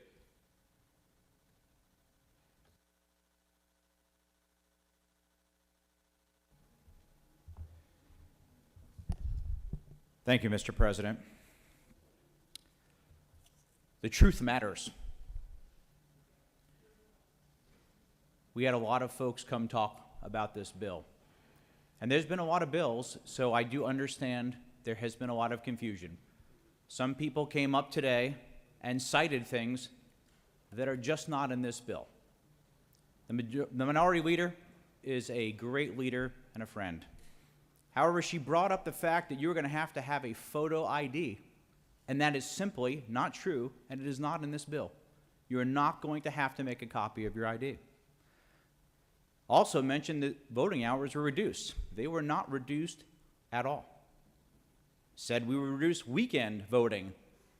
In fact, it has been expanded. These are just simply not true. We heard about water. Well, you have to be 150 feet away to do anything political. You can't have your signs there, you can't have people in shirts, but they can set up water stations anywhere up to the polls. So again, another comment that is just simply not true. Nobody has worked closer and done more at the special needs community in this chamber but me. Nobody has. Every voting machine has options to make that font larger and yet larger again. Each one of them do. And anyone in the special needs community, which I work with almost on a daily basis, is capable to pull up to any post office location or other mailbox to mail in an absentee ballot. So we have to get the facts right. The truth matters. The House and the Senate debated dozens of bills to assure security, transparency, and accountability in our elections. Many of the bipartisan ideas, some of your all's bills, are in this bill. The bill expands voting access in Georgia. Let me repeat that. This bill expands voting access in Georgia. Otherwise, I wouldn't be here talking about it. It expands weekend voting. It preserves no excuse absentee ballot. And it cleans up and modernizes an election code that has been woefully out of date. The truth matters. For those who believe our voting system is perfect and it has no issues at all, like my friend from the senator from the 42nd, Let's go back to a few years ago when a lot of folks on the other side of the aisle thought it was broken, but now it's fixed. I always find it funny when both parties tend to have a problem with something when it affects them. But anybody who thinks that the last election didn't have some problems, whether it impacted the results or not, is living in another universe. The state of Florida is twice our population. They have 2 time zones. They are a much larger landmass. And by the end of Election Day, they can finish their elections process. But right here in Fulton County, Georgia, where we sit, 5 days after the election, they were still finding and counting votes. And that's not broken? How about the several counties that days after the election found missing votes, missing memory cards? This is a broken system. Countless thousands of Georgians requested absentee ballots that never came. In fact, everyone in this room got those emails and got those telephone calls. That many more people showed up to the ballot box to vote on Election Day and said you already voted, but they had not. I agree, people waited in line for hours, some people a day, and that's just wrong. Well, why did they wait in line all day? Because we had a sloppy, unorganized, overwhelmed process by people who were not doing their jobs very well. The truth matters. Let's keep the facts intact here. Real good performance by a lot of folks today. I'm sure the talking points were prepared a couple months ago. But nobody should be up here telling stories of falsehoods, sensationalizing and misrepresenting the truth. This bill expands voting access while adding much-needed security, accountability, and transparency. Let me say it one more time. The truth matters. I urge your favorable vote for the Election Integrity Act of 2021. I yield the well.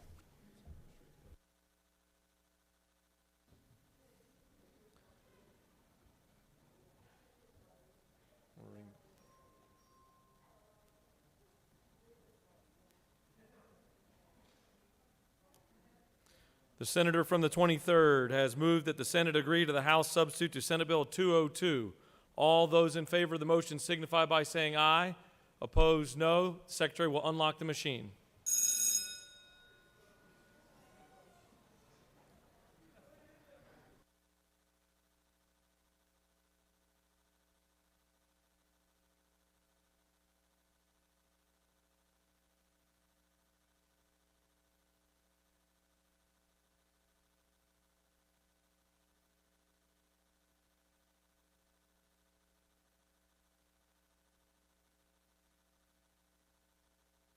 Just to verify, vote yea or nay, not voice, say yea or nay. Point of clarity.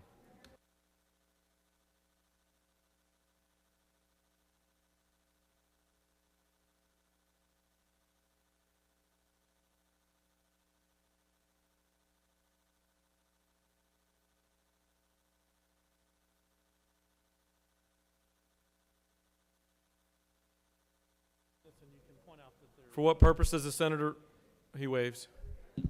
Parliamentary inquiry. State your inquiry. I just want to make sure we're voting on the House substitute. We're not voting to end debate, correct? That's correct. You're voting on the motion for the Senate to agree to the House substitute to Senate Bill 202.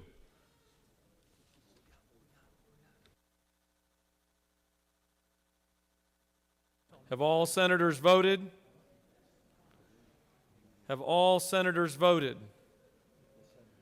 Mr. Secretary, please close the machine. On the passage of the motion, the yeas are 34, the nays are 20, and the Senate has agreed to the House substitute to Senate Bill 202. All right, at this time, we're going to take a 15-minute recess. We've got severe weather moving all across the state at this point. I know many of you are starting to get calls from back home from your districts. I want to take a 15-minute break, allow folks to call their families and constituents. And so we'll stand in recess for stand at ease for 15 minutes. Also would like to let you know that the dinner is here outside the chamber if you'd like to grab something. I'm not sure what we've got, but we've got dinner.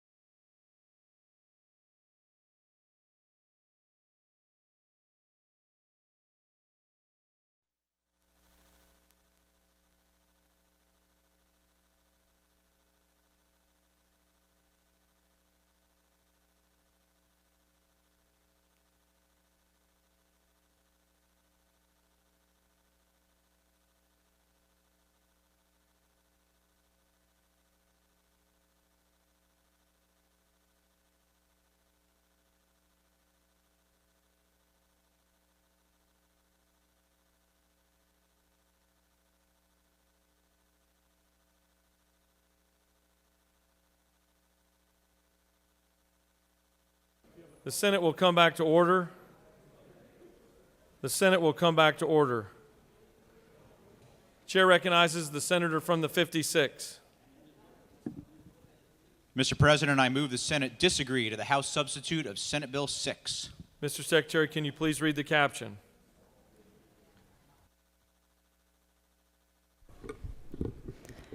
Senate Bill 6 by Senators Albers of the 56th and others, a bill to be entitled an act to amend Article 3 of Chapter 5 of Title 28 of the OCGA, leading to fiscal bills generally so as to provide for independent economic analyses to be procured by the Office of Planning and Budget for certain tax benefits upon request by the chairpersons of the House Committees on Ways and Means and the Senate Finance Committee, to provide a short title, to provide for limits, and for other purposes.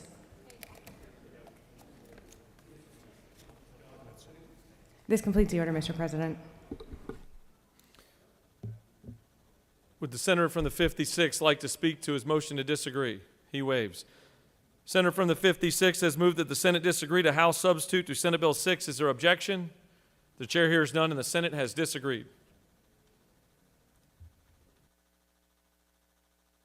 Mr. Secretary, we'll go back to the rules calendar.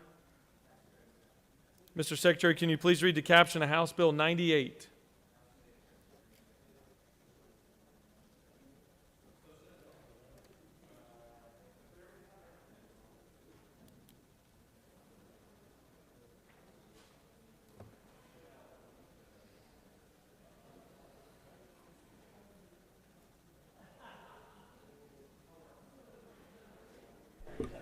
House Bill 98 by Representative Lumsden of the 12th and others, a bill to be entitled an act to amend Title 50 of the OCGA relating to state government so as to provide conditions for meetings and public hearings to be held by teleconference in emergency conditions, to provide conditions for certain agency members to participate in non-emergency meetings by teleconference, and for other purposes.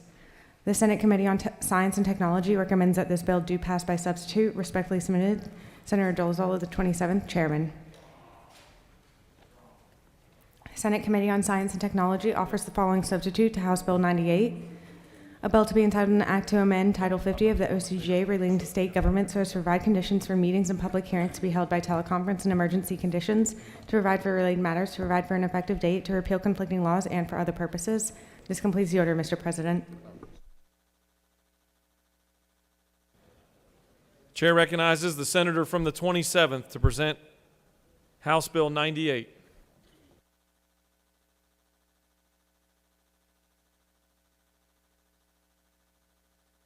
For what purpose does the senator from the 23rd rise? Mr. President, I ask unanimous consent to excuse the senator from the 24th. Without objection, the senator from the 24th is excused. Thank you, Mr. President. Members of the Chamber, House Bill 98 deals with declared states of emergency. During our last emergency, we saw a number of local governments have to shift and embrace technology for meetings. This bill simply states that during those meetings, that they must follow the normal course of action that they would have followed in an in-person meeting. So, for example, if this is a public hearing, they would need to allow public input in the same way that they would if the local government would have met in person. And that's all this bill does. And, Mr. President, I'm happy to take any questions. You have no questions. Thank you. I yield the will. Does any other senator wish to speak for or against House Bill 98? The chair sees none. The question is on the adoption of the committee substitute. Is there objection to adoption of the committee substitute? Chair hears none, and the committee substitute is adopted. Is there objection to agreeing to the report of the committee which is favorable to the passage of the bill? The chair hears none. The report of the committee is agreed to. Is there objection to the main question being ordered? The chair hears none. The main question is ordered. Questions on the passage of the bill by substitute. All those in favor will vote yea. Opposed, nay. The secretary will unlock the machine.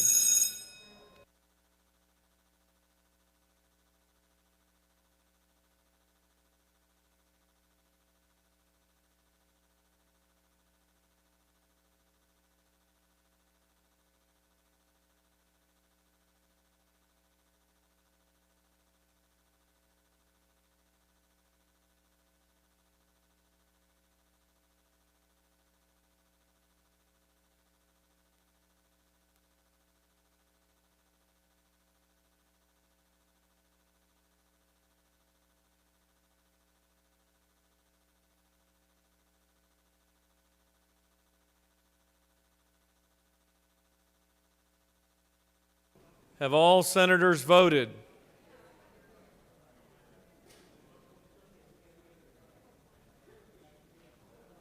Have all senators voted?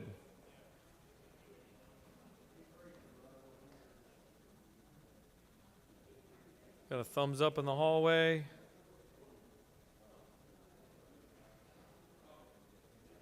Mr. Secretary, please close the machine. On the passage of the bill, the yeas are 43, the nays are 1. This bill, having received the requisite constitutional majority, is therefore passed by substitute.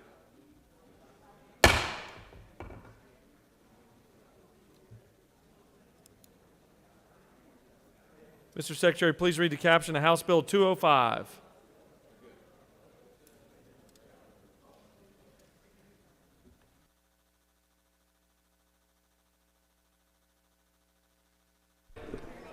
House Bill 205 by Representative Williams of the 148th and others. A bill to be entitled an act to amend Title 33 of the OCGA relating to insurance so as to provide a framework for regulating the offering or issuance of travel insurance in the state, to provide for definitions, to provide for related matters, and for other purposes. The Senate Committee on Insurance and Labor recommends that this bill do pass. Respectfully submitted, Senator Burke of the 11th, Chairman. This completes the order, Mr. President. Chair recognizes the senator from the 28th to speak to House Bill 205.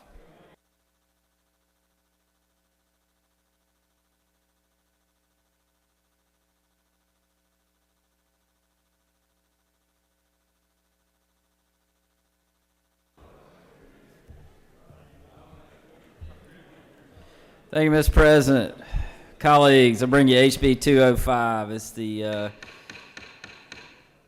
as my friend from the 25th says, it's our annual travel insurance bill. It does a couple quick things I'll highlight. It clarifies unfair trade practice laws, creates a uniform product structure, imposes consumer disclosures in addition to standard states insurance laws, specifies calculation and payment of premium taxes in a more uniform way, and basically this gets state law in line with the National Association of Insurance Legislators. That I'll yield for questions. You have no questions. Thank you. If you love people, then you'll vote yes. If you hate people, you'll vote no. So, thank you. The senator has yielded the well. Does any other senator wish to speak for or against House Bill 205? The chair sees none.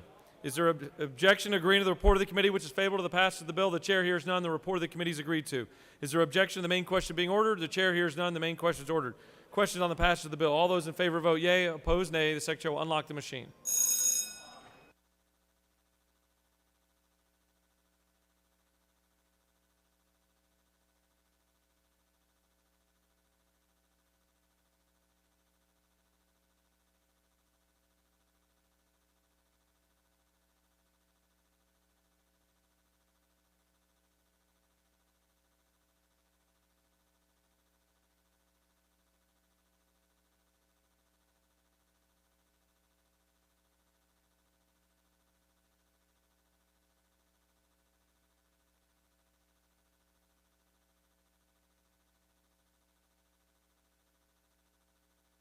Have all senators voted?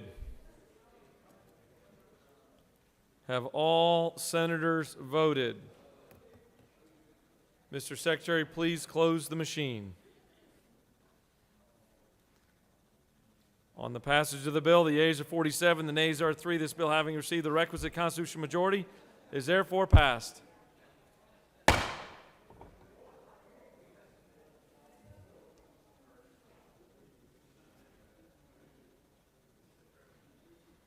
For what purpose does the senator from the 36th rise?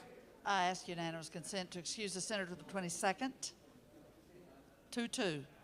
22nd. Without objection, the senator from the 22nd is excused. Mr. Secretary, can you please read the caption to House Bill 268?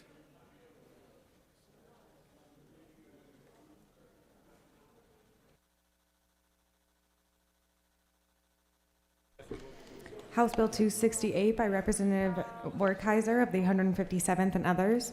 A bill to be entitled an act to amend Chapter 28 of Title 43 of the OCGA relating to occupational therapists so as to revise licensing provisions, to enter into an interstate compact known as the Occupational Therapy Licensure Compact, to authorize the State Board of Occupational Therapy to administer the compact in this state and for other purposes. The Senate Committee on Health and Human Services recommends that this bill do pass. Respectfully submitted, Senator Watson of the 1st, Chairman. This completes the order, Mr. President. Chair recognizes the senator from the 1st to speak to House Bill 268.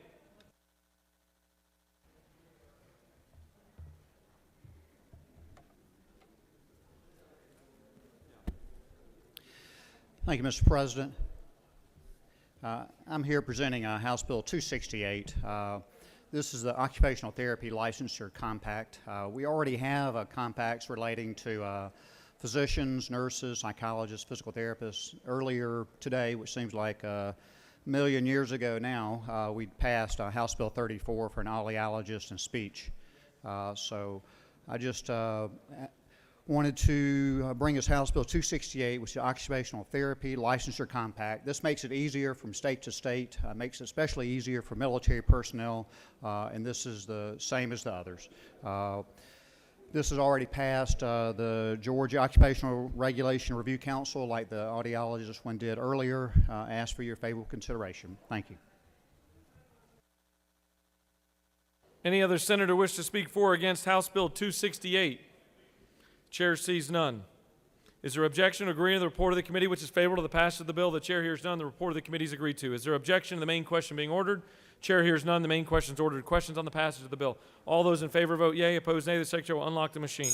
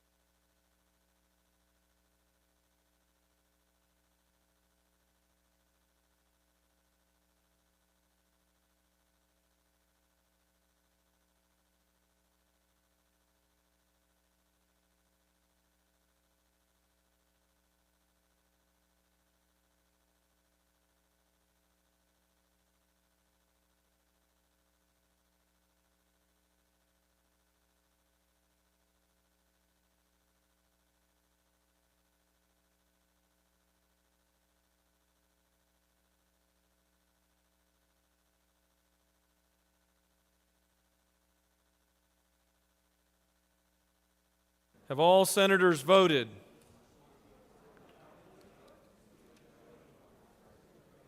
Have all senators voted? Mr. Secretary, please close the machine. On the passage of the bill, the yeas are 50, the nays are 0. This bill, having received the requisite constitutional majority, is therefore passed.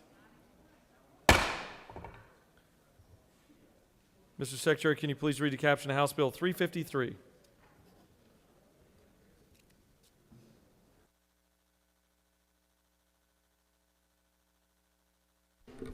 House Bill 353 by Representative Jones of the 25th and others, a bill to be entitled an act to amend Article 3 of Chapter 6 of Title 40 of the OCGA, relating to driving on the right side of roadway, overtaking and passing, and following too closely so as to clarify what constitutes an obstruction for purposes of exceptions to when a vehicle is to drive on the right side of the roadway and for other purposes.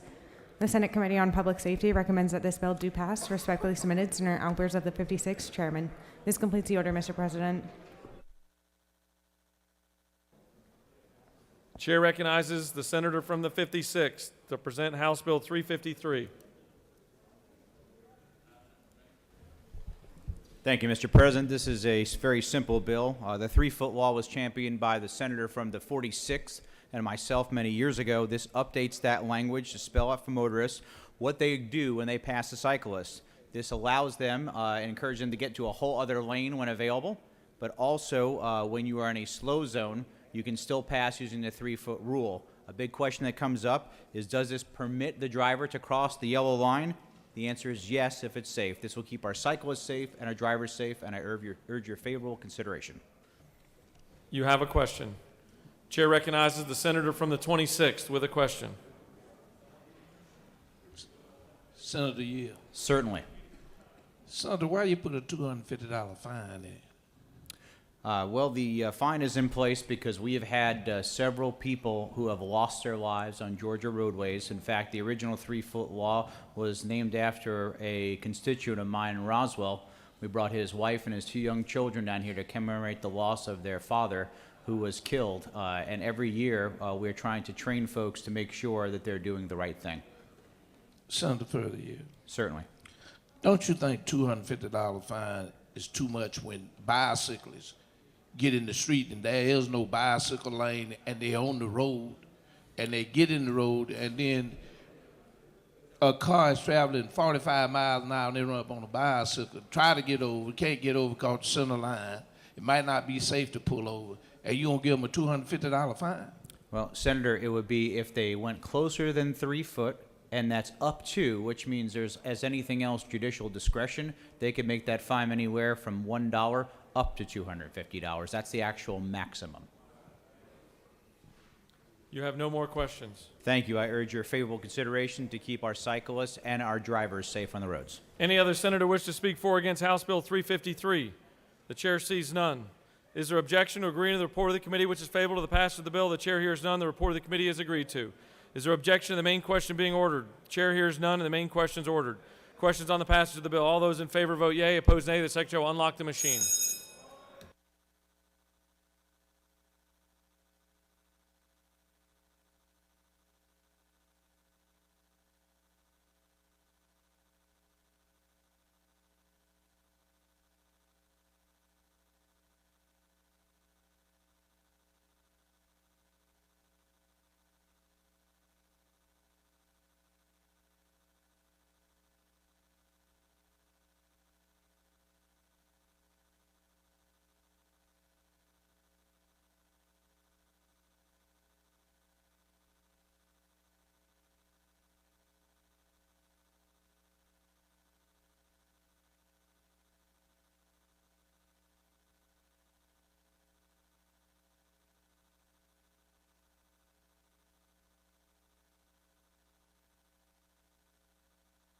Have all senators voted?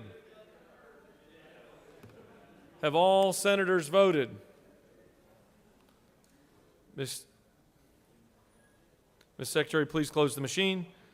On the passage of the bill, the yeas are 38, the nays are 12. This bill, having received the requisite constitutional majority, is therefore passed. Ms. Secretary, can you please read the caption of House Bill 354? House Bill 354 by Representative Williams of the 145th and others. A bill to be entitled an act to amend Title 43 of the OCGA relating to professions and businesses so as to require the State Board of Cemeterians and the State Board of Funeral Service to report suspected unlawful activity to the Sheriff's Office and the Attorney General, to require the Attorney General to provide notice of such suspected unlawful activity to the appropriate prosecuting attorney and for other purposes. The Senate Committee on Special Judiciary recommends that this bill do pass by substitute. Respectfully submitted, Senator Jordan of the 6th, Chairman. The Senate Committee on Special Judiciary offers the following substitute to House Bill 354. A bill to be entitled an act to amend Titles 10 and 43 of the OCGA relating to commerce and trade and professions and businesses, respectively, so as to change certain provisions related to the authority of the State Board of Funeral Service and the State Board of Cemeterians, and for other purposes. This completes the order, Mr. President. Chair recognizes the senator from the 23rd to speak to House Bill 354.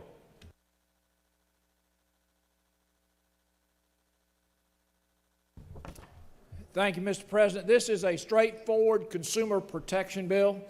It allows the State Board of Funeral Services and the State Board of Cemeterians to address problems with bad actors. It allows them to, or requires that they refer this to the Attorney General and the Sheriff within 7 days. They do an investigation, they do a referral, and then the Attorney General takes action within 60 days. If I have no questions, I'll yield the well. Chair recognizes the senator from the 28th with a question. Uh-oh. Senator, do you yield? Regrettably, Senator, I yield. Would this be your second bill in the well? Yeah, yes, but this is the straightforward, easy one, Senator, so I would appreciate your support. You might have it. I'm going to read it. It won't take long. It's a fairly brief bill. Well, I'm just pointing out the fact that this is his first bill that he's fair game. Is that not true? That is fair game. True. True, Senator.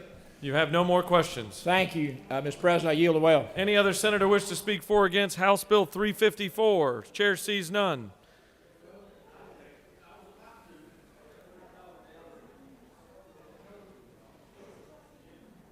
The question is on the adoption of the committee substitute. Is there objection to adoption of the committee substitute? Chair hears none. The committee substitute is adopted. Is there objection to agreeing to the report of the committee which is favorable to the passage of the bill? The chair hears none. The report of the committee is agreed to. Is there objection to the main question being ordered? The chair hears none. The main question is ordered. Questions on the passage of the bill by substitute. All those in favor vote yea. Opposed nay. The secretary will unlock the machine.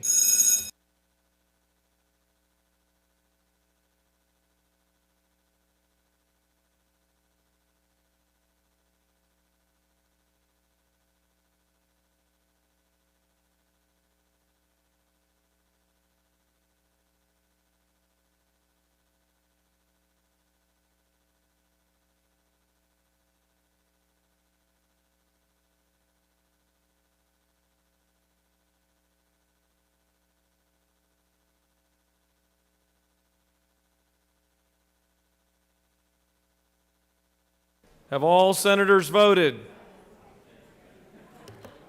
Have all senators voted? Ms. Secretary, please close the machine. On the passage of the bill, the yeas are 51, the nays are 0. This bill, having received the requisite constitutional majority, is therefore passed by substitute. For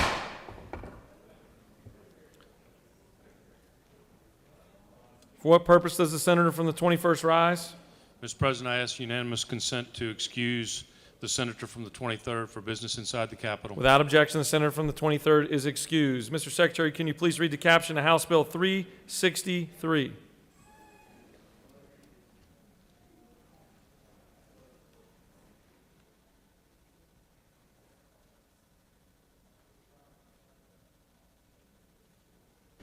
House Bill 363 by Representatives LaHood of the 175th and others. A bill to be entitled an act to amend Title 16 of the OCGA relating to crimes and offenses so as to revise definitions relative to the protection of elder persons, to remove enhanced penalties for certain offenses against persons 65 years of age or older, and for other purposes. The Senate Committee on Judiciary recommends that this bill do pass. Respectfully submitted, Senator Strickland of the 17th. Chairman. Amendment 1. Just read down to... Senators Jordan of the 6th and others offer the following Amendment 1 to amend House Bill 363 by inserting a new Section 6 at line 57 that will amend Code Section 16-6-5.1 of the OCGA relating to improper sexual contact by employee, agent, or foster parent. Consent, not a defense, and penalty is amended by revising paragraph of and for other purposes. Senators Jordan of the 6th and others offer the following Amendment 2 to amend House Bill 363 by inserting on line 5 after purposes the following, and to amend Title 16 relating to crimes and offenses so as to revise the offense of improper sexual contact by employee, agent, or foster parent, to revise and provide for definitions and for other purposes. This completes the order, Mr. President. Chair recognizes the senator from the 17th to speak to House Bill 363.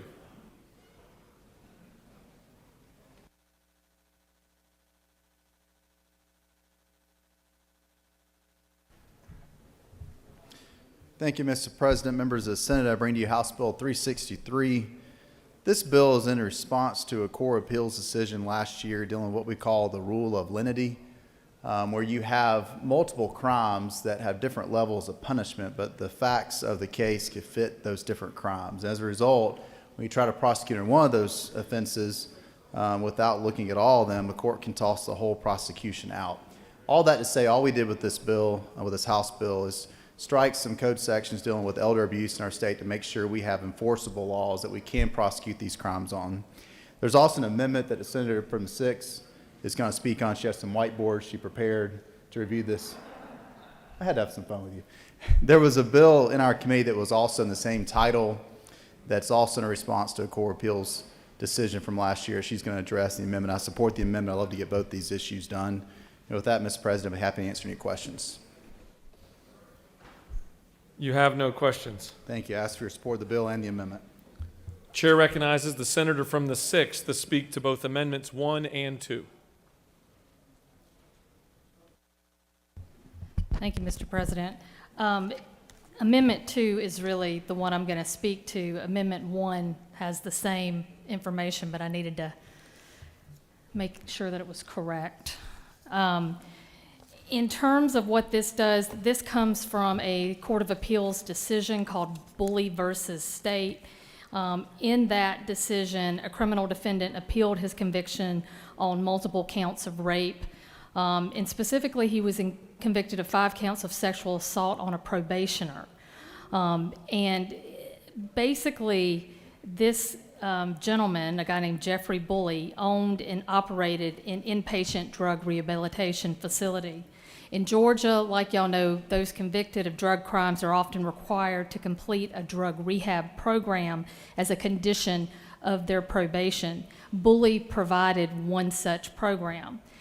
He then routinely made sexual advances toward the probationers that were there per court order, repeatedly threatened to expel them or report probation violations unless the female probationers would have sex with him. Eventually, it was discovered, there was an investigation, there was a criminal prosecution for crimes against 7 victims. There was a lot of evidence, and he was convicted after trial. It goes up to the Court of Appeals, and there's a very specific statute on point, which is what we're trying to fix right now, that he was convicted under, specifically because of the probationers and his status as someone that was offering services to them.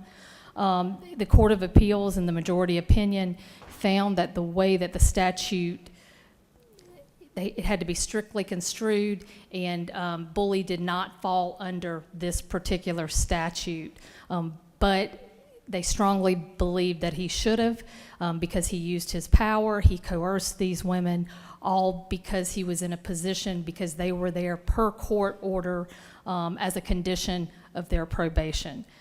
So really, this is just to make sure that if someone in Mr. Bully's position who is basically offering services that are required to the state to probationers, if they sexually assault and rape the probationers, then they can be held accountable for that criminal conduct. And this was requested by some members of the Court of Appeals, specifically because they were concerned about the fact that this did not apply to this particular situation. I'll yield the well.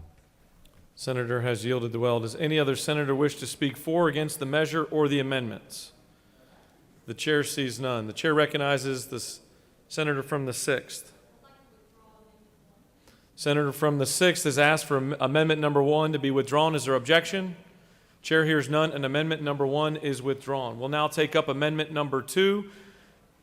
Senator from the 6th has offered amendment number 2. Is there objection to the adoption of amendment number 2?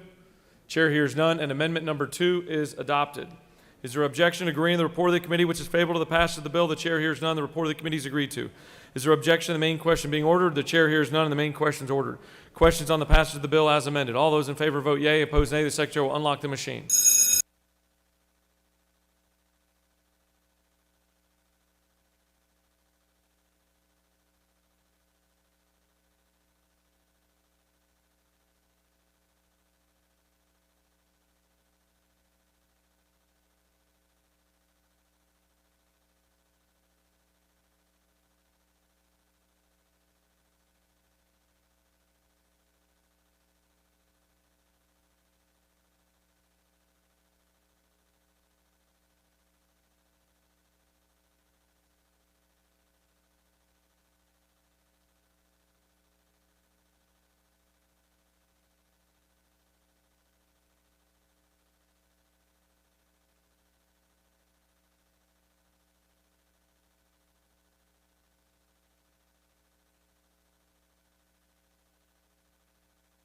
Have all senators voted?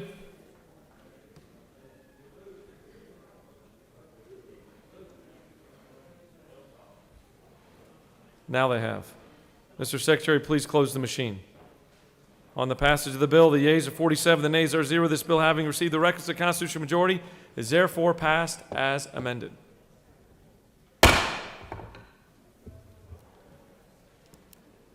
Ms. Secretary, can you please read the caption of House Resolution 119? House Resolution 119 by Representative Ralston of the 7th and others, a resolution recognizing United States Senator Johnny Isakson and dedicating a bridge in his honor and for other purposes. The Senate Committee on Transportation recommends that this resolution do pass. Respectfully submitted, Senator Ginn of the 47th, Chairman. This completes the order, Mr. President. Chair recognizes the senator from the 53rd to present Senate House Resolution 119.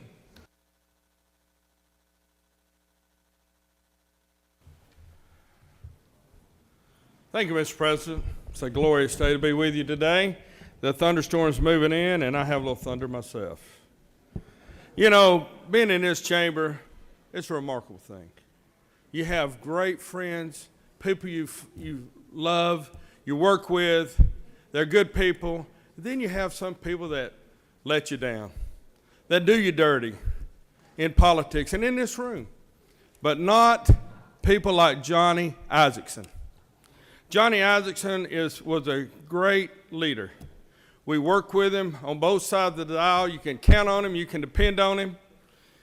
He was born in Atlanta, December 28th, 1944. Married to Diane Isakson. They have 3 children. He attended the University of Georgia, served in the United States Air Force with the rank of Staff Sergeant. He was in the Georgia Air National Guard Unit. He opened the first Cobb County office of the Northside Realty. He became the president of that organization in 1979, held that post for 22 years, and during that time became the largest independent real estate company in the southeastern United States. Johnny Isakson worked greatly in helping people in Georgia. No matter who you are, no matter what side of the aisle you came from, no matter what side of the tracks you came from, Johnny Isakson was a man about the people, taking care of our state. Johnny also worked to help expand the Ports Authority of the state of Georgia, helped getting the millions, tens of millions of dollars of helping dredge the ports, helping the roads, and in fact, helping with the rails capacity in the Port of Savannah, which today, the Port of Savannah is the #1 fastest growing port in the United States, the 2nd largest on the eastern seaboard, and we have many people, even in this room, to thank, but also Johnny Isakson. He is a member of the Georgia House, the member of the State Senate. He was the Georgia School Board member, and I think maybe the chair that was appointed by Zell Miller after they ran against each other. That's the kind of person he was thought to be and well deserved to be. United States House of Representatives, United States Senate. Our friend Johnny Isakson. There are 3 things I'll say about Johnny Isakson. Had to get my fingers working. He was a great man. He is a man that made things happen. A lot of things in Washington doesn't work like that anymore. And the 3rd thing, he was our friend. I appreciate your vote on this issue. Thank you, Mr. President. Senator has yielded the well. Does any other senator wish to speak for or against House Resolution 119? The chair sees none. Is there objection to agreeing to the report of the committee which is favorable to the adoption of the resolution? The chair hears none. The report of the committee is agreed to. Is there objection to the main question being ordered? The chair hears none, and the main question is ordered. Questions on the adoption of the resolution. All those in favor vote yea. Opposed, nay. The secretary will unlock the machine.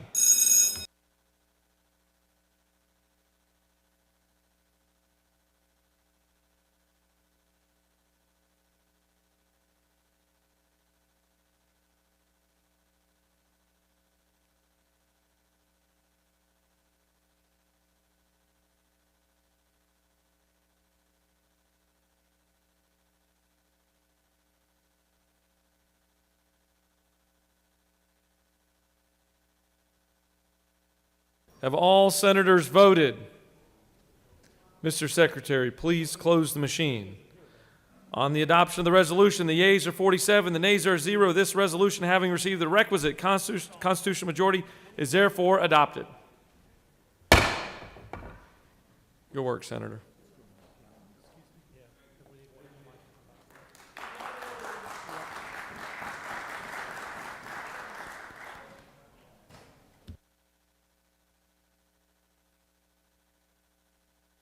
Mr. Secretary, can you please read the caption of House Bill 370?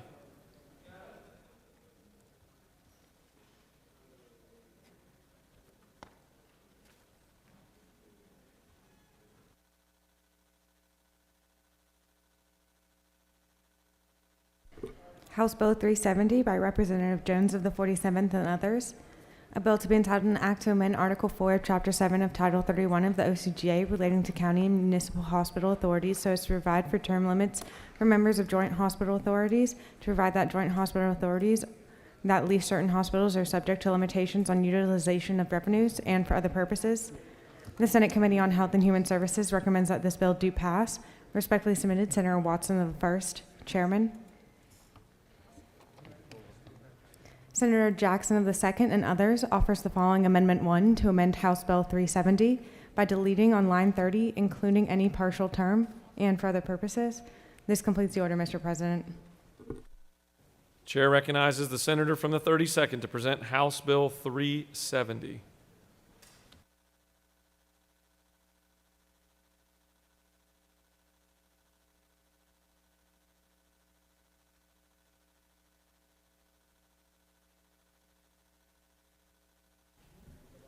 Thank you, Mr. President.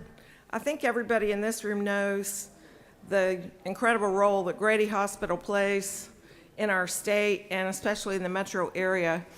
And you may not know that I was a volunteer clinical hand surgery instructor there for 25 years, so Grady means a lot to me. This bill clarifies the Fulton DeKalb Hospital Authority's current restrictions on how it can spend the $3 million in yearly lease payments it receives from Grady Hospital. This bill will result in approximately half the lease payment revenues, or about $1.5 million, flowing back to Grady Hospital every year to pay towards existing pension obligations, indigent care, and an expansion of Crestview Nursing Home. Currently, very little of the lease payment revenues are returned back to Grady. The bill also puts authority board term limits in place similar to the Grady's corporate board limits and a number of other hospital authorities in the state. This bill was requested by current and past authority members and corporate board members.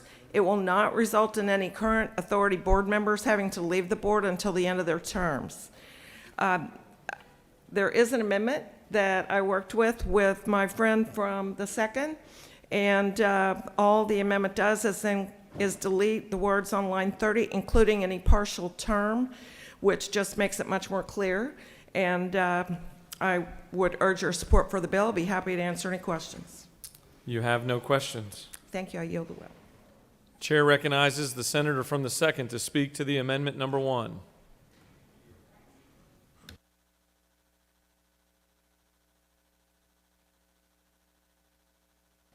Thank you, Mr. President. Colleagues, I urge your support for the bill the senator from the 32nd came up with. It's a very good bill. It's good for the Fulton County DeKalb Hospital Authority. The amendment just clears it up a little bit. I support the amendment. I support the bill and urge you all to also support the amendment. Thank you very much. I yield the will. Does any other senator wish to speak for or against House Bill 370 or amendment number 1? The chair sees none. We'll take up amendment number 1 first. The senator, is there objection to adoption of amendment number 1 by the senator from the 2nd? The chair hears none, and amendment number 1 is adopted. Is there objection to agreeing to the report of the committee which is favorable to the passage of the bill? The chair hears none. The report of the committee is agreed to. Is there objection to the main question being ordered? The chair hears none, and the main question is ordered. Questions on the passage of the bill as amended. All those in favor vote yea. Opposed, nay. The secretary will unlock the machine.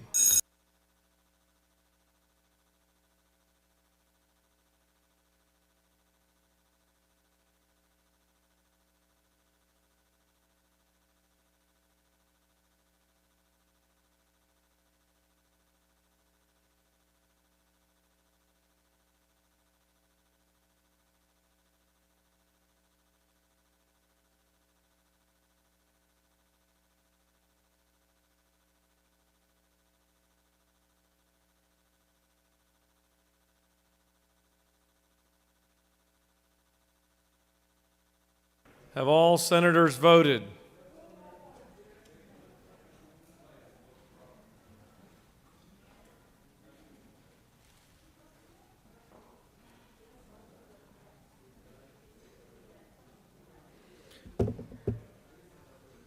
Mr. Secretary,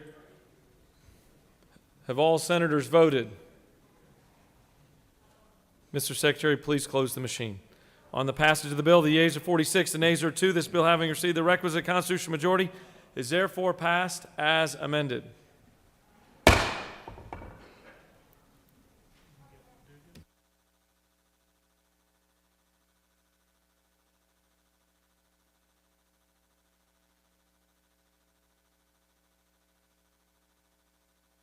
Mr. Secretary, can you please read the caption of House Bill 453? House Bill 453 by Representative McDonald of the 26th and others. A bill to be entitled an act to amend Code Section 40-2-86 of the OCGA relating to special license plates promoting or supporting certain worthy agencies, funds, or nonprofit corporations and qualified motor vehicles or drivers with proceeds deposited into the general fund and for other purposes. The Senate Committee on Public Safety recommends that this bill do pass. Respectfully submitted, Senator Albers of the 56th, Chairman. This completes the order, Mr. President. Chair recognizes the senator from the 56th to present House Bill 453.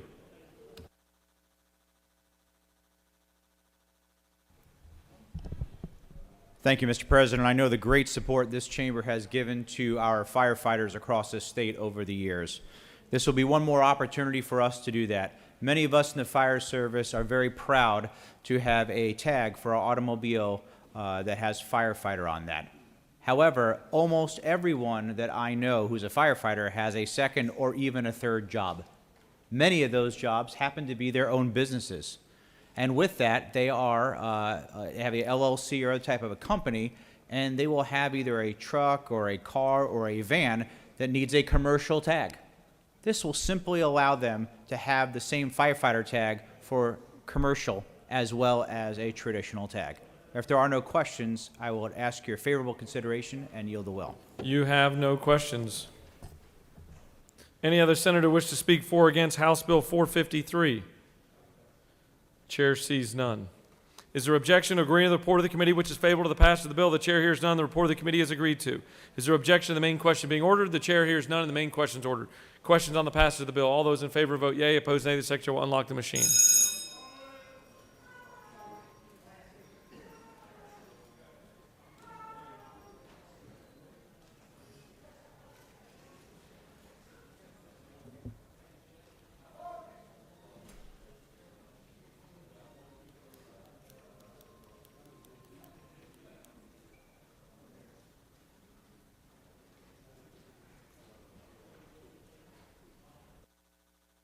Have all senators voted?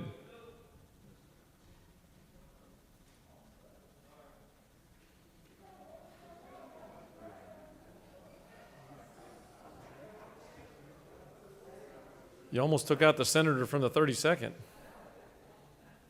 Mr. Secretary, please close the machine. On the passage of the bill, the yeas are 49, the nays are 0. This bill, having received the requisite constitutional majority, is therefore passed.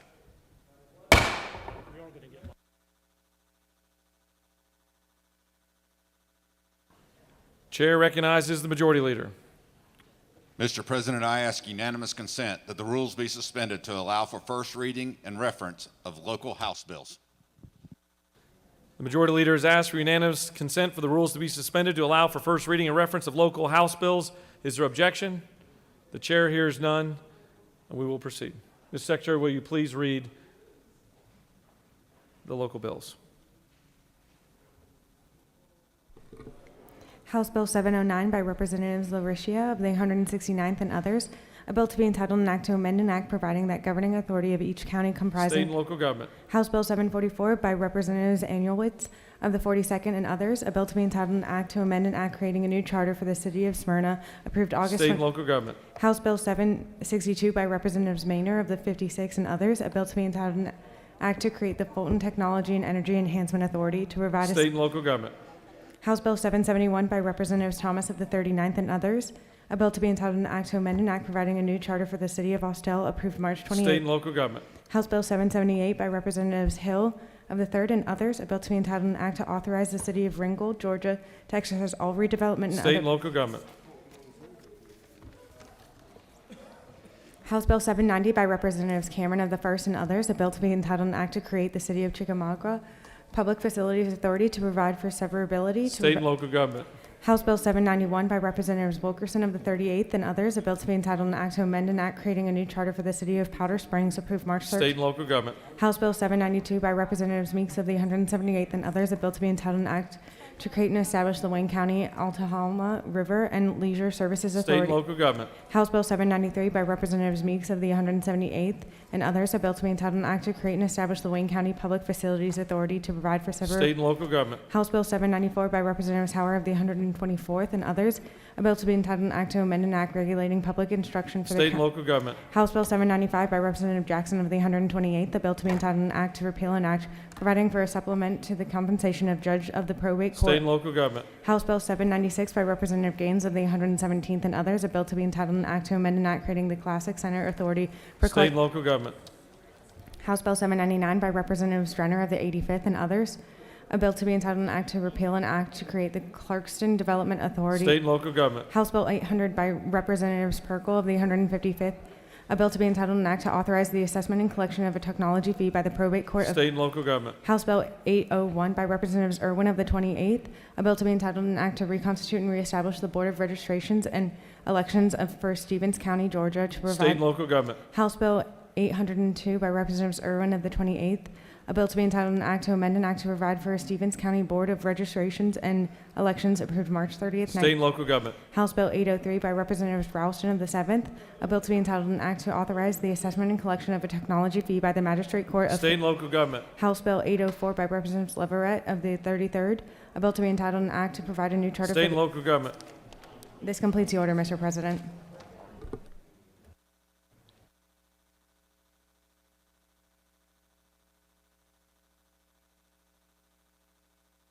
All right, we're going to go back onto the rules calendar. Mr. Secretary, can you please read the caption of House Bill 459? House Bill 459 by Representatives Martin of the 49th and others, a bill to be entitled an act to amend Article 5 of Chapter 36 of Title 36 of the OCGA relating to limitation of annexation of areas furnished services or included in comprehensive zoning plan by certain counties so as to prohibit annexations of county-operated airport property and for other purposes. The Senate Committee on State and Local Government recommends that this bill do pass. Respectfully submitted, Senator Anderson of the 24th, Chairman. This completes the order, Mr. President. Chair recognizes the senator from the 56th to present House Bill 459.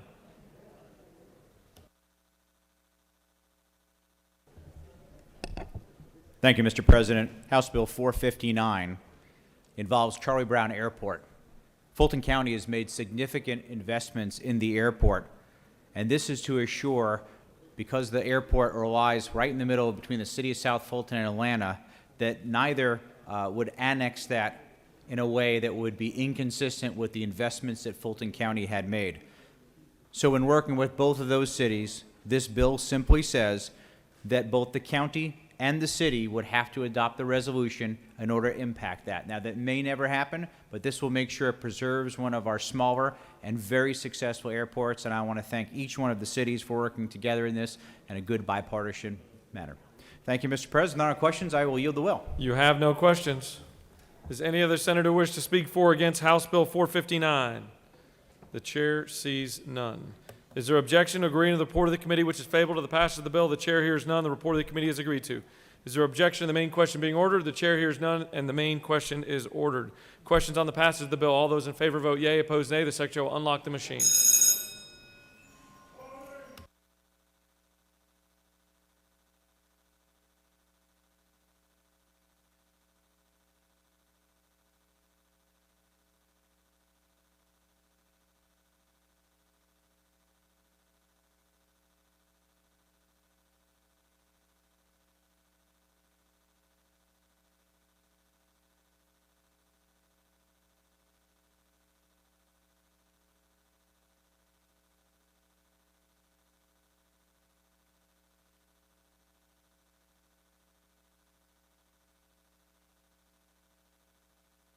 Have all senators voted?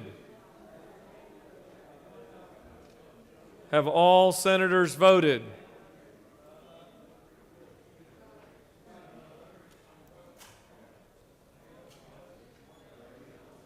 Mr. Secretary, please close the machine. On the passage of the bill, the yeas are 49, the nays are 0.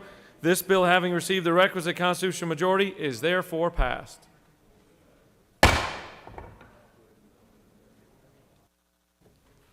Mr. Secretary, can you please read the caption of House Bill 465?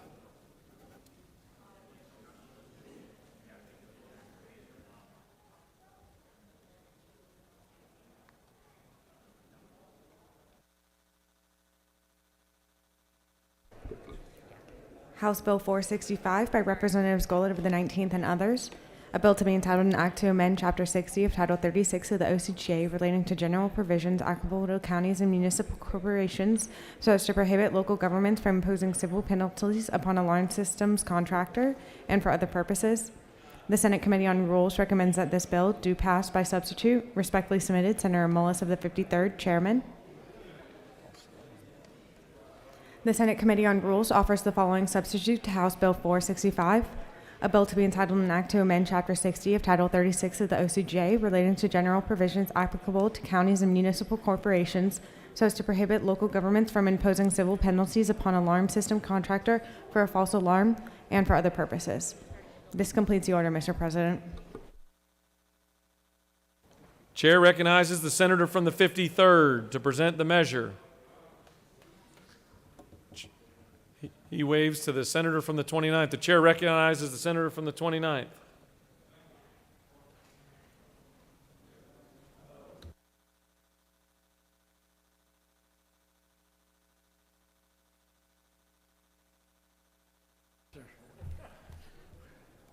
Thank you, Mr. President. House Bill 465 is just a common sense pro-business piece of legislation. All it does is clarify that if a burglar alarm or any kind of alarm system is installed and the false alarm is because of the installation, then the responsibility of any fines or fees because of the false alarm to the municipality belongs to the company that installed it. But if it's because of the owner of the alarm not setting the alarm properly or accidentally setting the false alarm off, then the responsibility of fines and fees would be on the owner of the alarm and not on the manufacturer or installer. If there's not any questions, Mr. President, I'll yield the well. You have a question. Chair recognizes the senator from the 20th with a question. Thank you, Mr. President. Would the senator yield? Yes, sir. This does not mandate local governments fine homeowners for false alarms. It just directs who would be responsible if the local government decided to levy a fine. Is that correct? The senator from the 20th knows of which he speaks. Yes, sir. Thank you. Yes, sir. You have no more questions. Thank you, Mr. President.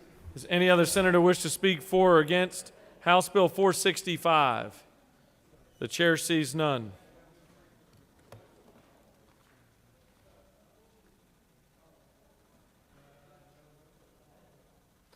The question is on the adoption of the committee substitute. Is there objection to adoption of the committee substitute? Chair hears none, and the committee substitute is adopted. Is there objection to agreeing to the report of the committee which is favorable to the passage of the bill? The chair hears none. The report of the committee is agreed to. Is there objection to the main question being ordered? The chair hears none. The main question is ordered. Questions on the passage of the bill by substitute. All those in favor vote yea. Opposed nay. The secretary will unlock the machine.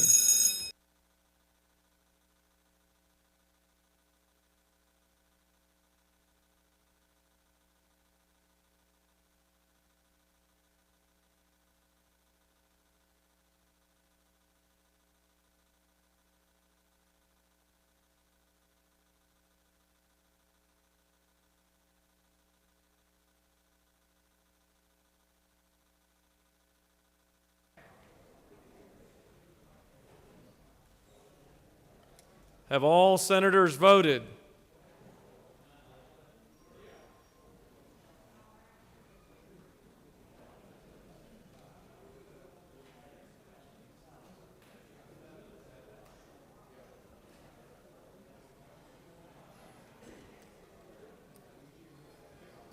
Have all senators voted? Mr. Secretary, please close the machine. On the passage of the bill, the yeas are 41, the nays are 7. This bill, having received the requisite constitutional majority, is therefore passed by substitute. Mr. Secretary, can you please read the caption of House Bill 553? House Bill 553 by Representatives Gunter of the 8th and others, a bill to be entitled an act to amend Chapter 13 of Title 50 of the OCGA relating to administrative procedures so as to provide for participation in hearings by electronic communications, to provide for electronic filing of documents, to provide for electronic service, and for other purposes. The Senate Committee on Judiciary recommends that this bill do pass by substitute. Respectfully submitted, Senator Strickland of the 17th, Chairman. Senate Judiciary offers the following substitute to House Bill 553, a bill to be entitled an act to amend Chapter 13 of Title 50 of the OCGA relating to administrative procedures so as to provide for participation in hearings by electronic communications, to provide for electronic filings of documents, to provide for electronic service, and for other purposes. This completes the order, Mr. President.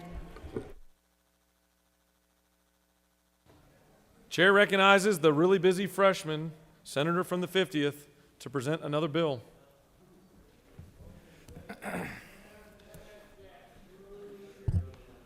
Thank you, Mr. President. Today I rise to bring House Bill 553. This bill provides that in contested cases under the Georgia Administrative Procedure Act, a hearing may be conducted using electronic communication if all parties consent.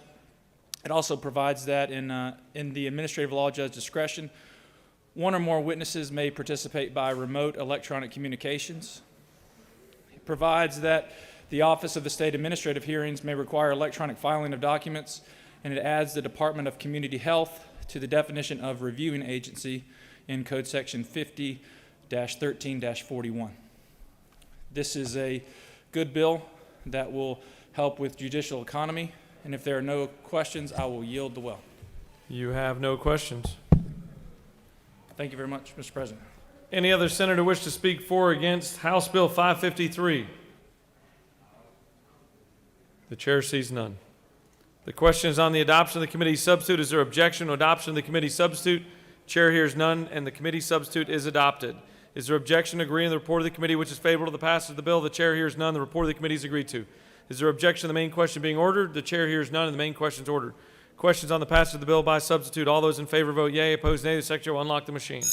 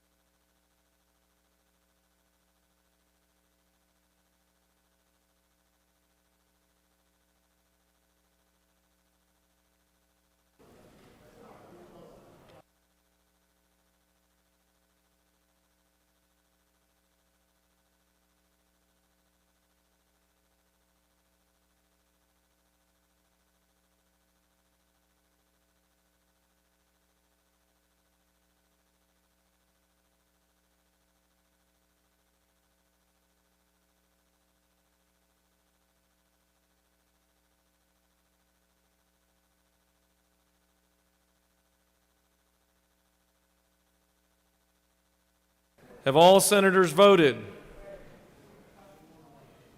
Have all senators voted? We got a thumbs up in the hallway. Mr. Secretary, please close the machine. On the passage of the bill, the yeas are 48, the nays are 0. This bill, having received the requisite constitutional majority, is therefore passed by substitute.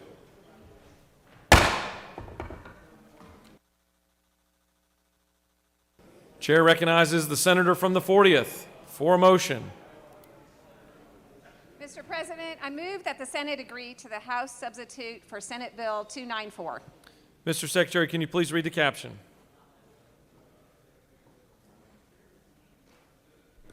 Senate Bill 294 by Senator Harrell, the 40th, a bill to be entitled an act to amend an act creating a new charter for the city of Chamblee, approved March 28, 1935, as amended, so as to change the election districts to provide for 4 council districts and 1 at-large district, to provide for terms of office and for other purposes. The House offers the following substitute to Senate Bill 294, a bill to be entitled an act to amend an act creating a new charter for the city of Chamblee, approved March 28, 1935, as amended so as to change the election districts to provide for 4 council districts and 1 at-large district, and for other purposes. This completes the order, Mr. President. Chair recognizes the senator from the 40th to speak to her motion.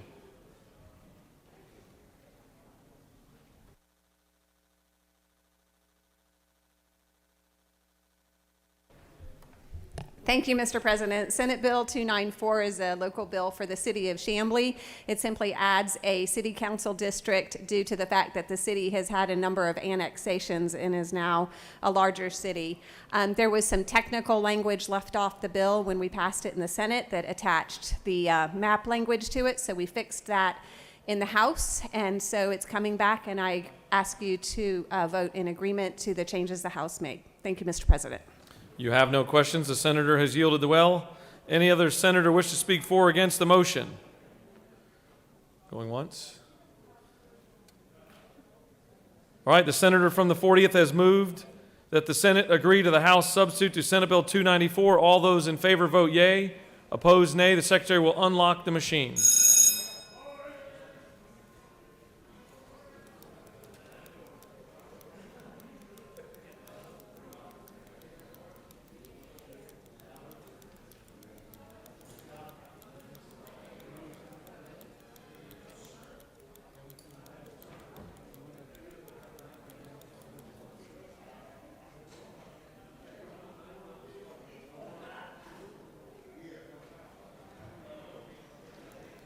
Have all senators voted?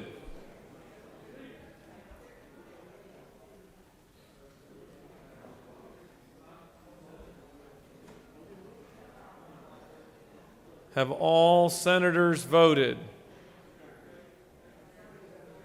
Always clear. Mr. Secretary, will you please close the machine? On the motion, the yeas are 48, the nays are 0, and the Senate has agreed to the House substitute to Senate Bill 294. The chair recognizes the majority leader for a motion. Mr. President, I move that the Senate stand adjourned until 10 a.m. on Monday, 29 March 2021. Mr. Secretary, please give us your announcements. The Rules Committee will meet tomorrow, March 26th at 10 a.m. in room 450. This completes the order, Mr. President. Does any senator wish to make an announcement? Before we get out of here, the chair recognizes the Rules Chairman.